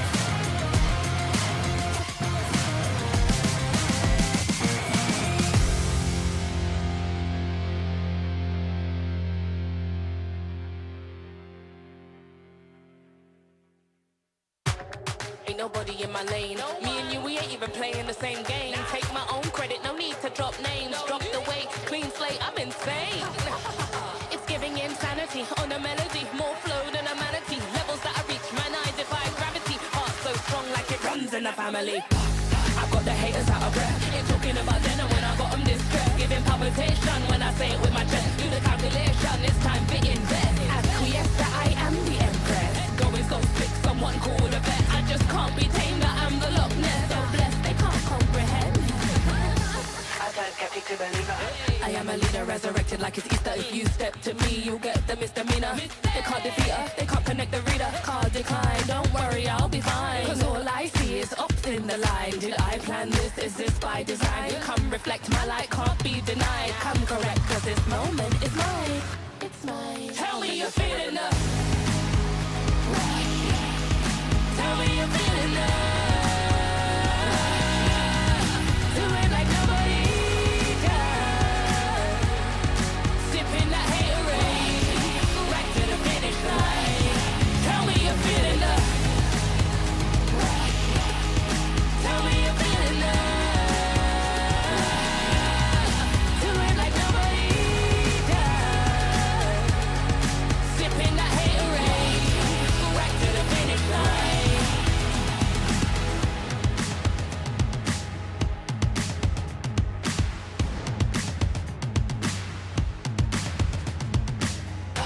I got the haters out of breath. Ain't talking about then and when I got them distressed. Giving palpitation when I say it with my chest. Do the calculation, it's time to invest. Acquiesce that I am the empress. Going so sick, someone call a vet. I just can't be tamed, that I'm the Loch Ness. So blessed, they can't come. Tell me you're feeling love. Tell me you're feeling love. Do it like nobody does. Sipping that haterade, right to the finish line. Tell me you're feeling love.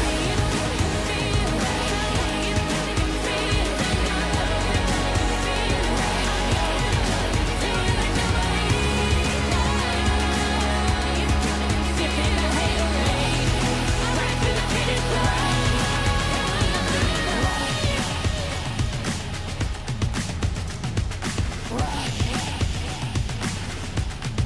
Tell me you're feeling love.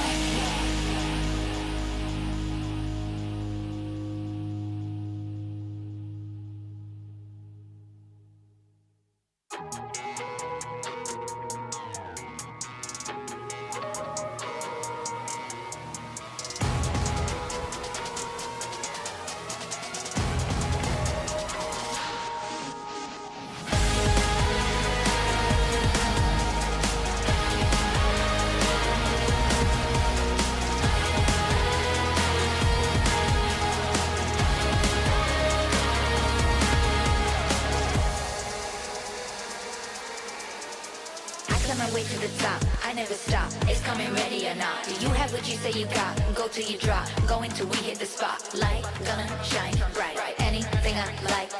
Put it on the line. I've been taking chances all my life. I've been patiently waiting, and we're gonna take it like endgame. You can't stop what we began. It's the wildfire. We burn this world right now, and then we rise again, like phoenix from the flame. The players in the game, we might end the same.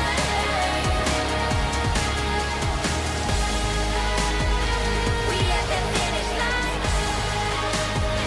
It's one day at a time. To make you feel alive. To make you feel alive. I climb my way to the top. I never stop. It's coming ready or not. Do you have what you say you got? Go till you drop. Going till we in the spot. I climb my way to the top. I never stop. It's coming ready or not. Do you have what you say you got? Go till you drop. Going till we in the spot. The game. Yeah. When we think about ONIC PH, we think about the super family, the dominant performance that they had for the year of 2024. They were crazy during M6, and right now, can they deliver that same performance that they had for the previous SPS? During the Challenge Finals, they were the champions, and they're here to defend the title here at Mobile Masters, and we're gonna find out in the group stages whether they can do it or not.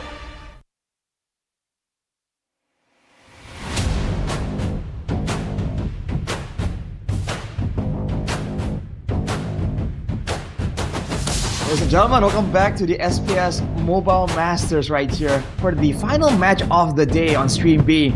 It's ONIC PH up against Influence Rage, the team that pulled off an upset against Bigetron just yesterday, but today they're up against gigantic odds, man. ONIC Philippines, a powerhouse in the MLBB scene. My name is Arashi, I'm with Abstract right here, and we're going to be accompanying you for this final match today. Yes, the upset yesterday was the juicy part of the day. And let's be honest, I'm pretty sure that a lot of us want it to be even juicier for Influence Rage to somehow be able to get a win over ONIC PH. Although, of course, the moment that I say this, I'm pretty sure that the Filipino fans will be all over my head because ONIC PH, they are such a strong team. And to think that Influence Rage will be able to take 1 point away from them, it sounds magical. Honestly, copium a little bit here and there. I'm always someone that looks out for the underdogs. Well, maybe they'll also find it like, you know, they'll take it as a joke, right? Like, really? Influence Rage? But that's what we said against Bigetron, and, you know, we paid the price for that, so hui, we'll see. 2-0. At least 2-1, it makes us feel a little bit better. But 2-0, oh man, that kind of drives me insane. Well, what drives other games insane is using other products, because Snapdragon Elite Gaming is where it's at, bro. It is the best. When winning matters, Snapdragon is what you want. When it comes down to your phones and all the kind of jazz, you would want to have your Snapdragon chip in it. And, you know, personally, I'm rocking myself a nice little phone, and I do have my Snapdragon chip on it as well. I can't exactly remember what chip this is, what exactly the model it is, and I actually don't know how to exactly find it, so I'm just gonna put it aside and not say any wrong model name. You know what? I'm gonna go Google. As long as there's a Snapdragon in there, it's probably good, man. But today, while you're looking up the model and all that, ONIC PH and Influence Rage, is there even a possibility? That is the question today, because we've seen ONIC PH take losses, right? It seems like they're no longer as invincible. When it comes to games, at least, there's a chance here that Influence Rage might be able to find something. But if they're trying to do that, they have to clean up their game, man. There were several moments against Bigetron where they were making a bit of a blunder that wasn't punished. Against ONIC PH, I think that's a bit of an optimistic assumption. It's a Snapdragon 8 Gen 3. What's the most recent one? It's flagship. That's the question. But you know what else is flagship though? ONIC PH themselves! As we are looking at Kirk, King Kong, Super Prince, Brusco, and Kelra. The 5 of them has always shown dominance in the scene, international scene, Filipino scene. They are the one that you're gonna have to look out for, and I just gotta have to say, I kind of miss King Kong's hair already. I thought that the red hair is gonna stick to him. I mean, when you guys were asking him like, what happened? Why is your hair back to its default color? You know, I wasn't on duty. I was like, he's too lazy to maintain the hair, 100%, and that's exactly why, bro. I mean, I think you don't until you try it yourself, you wouldn't know. But it is so difficult, man. A color like red, it's gonna stain your towels. It's gonna fade out when you go for a swim. It is difficult, but that shows that King Kong has, you know, the discipline, at least for a couple of months while his hair was red. So they're definitely still a powerhouse. And today, against them is Influence Rage with Monster, Jotun, Chan, Paquito, and Fury. They've had great moments. They have a great mindset going into this tournament as well. Let's see how they perform today against, I mean, one of the tournament's favorites, to be honest. Honestly, when it comes down to Influence Rage, I constantly just look out for Paquito right now because of his general vibe. Yesterday when he came on the interview, boy oh boy, he was completely ecstatic, and I love the vibe that he's bringing in. It's just pure positive energy again, or rather all over. I would love to interview him again. You know, when Influence Rage won 2-0 against Bigetron Alpha, they were all up on their seats. They were absolutely crazy. Can you imagine just how crazy they would be again in the moment that they actually win this game? Oh man, 100%. I mean, how any team would find it amazing to beat ONIC PH, let alone a team that people are counting out right now. Absolutely one of the dark horses of the tournament so far. But yes, vibe-wise, they seem confident, but they're still cautious of their opposition. That's what I really like about their mindset right here. It's not like they're too cocky. They're assuming that they have what it takes to beat the best of the best, but they're confident that they at least have a good chance at making it a real fight. That's what they said, right? Hey, we want to show people that we can fight, that we got that dog in us. Yeah, still confident and still have that respect in them. And honestly, when it comes down to going up against ONIC PH, I think that they need a lot of work in order to get themselves that kill. Because let's be honest, when it comes down to a lot of these teams out there, they are still trying to find a way to, you know, kind of make their way in and find a way to defeat ONIC PH. If you want to find your way when it comes to your career, you can level up your career with DHL. You can find your job here at esl.gg/EFFI. Make sure you check that out because according to Abstract, 5 years in a row, best best workplace in Singapore? Yeah, ridiculous. I think best workplace in Singapore, yeah. But in the meantime, Caster's prediction, we do have 2-0 in favor for ONIC, despite all the things that I say, yeah, I know, blah, blah, blah. But this is where I would say, I want people to prove me wrong. You know, prove me wrong, 2-0, 2-1, there we go. 0-2, what? I'm not too sure whether that would actually happen, but it would be nice. 0-2, I mean, wow. You gotta love the gamer post though, by the way. Every single time the prediction comes up, it's like... Just, you know, the standard esports post, you know, standard. Esports post, standard. You know, the next media... Oh wait, I think your MPLID is already past the media day. We gotta do something completely different, man. We gotta do completely different because right now, you know that there was this Arashi verse. You remember your Arashi verse? Oh yeah, I do. I do. Verse? Yeah, with our hair, we are almost there. You're right. Wow. Even our outfit color is it's quite close as well today. All three of us, you, me, and Lafel. Coincidence? I don't think so, man. So let's get back to all this. All the Arashi verse. Let's get back to the match for a little bit though.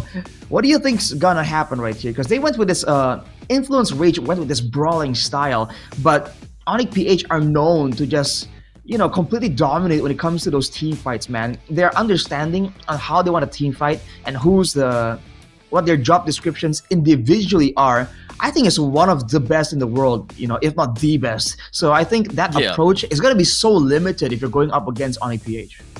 Yeah, so here's the thing, right? When it comes down to looking at metas, especially if we were to compare the micro play that IDMY has versus the macro game that PHSG has, there's a lot of nuances in both of these metas. And technically speaking, if we're looking at micro versus macro, especially if a macro-based team such as ONIC PH is, they will make the game look super easy, and they don't even have to do anything too out of the ordinary in order to beat down a micro team, because it's already in their blood. They know what they want to do without too much communication, without too much chemistry per se.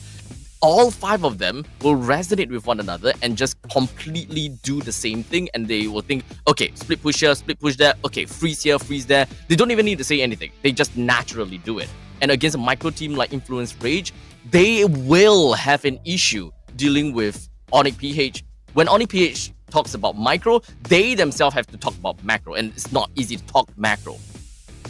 Exactly, man. I really feel like at this point, even though it's unlikely, it's difficult, Influence Rage, they might just have to really double down on that fighting strategy. And even though ONIC PH is a, like you mentioned, strong team fighting team, the macro is also impeccable. I mean, the map awareness alone, right, is something that has been heralded again and again as one of the best in the game too. It's hard to catch this team off guard at all through rotations, through flanks.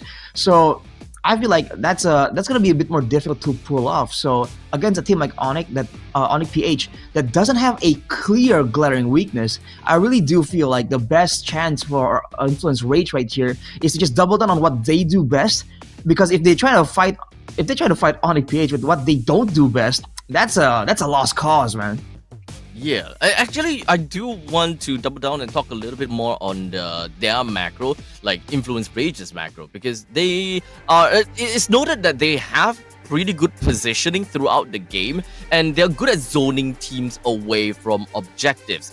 And this is we gotta have to take in context that Influence Rage is fighting other people or rather other teams within of their region, not teams that are of the caliber of ONIC PH. They may know how to zone other teams, but when it comes down to trying to zone ONIC PH away, it kind of comes down to ONIC PH trying to go for that ego duel, because ONIC PH is so experienced, they know what are situations and scenarios that they would win. For a real fight is banning. So now in the branding phase, that's the question here. What do they want to set up for? For Influence Rage, the Fanny, too dangerous to let go, Harith, and the Kalia. So they seem to be concerned about the aggressive maneuvers right here. They might want to go aggressive themselves, which is why they're trying to limit what ONIC PH can get. They have first pick though, so you have to wonder if they're gonna be forced to pick up a jungler or a gold laner. Generally, drafts these days kind of revolve around those two as first and second pick.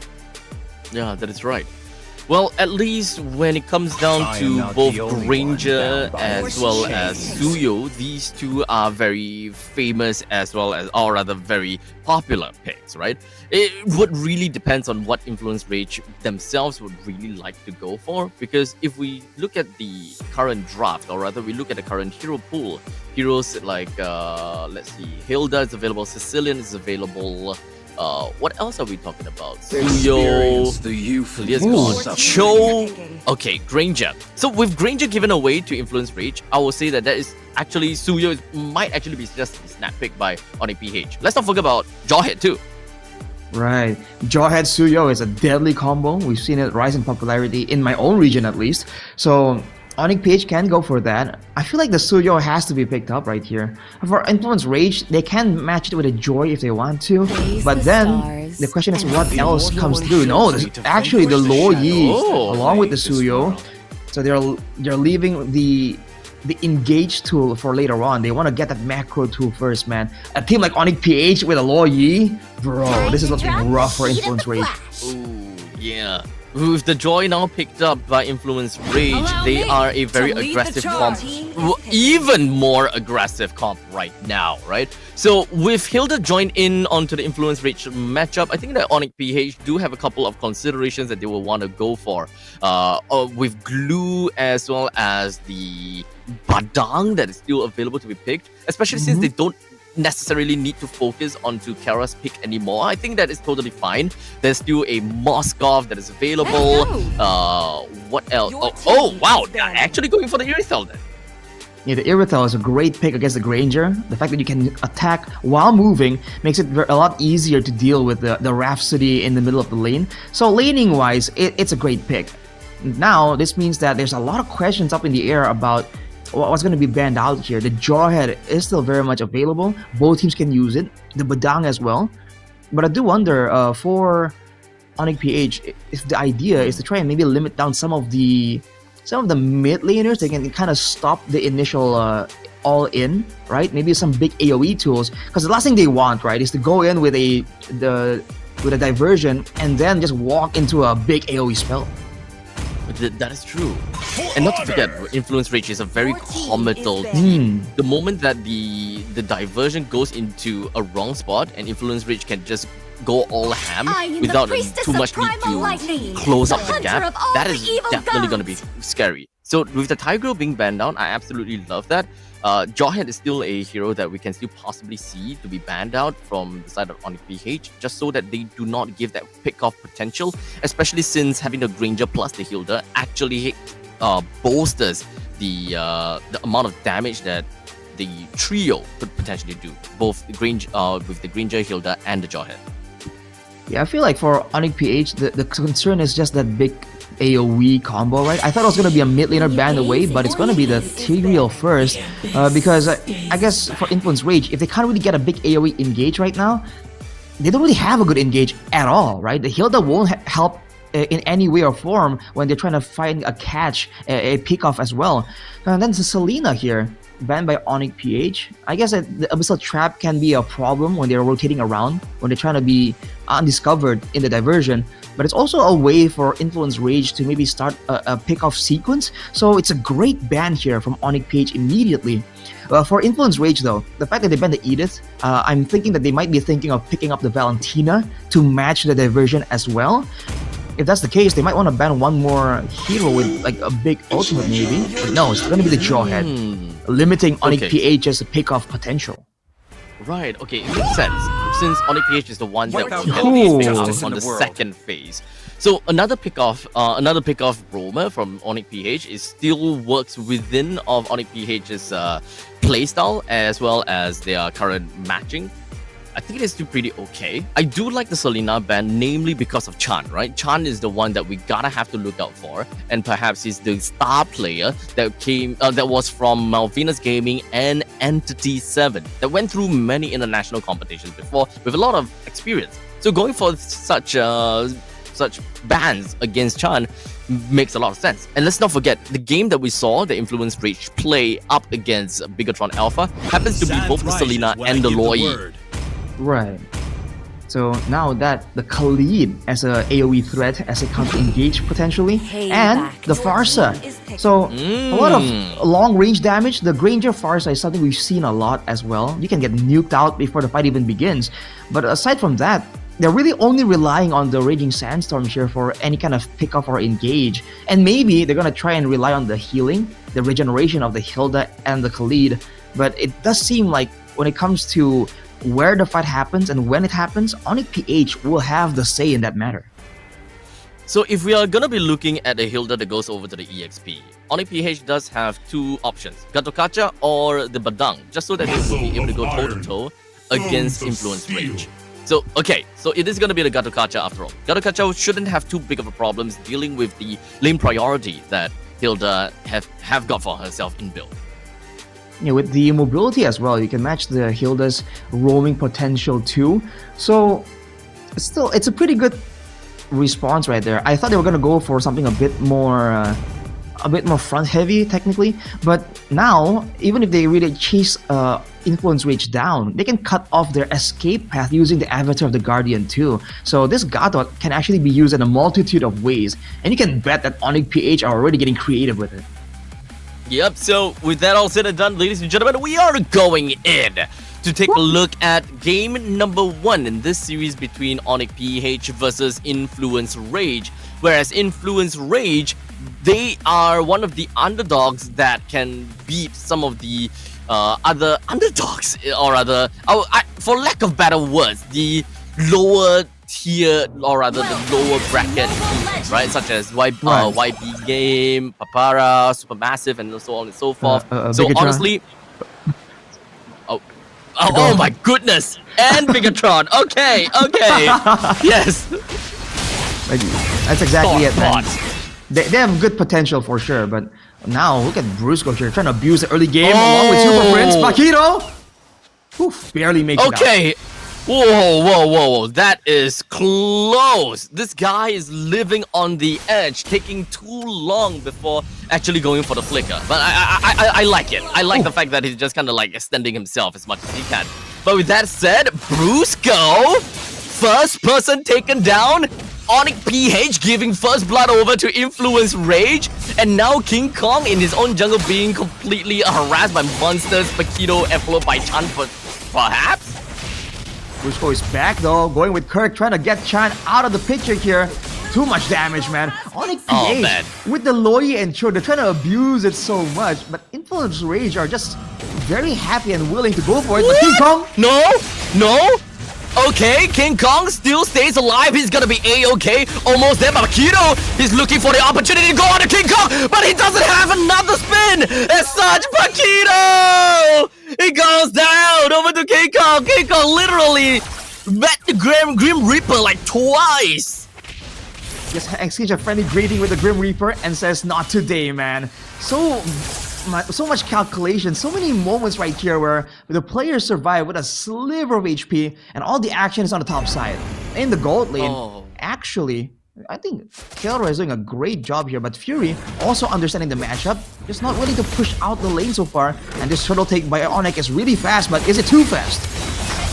Maybe it is, as King Kong will be able to take the turtle down, but in the meantime, we do have Chan immediately popping out with the fact that Airstrike pushes the rest of ONIC PH away. But that's not all though. Monsters tries to go into the brushes, hoping they will be able to do something, but unfortunately Kirk is going to be the one taken down. But unfortunately, that's a 1-for-1 trade between the EXP laner and between the two EXP laners in fact. But in fact, Chan himself goes down too, so ONIC PH takes the win.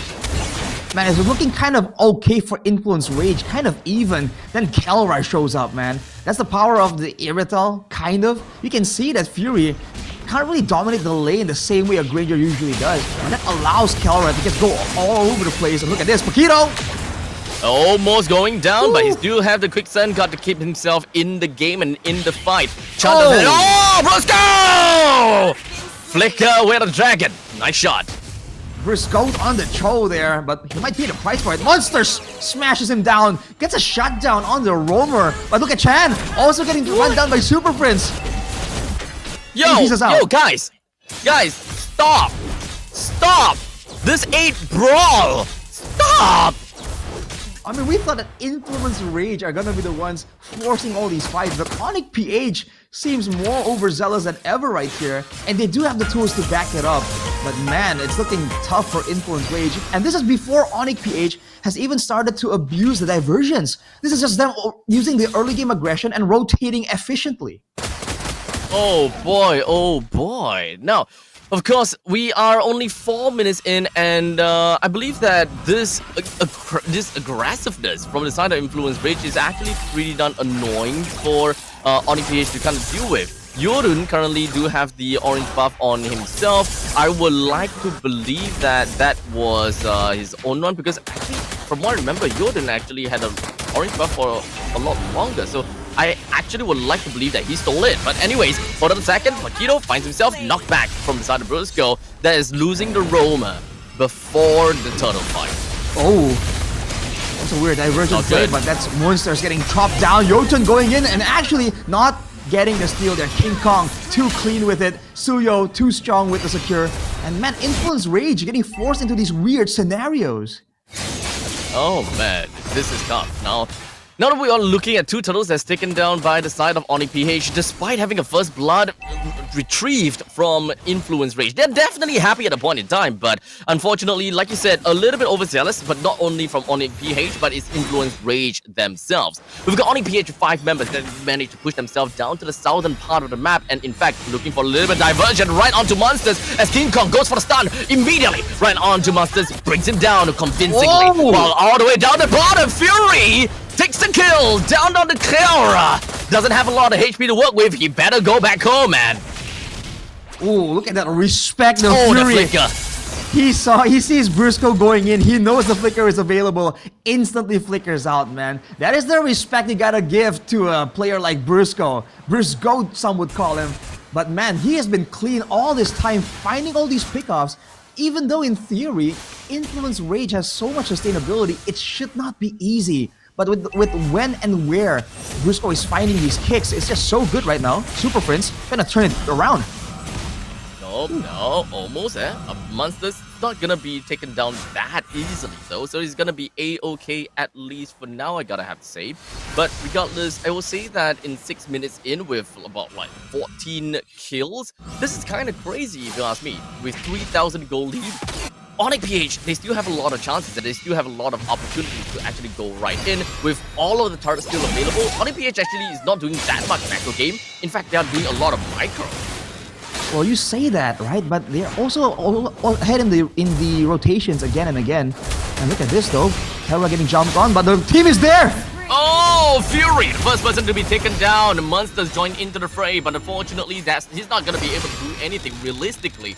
ONIC PH now moves themselves back. Now that there's no gold laner for the side of Influence Rage, ONIC PH will take this turtle with no problems whatsoever.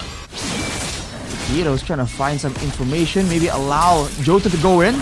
Too early though. Oh, and that is going to be the Raging Sandstorm that's going to be connected. King Kong actually goes down. Super Prince brings out Paquito. Brusco though, he still got the turtle away from the side of Influence Rage. It's really unfortunate. Jordan the next one down on the chopping block by Fury as well.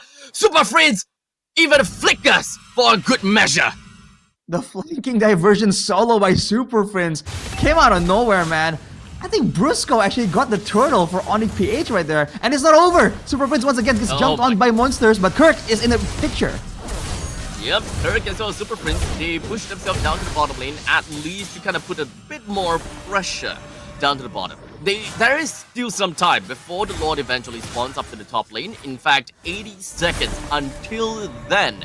And I believe that normally once the first Lord comes out, we will start to expect to see a little bit more macro game plus snowball action. In fact, if you take a look at the item build as well as gold, you can very convincingly see that Sinjo does have quite a lot of gold lead on top of Jordan. But Kiara, not a lot of HP to work with, but Jordan did not have the opportunity to kill. Speaking of the gold difference, man, the highest gold disparity is in the roaming position. Brusco has 7 kills out of the 14 of ONIC PH. This man is a monster. And he's freezing the top side now. Peter's trying to break it, but Brusco just stands there.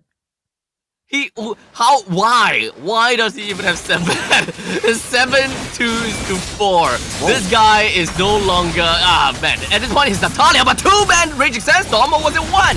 But at least that didn't do anything for ONIC PH. Kirk pushes 3 members away, while Jordan jumps himself over to Super Prince. Doesn't have enough damage to do anything, but King Kong immediately jumps himself forward. But Kiara is just going to be cutting the lanes a little bit and will be able to get a kill down the Fury. Perhaps the next one, as Paquito is going to be the next one onto the chopping block. ONIC PH takes 4 men down, while ONIC PH themselves only lost King Kong. That's what we're talking about. It's not just the macro. It's not just the creative uses of this diversion. Look at these team fights, man. The fact that they're able to force Influence Rage to use everything, and the moment they communicated that was the case, immediately Kirk goes in for the Avatar of the Guardian. Immediately Kelra goes for the dive and deletes Fury. Influence Rage are powerless to kind of shape up and have a formation against ONIC PH. Every single time they kind of group up and set up for a fight, they have no idea where the players of ONIC PH are gonna come from. And now, to make things kind of worse, I would say, ONIC PH has got such a good map control and even have got that small little pixel brush control. At least Paquito did manage to push Brusco away, and at that point in time, ONIC PH is not available to immediately take out Paquito. Because let's be honest, if ONIC PH were anywhere closer to that pixel brush, I'm pretty sure that Paquito would have been dead. Alright, King Kong is showing on the bottom side. He had to clear the wave, man. It was a huge wave building up for Influence Rage. But Influence Rage, again, without a signature big reliable engage, they can't do anything. Even though they saw the opportunity 5v4 without King Kong, there's nothing they could do. No one can start the fight for them. It's rough, man. Who can even start a fight aside from Paquito? I can only imagine the Raging Sandstorm. And monsters would definitely come in more as a straggler and just kind of go for bruising. But here we go, Brusco indeed. Paquito knocked in and taken down. Well, in the meantime, Chan hides himself in a small little brush to go for the Feathered Asteroid. But the main fight is all onto Yodun. Goes in for the Rhythm of Joy, but that didn't do anything at all. Kirk joins in with the Avatar of the God, and Chan is forced to use the Purify. And a little bit of a Recall City going on. While Super Friends, he went in for the Divergent, but wasn't enough to get down a kill down on the Chan. Fury wants to go for a little bit more, a little bit greedy. In fact, goes for the Flicker. Fury, not like this. As now, King Kong with a Soul Stabber takes him down with no problem. It would have been such a great kill to pick up there. The shutdown on Super Friends, 8, 0, and 9. Fury went for it. He risked it all, but it just wasn't enough, man. He got punished heavily for that. And with that, with the Lord coming through, 8,000 gold lead, ONIC PH wasting no moments at all. And the fact that Kirk has picked up a Sky Guardian helmet, that just means when it comes to contesting ground, they can't do much. Look at that. Oh, Jordan, he does not have the dash. He was trying to farm a little bit, and in fact, he even put down the crystal, hoping that he will be able to jump over to the ranged median, but he got caught off guard with his pants down. But speaking of pants down, Chan is the one that caught his pants down. Brusco, yo, just give Brusco attack items, okay? This guy is taking kills, and now he's taking turrets. I mean, if he goes for damage, that's cool, but the fact that he's going tank still, that just means he's ahead of the curve, and he can be almost as tanky as an XP laner. So two front lines, both can engage, but Brusco might get punished here. There we go, Paquito, Raging Sandstorm on a 2-person, but that is a little bit overconfident. Monsters, he joined in from the back and wasn't able to do anything. As such, he's going to go straight down. With 4% left on that Influence Rage, we do have the Feathered Asteroid that's going to be popping right out, but unfortunately Kirk is just a little bit too tanky for anyone to deal with as he survives with just a sliver. And now the rest of ONIC PH moves right on over to Influence Rage. Half HP on the core, but maybe not half anymore as ONIC PH takes the game. Man, that is a high-octane game if I've ever seen one, man. Both Influence Rage and ONIC PH willing to scrap it out. But you're seeing, again, the outclass in the team fights. This is what we're talking about. ONIC PH are just so good at it. They know exactly each other's job descriptions. The communication is great, and they know exactly how to shut down their opponent's team fighting game plan. Not a single time were Influence Rage allowed to use Fury and Chan, the Granger and the Farsa. We talked about this. So much range, but nothing was ever allowed. The vision wasn't allowed by ONIC PH at all. They controlled the jungles, the side lanes, and at the moment where the fight actually begins, everyone just goes in up close and personal, including Kilra, right? On the Irithel, he can afford to do that. They all dive in together, and immediately the whole formation crumbles. Whatever they had planned out with the Hilda, to go for the dive, to go for the flank and the back even, everything just gets stopped in its tracks, dude. Honestly, this isn't the normal ONIC PH kind of game. Normally, I would say that ONIC PH is a little bit more, I would say, passive in some sense. They play the map a little bit more. But this time, they're just, you know what? You kill my guy, I kill your guy. Okay, to be fair, yeah, I think that this is more about retaliation, right? The moment that Influence Rage goes crazy and they kept on looking for opportunities to kill, ONIC PH is the one that needs to respond with a trade. And it becomes trade after trade. Influence Rage takes the first kill, ONIC PH be like, okay, I'm gonna trade you. And Influence Rage is like, oh, you killed my guy, I'm gonna trade you. And they just end up throwing bodies at each other. But you have to remember, it's not just trades. ONIC PH always take the trades when it's beneficial for them. If it's an equal trade again and again, the late game is scary for Influence Rage. The Joy, the Farsa, the Granger, these are all great late game picks. But for ONIC PH, it really seems like usually against teams that make it difficult, teams that are a bit more calculated, they would play calculative as well because they know that if they fall short, it's going to be difficult to come back from it. But when the team is willing to take a risk like that, like I said, ONIC PH are very willing to take those fights if they know, if they see an angle that they can absolutely punish. The MVP though is Super Prince. 0 deaths in a game that has, 2 kills per minute?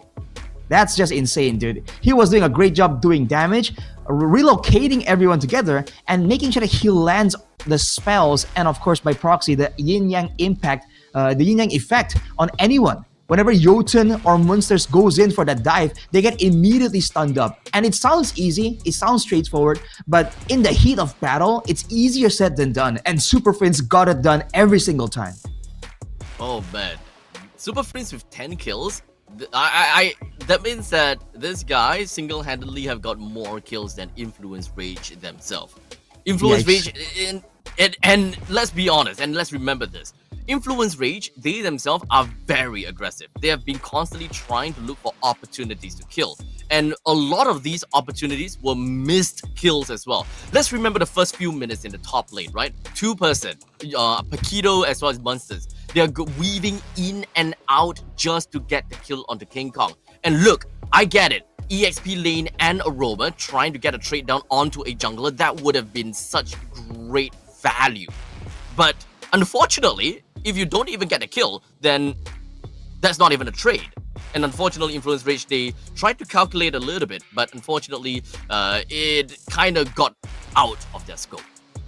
It's just out of their control at that point, man. It really feels like the lack of engage, the lack of aggressive tools for them really came to haunt them, man. Because towards the end there, especially when the goal difference is at 10k, what is Munster supposed to do on this Hilda? Who exactly is he supposed to be zoning in these fights? Because if the Hilda is ahead, then maybe Kelra can be preoccupied and forced to deal with him as the team gets decimated. But no, that Hilda got completely shut down because the Hilda was just too far behind, and ONIC PH just kept snowballing and snowballing. And the fact that Brusco at some point had like half the kills of the team is just ridiculous, man. What can you say? Yeah, it's kind of tough. I mean, if we were to talk about draft as well, I think that the draft is going to be a small teeny weeny issue as well, right? Because when it comes down to Paquito, whenever he goes for a Raging Sandstorm, it's like great Raging Sandstorms and all, but there's only realistically one person, or maybe two-person that can respond in kind, and that is going to be Monsters because he's running fast. Number 2 is going to be the high ground that the Farsa has, but unfortunately, aside from that, nothing else. As an EXP laner, which is the Hilda, he can only burst down one person, and it's kind of like a slow burst per se. And rest of the damage coming in from Joy, it takes time to ramp up. And normally, we don't even see the Joy making full use of the jungle minions to kind of make their way over to the backline. There was no pre-prep from the Joy to prepare for a fight that's upcoming. I mean, there's definitely a lot of questions there that needs to be answered by Influence Rage. But if you guys want to answer some questions for a survey and win a $100 gift card, you can take that survey at esl.gg/survey or scan this QR code right here. And you can win a $100 gift card and get free value. But back to the question at hand, dude. Again, I feel like Brusco needs a shout out as well. I mean, Super Prince was amazing, right? He was doing solo flanks on that low Yi, man. Showing again, definitely a signature pick. But Brusco was all over the place, and Influence Rage had no answer. But more on that later as we take a short break right here before we get into the second and potentially last game of the series. It's been me, Arashi, and Abstract. See you soon.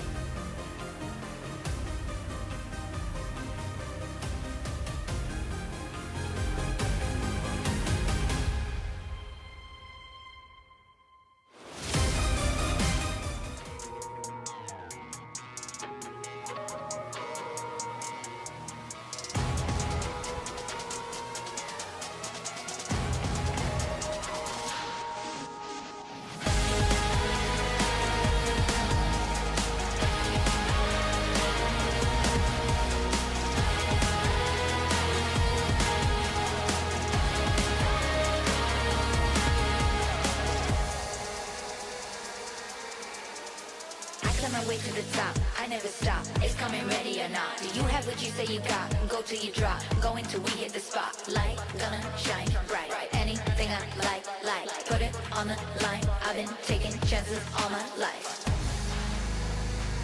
I've been patiently waiting, and we're gonna take it like endgame. You can't stop what we began. It's the wild flame. We burn this world right now, and then we rise again, like phoenix from the flame. The players of the game, we won't ever stay.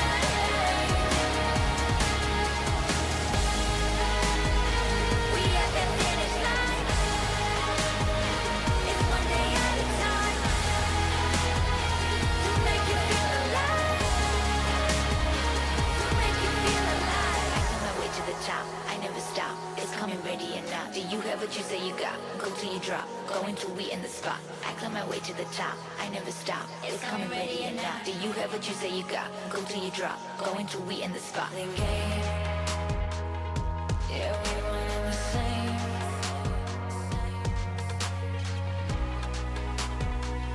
I've been patiently waiting, and we're gonna take it like endgame. You can't stop what we began. It's the wild flame. We burn this world right down, and then we rise again, like phoenix from the flame. The players of the game, we won't ever stay.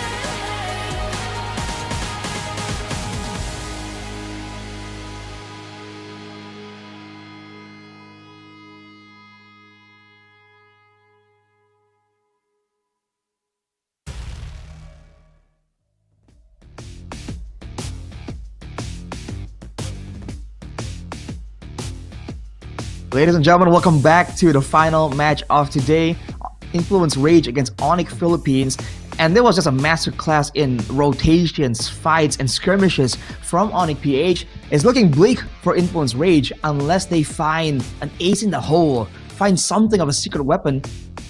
Because otherwise, then the tournament favorites here might just take it all the way to a 2-0 dominant performance.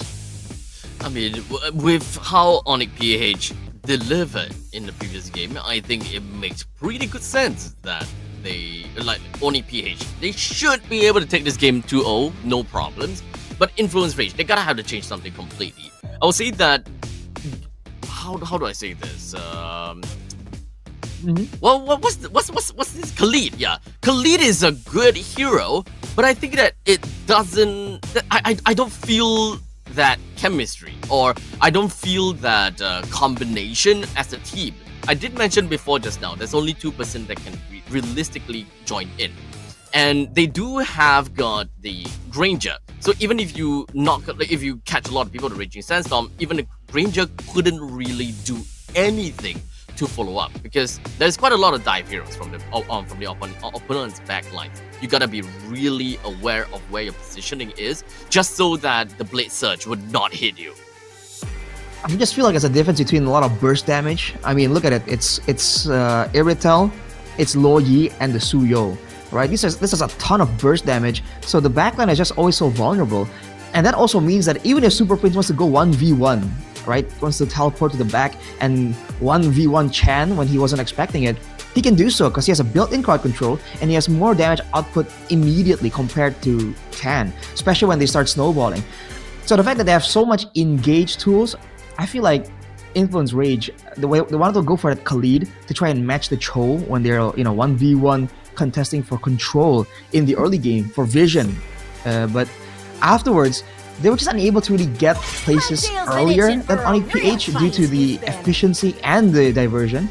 And afterwards, without reliable front line, then the back line, all this range they had, the far side, the Granger, just wasn't used for anything at all. They were just squishy targets that can be jumped on by the Gatot, the Cho, the Iritel, the Lo Yi, and the Suyo. Everyone would love to just get right next to the Granger and the Parsa. So I think definitely Yeah. the vision needs to be improved here by Influence Rage. But off the bat, it's already a different case because ONIC PH now our first pick. With the Mathilda, Phoveus, and Hilda that is taken out of the equation. Well, in the meantime, Influence Rage, they have decided to ban out onto the Fanny, the Kalia. We still got one more ban to go for. Ranger, Harif, Suyo, they are all still available. I'm not sure about bans per se, but maybe they would want to respect Cho. Where there is I don't light, know. Cho has there been are great. also Okay, shadows. okay, makes sense. Super Princess Luo Yi. Take it away. Don't give it to them. Right. I mean, we saw exactly how it was. Again, you don't often see Luo Yi able to play like that. You know, as in you can move your team, you can move yourself, and everything is just flowing perfectly. So I think that's a wise choice, man. The Luo Yi is way too difficult, but this is a pick that ONIC PH themselves banned out as their second ban earlier. Destitution secured. Influence Rage can go for the Suyo, but they have to be careful on what they get afterwards, right? It's gonna be a bit more brawly again from ONIC PH if they're willing to pick up Destitution. Yep. They are going in eye for an eye, tooth for a tooth, brawl for a brawl. So with Juicing in here, they're not too afraid of taking all these brawls anymore. Unless Influence Rage have decided to play things a little bit different. With Influence Rage picking up the Harif once again, this generally when I see a Harif, I generally think that the teams will pivot over and play around the Harif already, without a doubt. You want area denial. You want to hold areas, you want to hold corners, just so that the Harif is enabled in his own Zaman Force. You also want to make sure you have tools to keep your opponents in the Zaman Force as well, though. But Influence Rage taking the Cho here, so bold move by Paquito playing the Cho, taking it away from Brusco. But for ONIC PH, immediately the jungler and the gold lane. Usually you would see the carries kind of picked up later on, right? Like with the gold laner, the jungle, the mid lane. But ONIC PH are hiding their tools, their area control or pick of tools instead. Brusco and Kirk having their picks hidden for the second phase now. Influence Rage, what do they want to get first here? It has to be, might be the, I don't know, maybe the mid lane would be a good idea here. Something with clear, something that can deal with Destitution. Because you need a long distance wave clear, because otherwise Destitution will just zone you out. You won't get any farm at all. The one in my mind will be Sicilian. However, that will also mean that having both a Sicilian and a Harif is actually Among the bit hard to planes work exists with. the equilibrium. But they have decided to go for which I was made Yi. for. Oh. It is a known counter for the Tushin.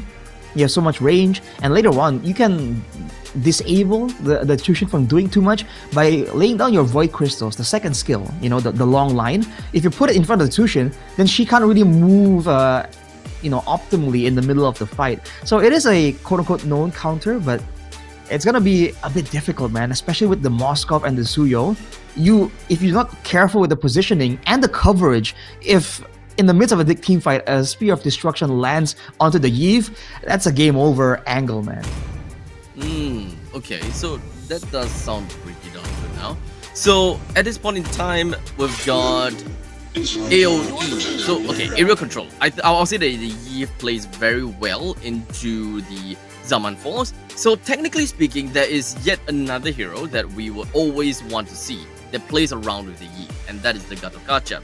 Every time, especially since you will want to take the Gatokacha away from ONIC PH. So it's either you ban it out or you pick it for yourself, which is very possible because they are going to be the first pick of the second phase. Alright, for ONIC PH, they ban away the Hanzo. That was actually left open for the first game earlier, but both teams weren't really using it. Now for ONIC PH, despite having a lot of good dive tools and ways to actually fight in the backline, right? They're actually still respecting the potential for that Hanzo, right? It's just too much of an annoyance, basically. And if they tunnel too much on it, there's so many ways that Influence Rage can kind of force issues into their own hands. So respecting that ban, but Influence Rage, I feel like they're still looking at, again, what could be used by ONIC PH to stop the Cho pressure, right? Anything with spammable crowd control, they can make the Cho's life quite miserable. It needs to be taken out of the picture, and they banned the Gatot Kacha themselves. Why? And the glue as well. They might want be, the Batang? they might be concerned. The Gatokacha? Are you concerned with with how Kirk was able to use it to box them into weird situations? By all means, they have a pretty good brawling comp right now, but mainly it's the Harith. The Yve doesn't really do well when she's being pressured by multiple players, multiple angles as well. So I guess they really want to double down on making sure that it's a proper front to back without a Gatot or anyone else showing up behind Your them. team is picking. I guess I'm not a fan of banning out the Gatot. Especially since you're going up against a Jusin, you're going up against a Suyo. Having a Gatot is just generally really good. You deny the opponents the opportunity to counter against your Yve at the same time. You play into your Zaman Force as well as keeping people within of the Zaman Force, allowing your Harith to play well. But never mind. That is now that is banned. We're gonna have to look at some other picks. But Khalid, ONIC PH.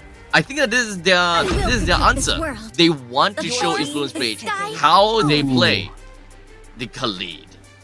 Interesting. Earlier, when Influence Rage were the ones running the Khalid, they banned away the Edith. So now the Edith and Khalid are in the picture.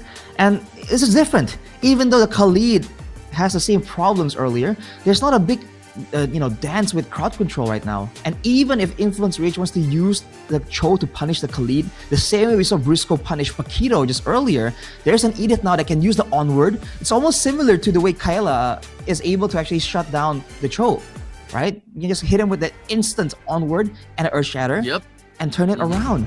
So now they have located great brawling potential with the Primal Wrath, and the Khalid can actually take his chance to be aggressive to try and maybe shave down the HP bars of the Hayabusa in the fights too. So same pick, whole different story here for ONIC PH. Now, the CC picked out by Influence Rage, it's giving me very different vibes. I thought that they would possibly want to play around the Harith, and especially since they do have the Yve as well, but now that they picked up the CC, they outright wants to win in the lanes. But even though there is a Badang that's available, Badang wouldn't lose against a Khalid. But to add on a CC, the crowd. Are you able to tell what Influence Rage is trying to go for here? I feel like they just want to have like lane prio in order for them to actually match ONIC and their rotational speed. But now that ONIC PH are the ones who actually have the Khalid in their hands, that extra passive movement speed from the Khalid is something to be concerned about as well, dude. So we'll have to see. The early game, I think it's definitely going to be a brawl again, especially for the Cho and the Khalid. This is like a long-standing rivalry, basically. Afterwards, though, look out for Influence Rage and how they want to use like maybe wave cuts and the like. But that seems like the only reason why they would require that CC. It's Paquito. Ooh. Oh, okay. This is not necessary. With the new patch coming in from the nerf, or rather the balance, the adjustments onto Jusin can no longer immediately pick up someone twice in a row because of the mana consumption. So Flicker was not very necessary there. I mean, it looked pretty close, man. One more tick, but Briscoe gets out of it. Paquito trying to even the score, but he might pay the price. Almost there, almost there. There's now another pickup coming from the side of Super Friends. King Kong takes a kill down on the Paquito, allowing them to get the first blood. But that's not going to be over just yet. We do have Soul Saber coming from King Kong. Wait, Yorun, he went back in. He won it and hoping that he'll be getting a kill on King Kong, but he no longer have any more shadows. As such, a quick little pickup and a slam from Super Friends. That is 2 kills for the side of ONIC PH while Influence Rage out and more Brawly as Brusco leaves the battlefield with only a sliver of health. Monsters, the next one under the chopping block. King Kong effectively got 2 kills within 2 minutes. All of that and Brusco gets out, takes a bow. Just a great performance there. Just dancing around, getting out of all these high-risk situations. How does he do it, man? Influence Rage. I feel like there was a moment there where there was potential, but Yotun kind of went on that kill attempt on a split second, and because of that, it wasn't really well thought out. It was maybe a couple of cuts away from that shadow kill actually securing the kill, but ONIC PH maintained their composure, and now they're pulling ahead 1,000 gold, and they're immediately looking for the neutral objective here, forcing Influence Rage to maybe oblige them in a couple more battles. It's gonna be a 1v1 right here. And there we go. Yodun did not manage to get his own orange buff. Unfortunately, the rest of the members for the side of Influence Rage punishes King Kong for going in and stealing the buff away. Brusco is going to be the next one on the chopping block. Amazing RWM that managed to hold Brusco within of the box. Well, Kirk's gonna have a field day though, since Monsters has left him alone. But that was a great response from Influence Rage. They saw members on the turtle, but they were looking for King Kong and made a read. Kiro though. Another way of the dragon onto Super Prince as he immediately ported himself out of that Zaman force as well. That's gonna be all well ends well kind of thing. That's what Lefebvre was talking about, man. It's so annoying to deal with the Sushin because it's so safe, especially with the flicker. But look at this. Oh, Jotun. Where the dragon actually not where dragon Raging Sandstorm did connect, not quite enough. And however, to get a kill down to Yodun at this point in time. While all of that is happening, the turtle has also gonna be taken down by the hands of King Kong. As such, objective play still in the hands of ONIC PH. That is the Spear of Destruction that lands. Kiora actually just going straight in on the Fury. Fury popped the Purify, but not quite enough to get away from the grasps of ONIC PH. This is just a difference in coordination, dude. ONIC PH, at every moment when they are starting a fight, when they are moving together, even when Influence Rage jumps on them, they never seem confused or shocked by it. It seems like they're already looking into the possibilities, so when they happen, it's like Doctor Strange. They've already done the calculations, they've seen the multiverses, and Influence Rage just can't get any momentum going for them. And once again, ONIC PH.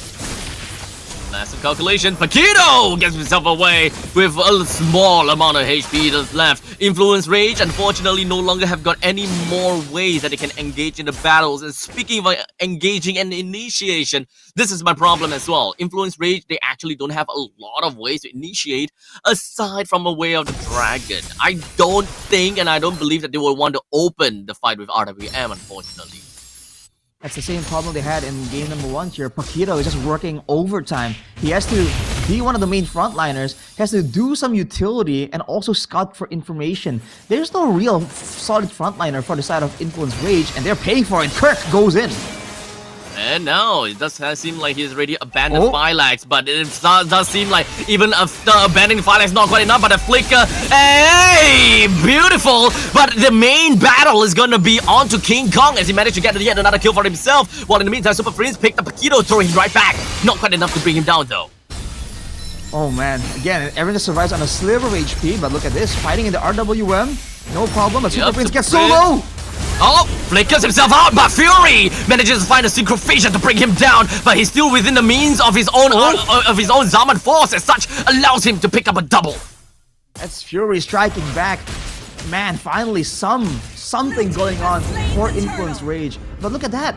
Even when they do win some skirmishes, they do get some kills. Immediately, ONIC PH will get a turret. They'll get a neutral objective. Not a single moment wasted right here. See if Paquito can find something. Again, he has so much going on his plate, man. The Spear of Destruction, unfortunately, did not quite land on anyone just yet.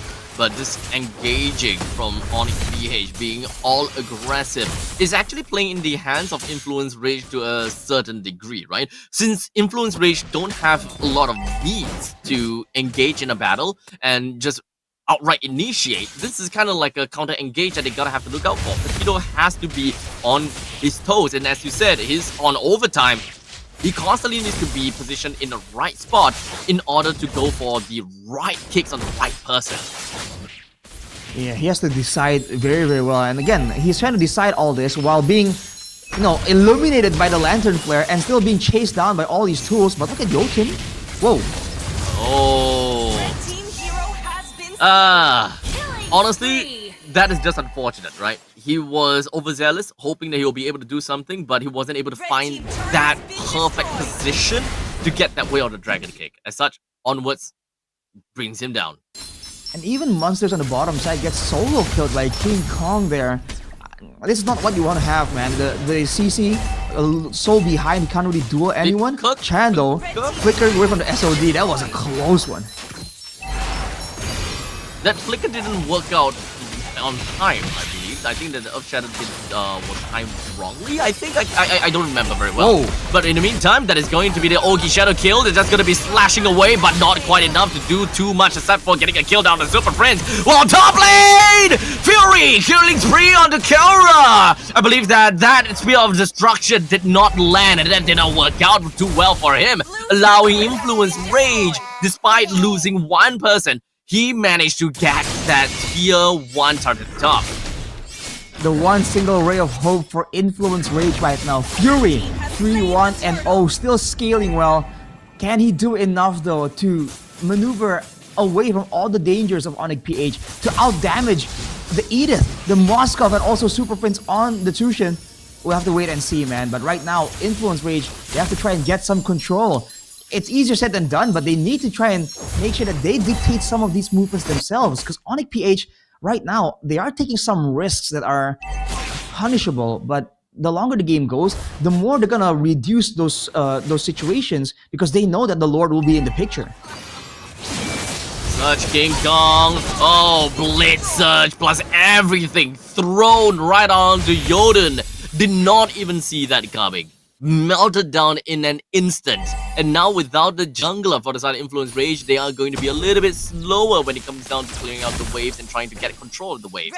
As such, Influence Rage, they gotta have to find ways to get back some control in their own home. At the same time though, Kelra, we haven't seen him split push all that hard, but you see that it's still a real potential there. Influence Rage losing all the turrets on the top side immediately. And ONIC PH can do this again. They have their eyes on the purple for now. Paquito can spot them, but he can't do anything about it. 40 seconds to go right here. And ONIC PH, unrelentless, man. Just keeping their tempo up, going into the jungle, contesting the buffs, the turrets, anything they can get right now, just to stifle Influence Rage a bit more. Ideally, they would want to shut down Fury, but they haven't really found an opportunity just yet. A lot of the places that Influence Rage can go just to get that river control has been denied by ONIC PH. There is a line that is drawn very clearly from the side of ONIC PH just to ensure that Influence Rage have got no ways and no means to get themselves close to the Lord previously. Now though, it's a little bit different. As you can tell that Influence Rage is trying to cut the map in half horizontally, so that they get the push down onto the bottom lane. That way, they will have a little bit more space for Paquito to go for some sneaky plays from the back. Influence Rage are sending Jotun to deal with that split push. He's waiting in that bush, using all the patience, man. He wants Kelra and he wants him bad. I don't know if Kelra has the Wind of Nature. Without it, Jotun can make a big play happen, but they see him. They go for the Lord.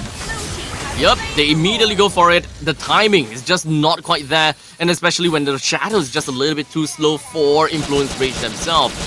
ONIC PH, they're just waiting for the opportunity, and unfortunately, oh man, the Influence Rage doesn't have got a very good wave clear coming into the EXP lane, so that will make sense. Yoden bursted down like a hot knife through butter. Oh man, this is rough. Oh, King Kong almost gets caught there, but just gets out, man. Conceal no longer available. Brusco looking for a chance to do something. Still has the flicker though if he's trying to look for any form of opportunity. But unfortunately, Brusco and the rest of the gang from ONIC PH, they're looking for all these small little opportunities that will allow them to snowball out of control. And this is snowball that they're looking for. With the Lord that will be piercing his trident right over to the top lane inhibitor turret, this is going to be a dead turret, no problems. As Chan pops up with the RWM, the rest of the members from the side of Influence Rage hoping that they will be able to defend out of the top lane a little bit more. The Ogi Shadow Kill dealt enough damage over to the opponent's side, but not quite enough to go for a proper direct kill. King Kong too clean with it, man. At this point, ONIC PH are not looking for opportunities. They are forcing the opportunities they want on Influence Rage. Almost a 10k gold advantage. And now with Kelra picking up the Malefic gun, it's looking from bad to worse for Influence Rage, dude. They have no real range to deal with this Moskov in the late game. They have it be able to do some damage, but Kelra can just outrange all of them. Pakido only has one chance, but unfortunately he blew it! He wasn't able to get the Whale Dragon right on time. As such, he's gonna go straight down first. But in the meantime, of course, King Kong with a great burst down. Right down to the Fury. Yodun is gonna be the next one onto the board. But Yodun and Monsters, triple kill credited over to King Kong. And the rest of the members for the side of ONIC PH cleans out this game. 2-0, no problems for ONIC Philippines. That was a rough one for Influence Rage, man. You can see the attempts, you can see the adjustments, but ONIC PH, you can just tell that they are several levels above right now. They are the champions for the World Series for a reason, man. It was so good. Even right there, the moment, the final moment where there's a last chance for Paquito to make a play on the Cho, immediately gets reacted to, immediately gets read out. It's just so difficult to try and find anything at all. Even when you do the unexpected, it just seems like ONIC PH has it in their expectations, and that's a very dominant 2-0. There were a lot of brawls, there were some moments that looked kind of close, but overall, it's a dominant shutout. No way about it. Yeah, it's very unfortunate for Influence Rage. I think that overall, the draft for Influence Rage really needs a little bit of a step up. I still stand by the Gato Kacha pick that I really wanted to see. And I think that having a Cho as well for the side of Influence Rage is also a little bit too much for Influence Rage to handle, right? Because of there's so many things that you gotta have to consider, micro and macro wise. And to put another additional layer onto Paquito to set up for all of these fights in order to pick someone off is an extra layer of difficulty. And naturally, if you want to go up against a challenger team, a team that is so strong, you want a composition that is generally a lot easier to pilot and easier to pull off. And in this case, Influence Rage have only one way of engagement, and that is the Whale Dragon. The moment that Paquito is unable to find that opportunity, your entire lineup has to be at the mercy of ONIC PH engaging first. And looking at the items there, Kelra did not even have a win of nature, dude. He didn't feel threatened by monsters, by Jotun.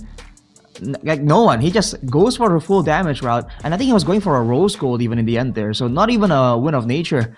That's just how well this guy was positioning. In a game where you saw moments where Jotun was looking for that 1v1, just reads it out, calm, cool, collected, doesn't fall for it at all, man. MVP for this game is gonna be King Kong, 1,000 gold per minute. Man, on the jungle position, he was outdoing everyone, man. Let's be real here. He was engaging, he started the pickoffs, he was doing damage, he was assassinating, and he was poking as well.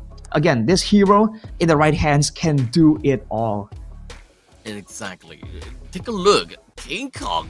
Boy, oh boy, 75,000 damage is like all the way crazy. And right on the dot, 1,000 gold per minute. 11:1 is to 6 to the KDA with a total of 94% kill participation on top of all of that. ONIC PH, they're lovely. They are strong. And now I am in the same position of LaFell, where I actually have absolutely no idea what kind of questions we need to ask ONIC PH. I think we can ask them, if they pick... I don't know, man. At this point, there's no gameplay questions that come to mind. Maybe just, something about their opinion for sure. Because it feels like ONIC PH has read through, but I do wonder if they notice anything in particular about Influence Rage. Maybe we can ask them about their we can ask ONIC PH about what they think about Influence Rage's match against Bigetron Alpha. We gotta do them dirty, huh? Well, more on that later. Let's take a look at some of the highlights here from that second and final game for this final match of the day as well. From the early stages, man, it's just fights upon fights. And you would, again, I guess in a way, when there's more brawls like this, it kind of favors ONIC PH. You can see them just make the mechanical outplays here and there. I think it's a better bet compared to just relying on outmaneuvering them in a macro sense. But that was a great moment by Fury there, keeping the dreams, the hopes and dreams of Influence Rage alive. But eventually, man, there's just so many things. Look at that. Oh, I just realized that one! Oh my god, Yodun! The synergy. Oh, Oh my goodness, he thought that he was safe. He thought that he was safe. He recalled and spam recalled under his turret only to be immediately punished. Oh crap. Now, nowhere is safe, dude. Nowhere is safe when ONIC are on the case. Can we talk about the SOD accuracy of Kelra as well? A lot of times, he's not throwing it in the midst of a big fight. He just throws it when there's a skirmish and he predicts the movements. As I say that, he misses one right there. But he doesn't really throw it in the midst of a big fight the way we see a lot of Moscows do it. He seems to be looking for chances to have like a dive at it, and at least there, when they were using the Lord earlier, it ended up with 2 kills. So it doesn't land 100% of the time, but it still lands really well when it needs to. Oh man, oh boy, oh boy. But anyways, that is a nice and amazing 2-0 win in favor of ONIC PH. And we are going to be waiting for the interview to come in, and of course that is the question, who are we going to be interviewing? Honestly, if it's Kelra, I think that we can mostly ask him about his solo kill? matchup against the Harem. Yes. There was a solo kill, I'm just saying. There was? I don't think it was only one solo kill actually. If I'm not wrong, it's twice. Really? I think it was twice. I think he lost to Fury twice. I mean, my memory is kind of hazy because there's like so many things going on. Too many. But when you have many things going on, what you want to have for sure is a great chair, man. Use Anthros and fix your sit. It's picked by the pros for comfort and performance. Check it out at anthros.com because this chair, man, it's literally built different, man. The design philosophy, right? They brought in experts in posture and all that to decide what they want, what they need to really have like the best and healthiest sitting experience. And in fact, I will say that there is quite a lot of features when it comes down to the chair. In fact, this lumbar support, right? This lumbar support is like a true ergonomic innovation, if I may say, right? Because Anthros themselves, they understand that the proper posture requires supporting the human body in like various ways, or it really just promotes the healthy lumbar curve. So they have that positioning done perfectly to keep your pelvis up, unlike many other chairs, ensuring yourself a proper posture. So make sure you guys hit up onto Anthros and just head on over to their website and take a look at what they have got. And in fact, they even do have an ESL version on their own Anthros chair. And all these designs are backed up with data, by the way, because they claim immediately like, hey, you can't just make claims without data. We don't want to do that. We want to make sure that we have legitimate data that they do provide to show you that they have done the studies, they have done the researches, and they've decided that this is the way to go, man. So it is scientifically backed, and not a lot of brands can say that. Exactly, right? You gotta talk the walk. You gotta walk the talk. Talk. You gotta walk the talk and talk the walk. Exactly, man. Yes. We have the same outfit, kind of. We have the same hair, kind of, and we have the same problem because you know the saying that Olafel was saying with the fool me once, fool me twice. I can never get it right. I always get it mixed up. Like everyone in NPL. Yeah. Honestly, up until now, right? I have asked this question a couple of times, but I can never remember and understand the meaning. Fool me once, shame on me. Fool me once, shame on whom? Exactly? Shame on. Okay. Let me lock in for a minute. Fool me once, shame on you. You're shame on you because like I don't know any better. So the guy who's fooling. No, shame on him, right? So shame on you for fooling me because I trusted you, but fool me twice, right? That means that I know you're not trustworthy, and I allow you to fool me again. Now, fool me 3 times, by the way, that means that shame is on you again because you know I'm vulnerable, and you're taking advantage of me, right? That's a fool me thrice? Fool me 4 times, that just means that's a fool me 4? There's just no hope for you, man. If someone can fool you 4 times in a row, you're done. Right? Call it quits. Like do something. Like get a guardian, get a chaperone, do something. Like it's not a thing. So there's that. Fool me 5 times. Fool me 5 times. Fool me 5 times. I guess the shame is on you because you clearly know that there's issues with me, right? And you keep doing this, right? What kind of person are you? You're taking advantage of a I don't know, man, of a troubled individual. Well. It sounds as though like no one is foolish enough to be fooled 5 times. But sometimes maybe if you just kind of sit back on your Anthros chair and just kind of think about it, I think I would know someone who's in a toxic relationship that would be fooled 5 times. Oh man, because at that point, I guess you're just refusing to believe. I think that's the main thing right there. So, I mean, that's a symptom you see a lot in Mobile Legends as well. You know, when your favorite team loses, oh my god, impossible. To quote Lafel in his Korean, "Bakana, masaka," you know. But yeah. So that's a problem that we all have to solve in our lives as a whole, as a Mobile Legends community. So there's that. I really want to let you get away by saying that is Korean, but I know that is for jokes or you're an otaku. You would know that well enough. Okay, yeah, I'll let that fly. I mean, my name's Arashi, bro. I don't know what you're expecting. But what you can expect to get... okay, Mr. Storm! I actually know what it means. But out of yes, all, why Arashi? Why not? That's a long story. Because Ame sounds good. You know, that's subjective. But if you want something objectively good, you have to get the tickets here for the Mobile Masters. Buy it now at esl.gg/SPS Masters, 25 tickets. And support your favorite team. You can actually scan the QR code over there as well. Yeah, about there. Yeah, here. Yeah. Exactly. Here. So yes, here. Don't miss out, man. It's shaping up to be a very exciting tournament. Because even when the underdogs get defeated as expected, there's some moments where you're like, okay. I mean, you know, you know, there's potential there. If they clean up a bit more, maybe.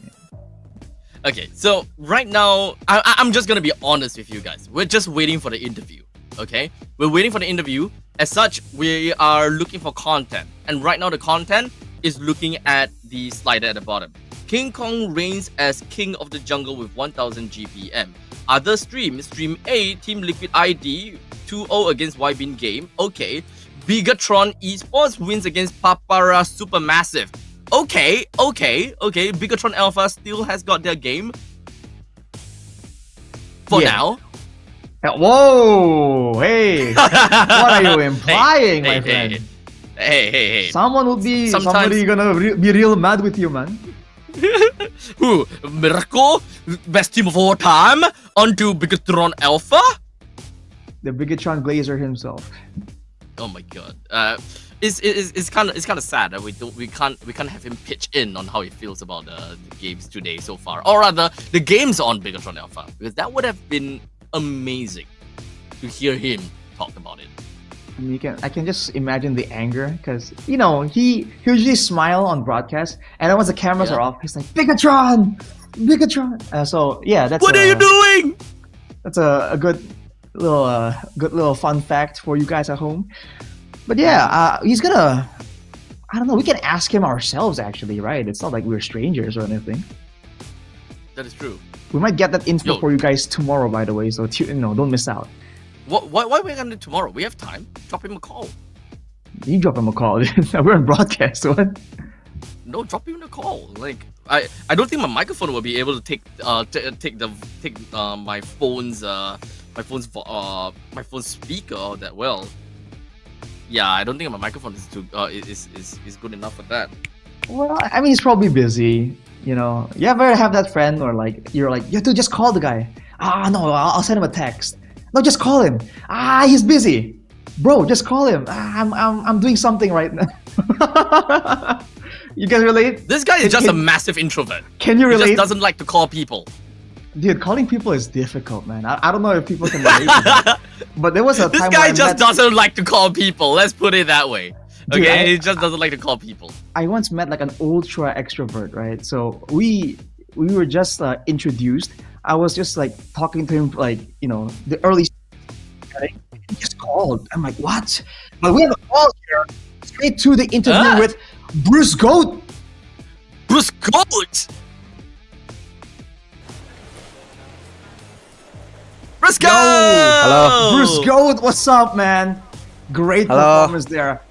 Well, we gotta ask you a question immediately, right? Like, what was that Cho performance, man? Was that like planned out in game number 1? Were you just trying to make a statement like, oh, you want to go for fights? I'm gonna get the fight started for you. Was that the idea? No, we just want to end fast because we're already sleepy. Fair point. Fair point. Okay, We're fair already point. tired. Okay, so I actually do kind of want to ask you guys because Influence Rage underdog team, right? Is there anything that Influence Rage should be working on in order to improve further based on your games with them? I think Influence Rage is a strong team also. We didn't expect that they are aggressive. So earlier in game 1, like we are shocked because they are really aggressive. Like they're not scared to make a team fight like that. Yeah, but we managed to defend our turtle, first turtle. Yeah. I mean, you sure did. I was curious about the Khalid pick in game number 2, by the way. You know, was there a bit of spice there? Like, oh, he played Khalid, wasn't doing so good. Let me show you how it's done. Was there something like that going on in your mind, or? No. We just want to end the game fast, and we pick our M60.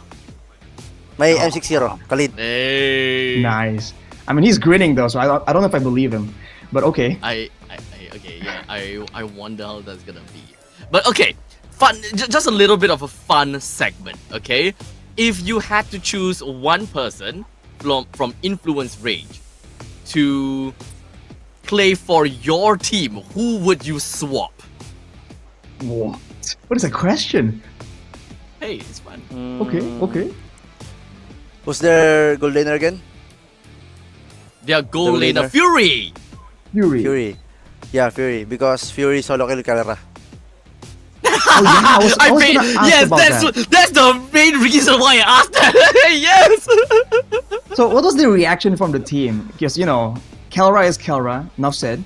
But what is the reaction of the team when it happened? Right? Were you like, oh, or were you laughing at Kelra? Because I feel like that's something that you guys would do. After our match, we laugh at Kerala because Fury solo killed him. I can imagine that. I can All right, imagine Briscoe. that. I guess we have taken enough of your time, but do you have any message out there for maybe some of the other teams, maybe for the fans back home and overseas? To Sonic's fans, thank you so much for always supporting us, and please keep supporting us. Thank you. All right. Okay, man. Thank you very much for your time, man. Nice talking to you. Good luck tomorrow Thank you, as well. Briscoe. So see you around, man. See you. Thank you. What a nice guy. Okay. What is this guy? Dude. Okay. He answered the way that I wanted him to answer, so I'm completely safe. Right. True. What? Dude, the thing about Briscoe, okay, that guy has a very he has a grin that really irks you. When he answers a question and he starts grinning, he has that kind of grin that you would notice from a mile away, and you're like, hey, what is that? What is that? You know? So it's always so fun to see him in interviews. What does that mean? There must be a hidden message whenever he goes off with that grin. Sometimes there is none, but it just feels like there is. But for the Feels group like there standings, right here, man. For Group A, I mean, take a look. What do you think, Abstract? Oh man. Okay. Bigetron Alpha. Today is their day, right? They won 3-6. Did they? Okay. So I think that they won 2-0 for both of their games today, which is why they got flung up to 7th place.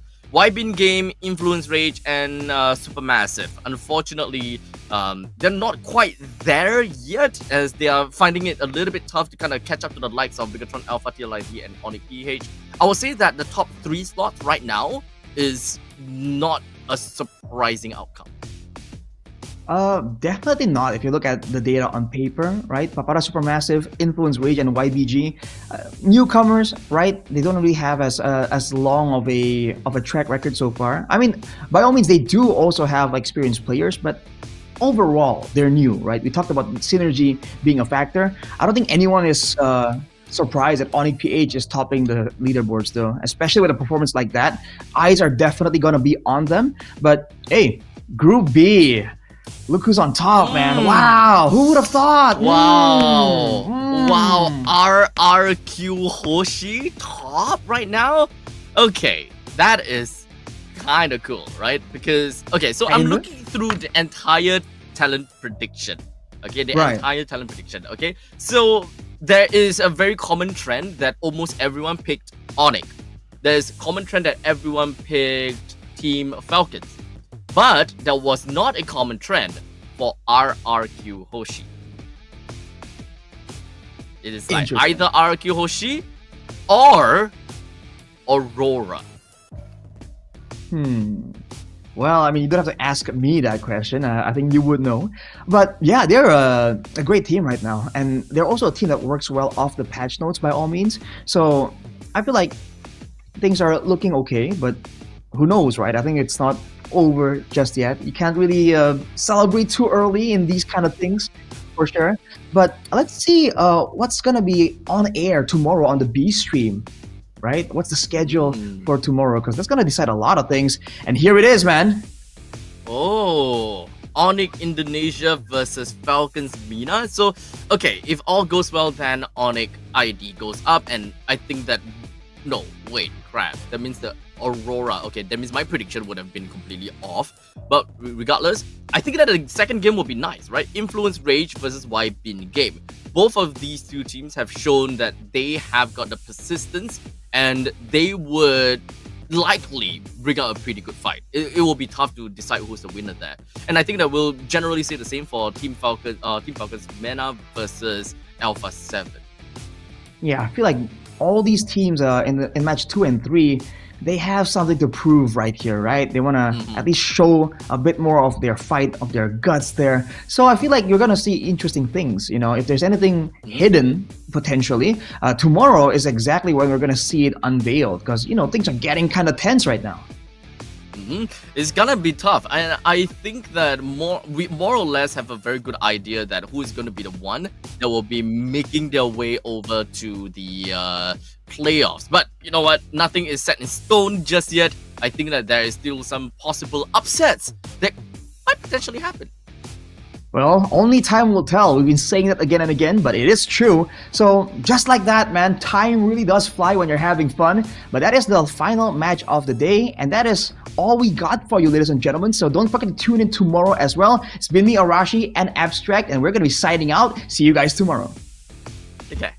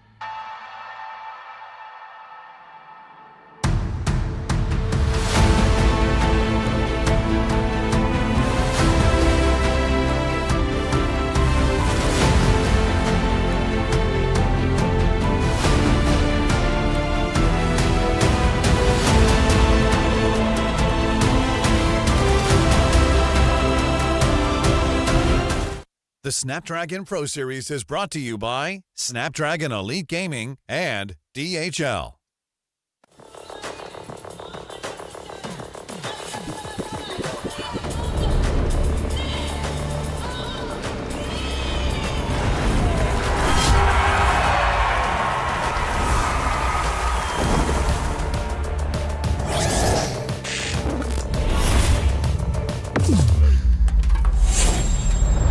Let the weak melt away! Killing spree! Car's easy. Let's take the kill back. Run time, baby.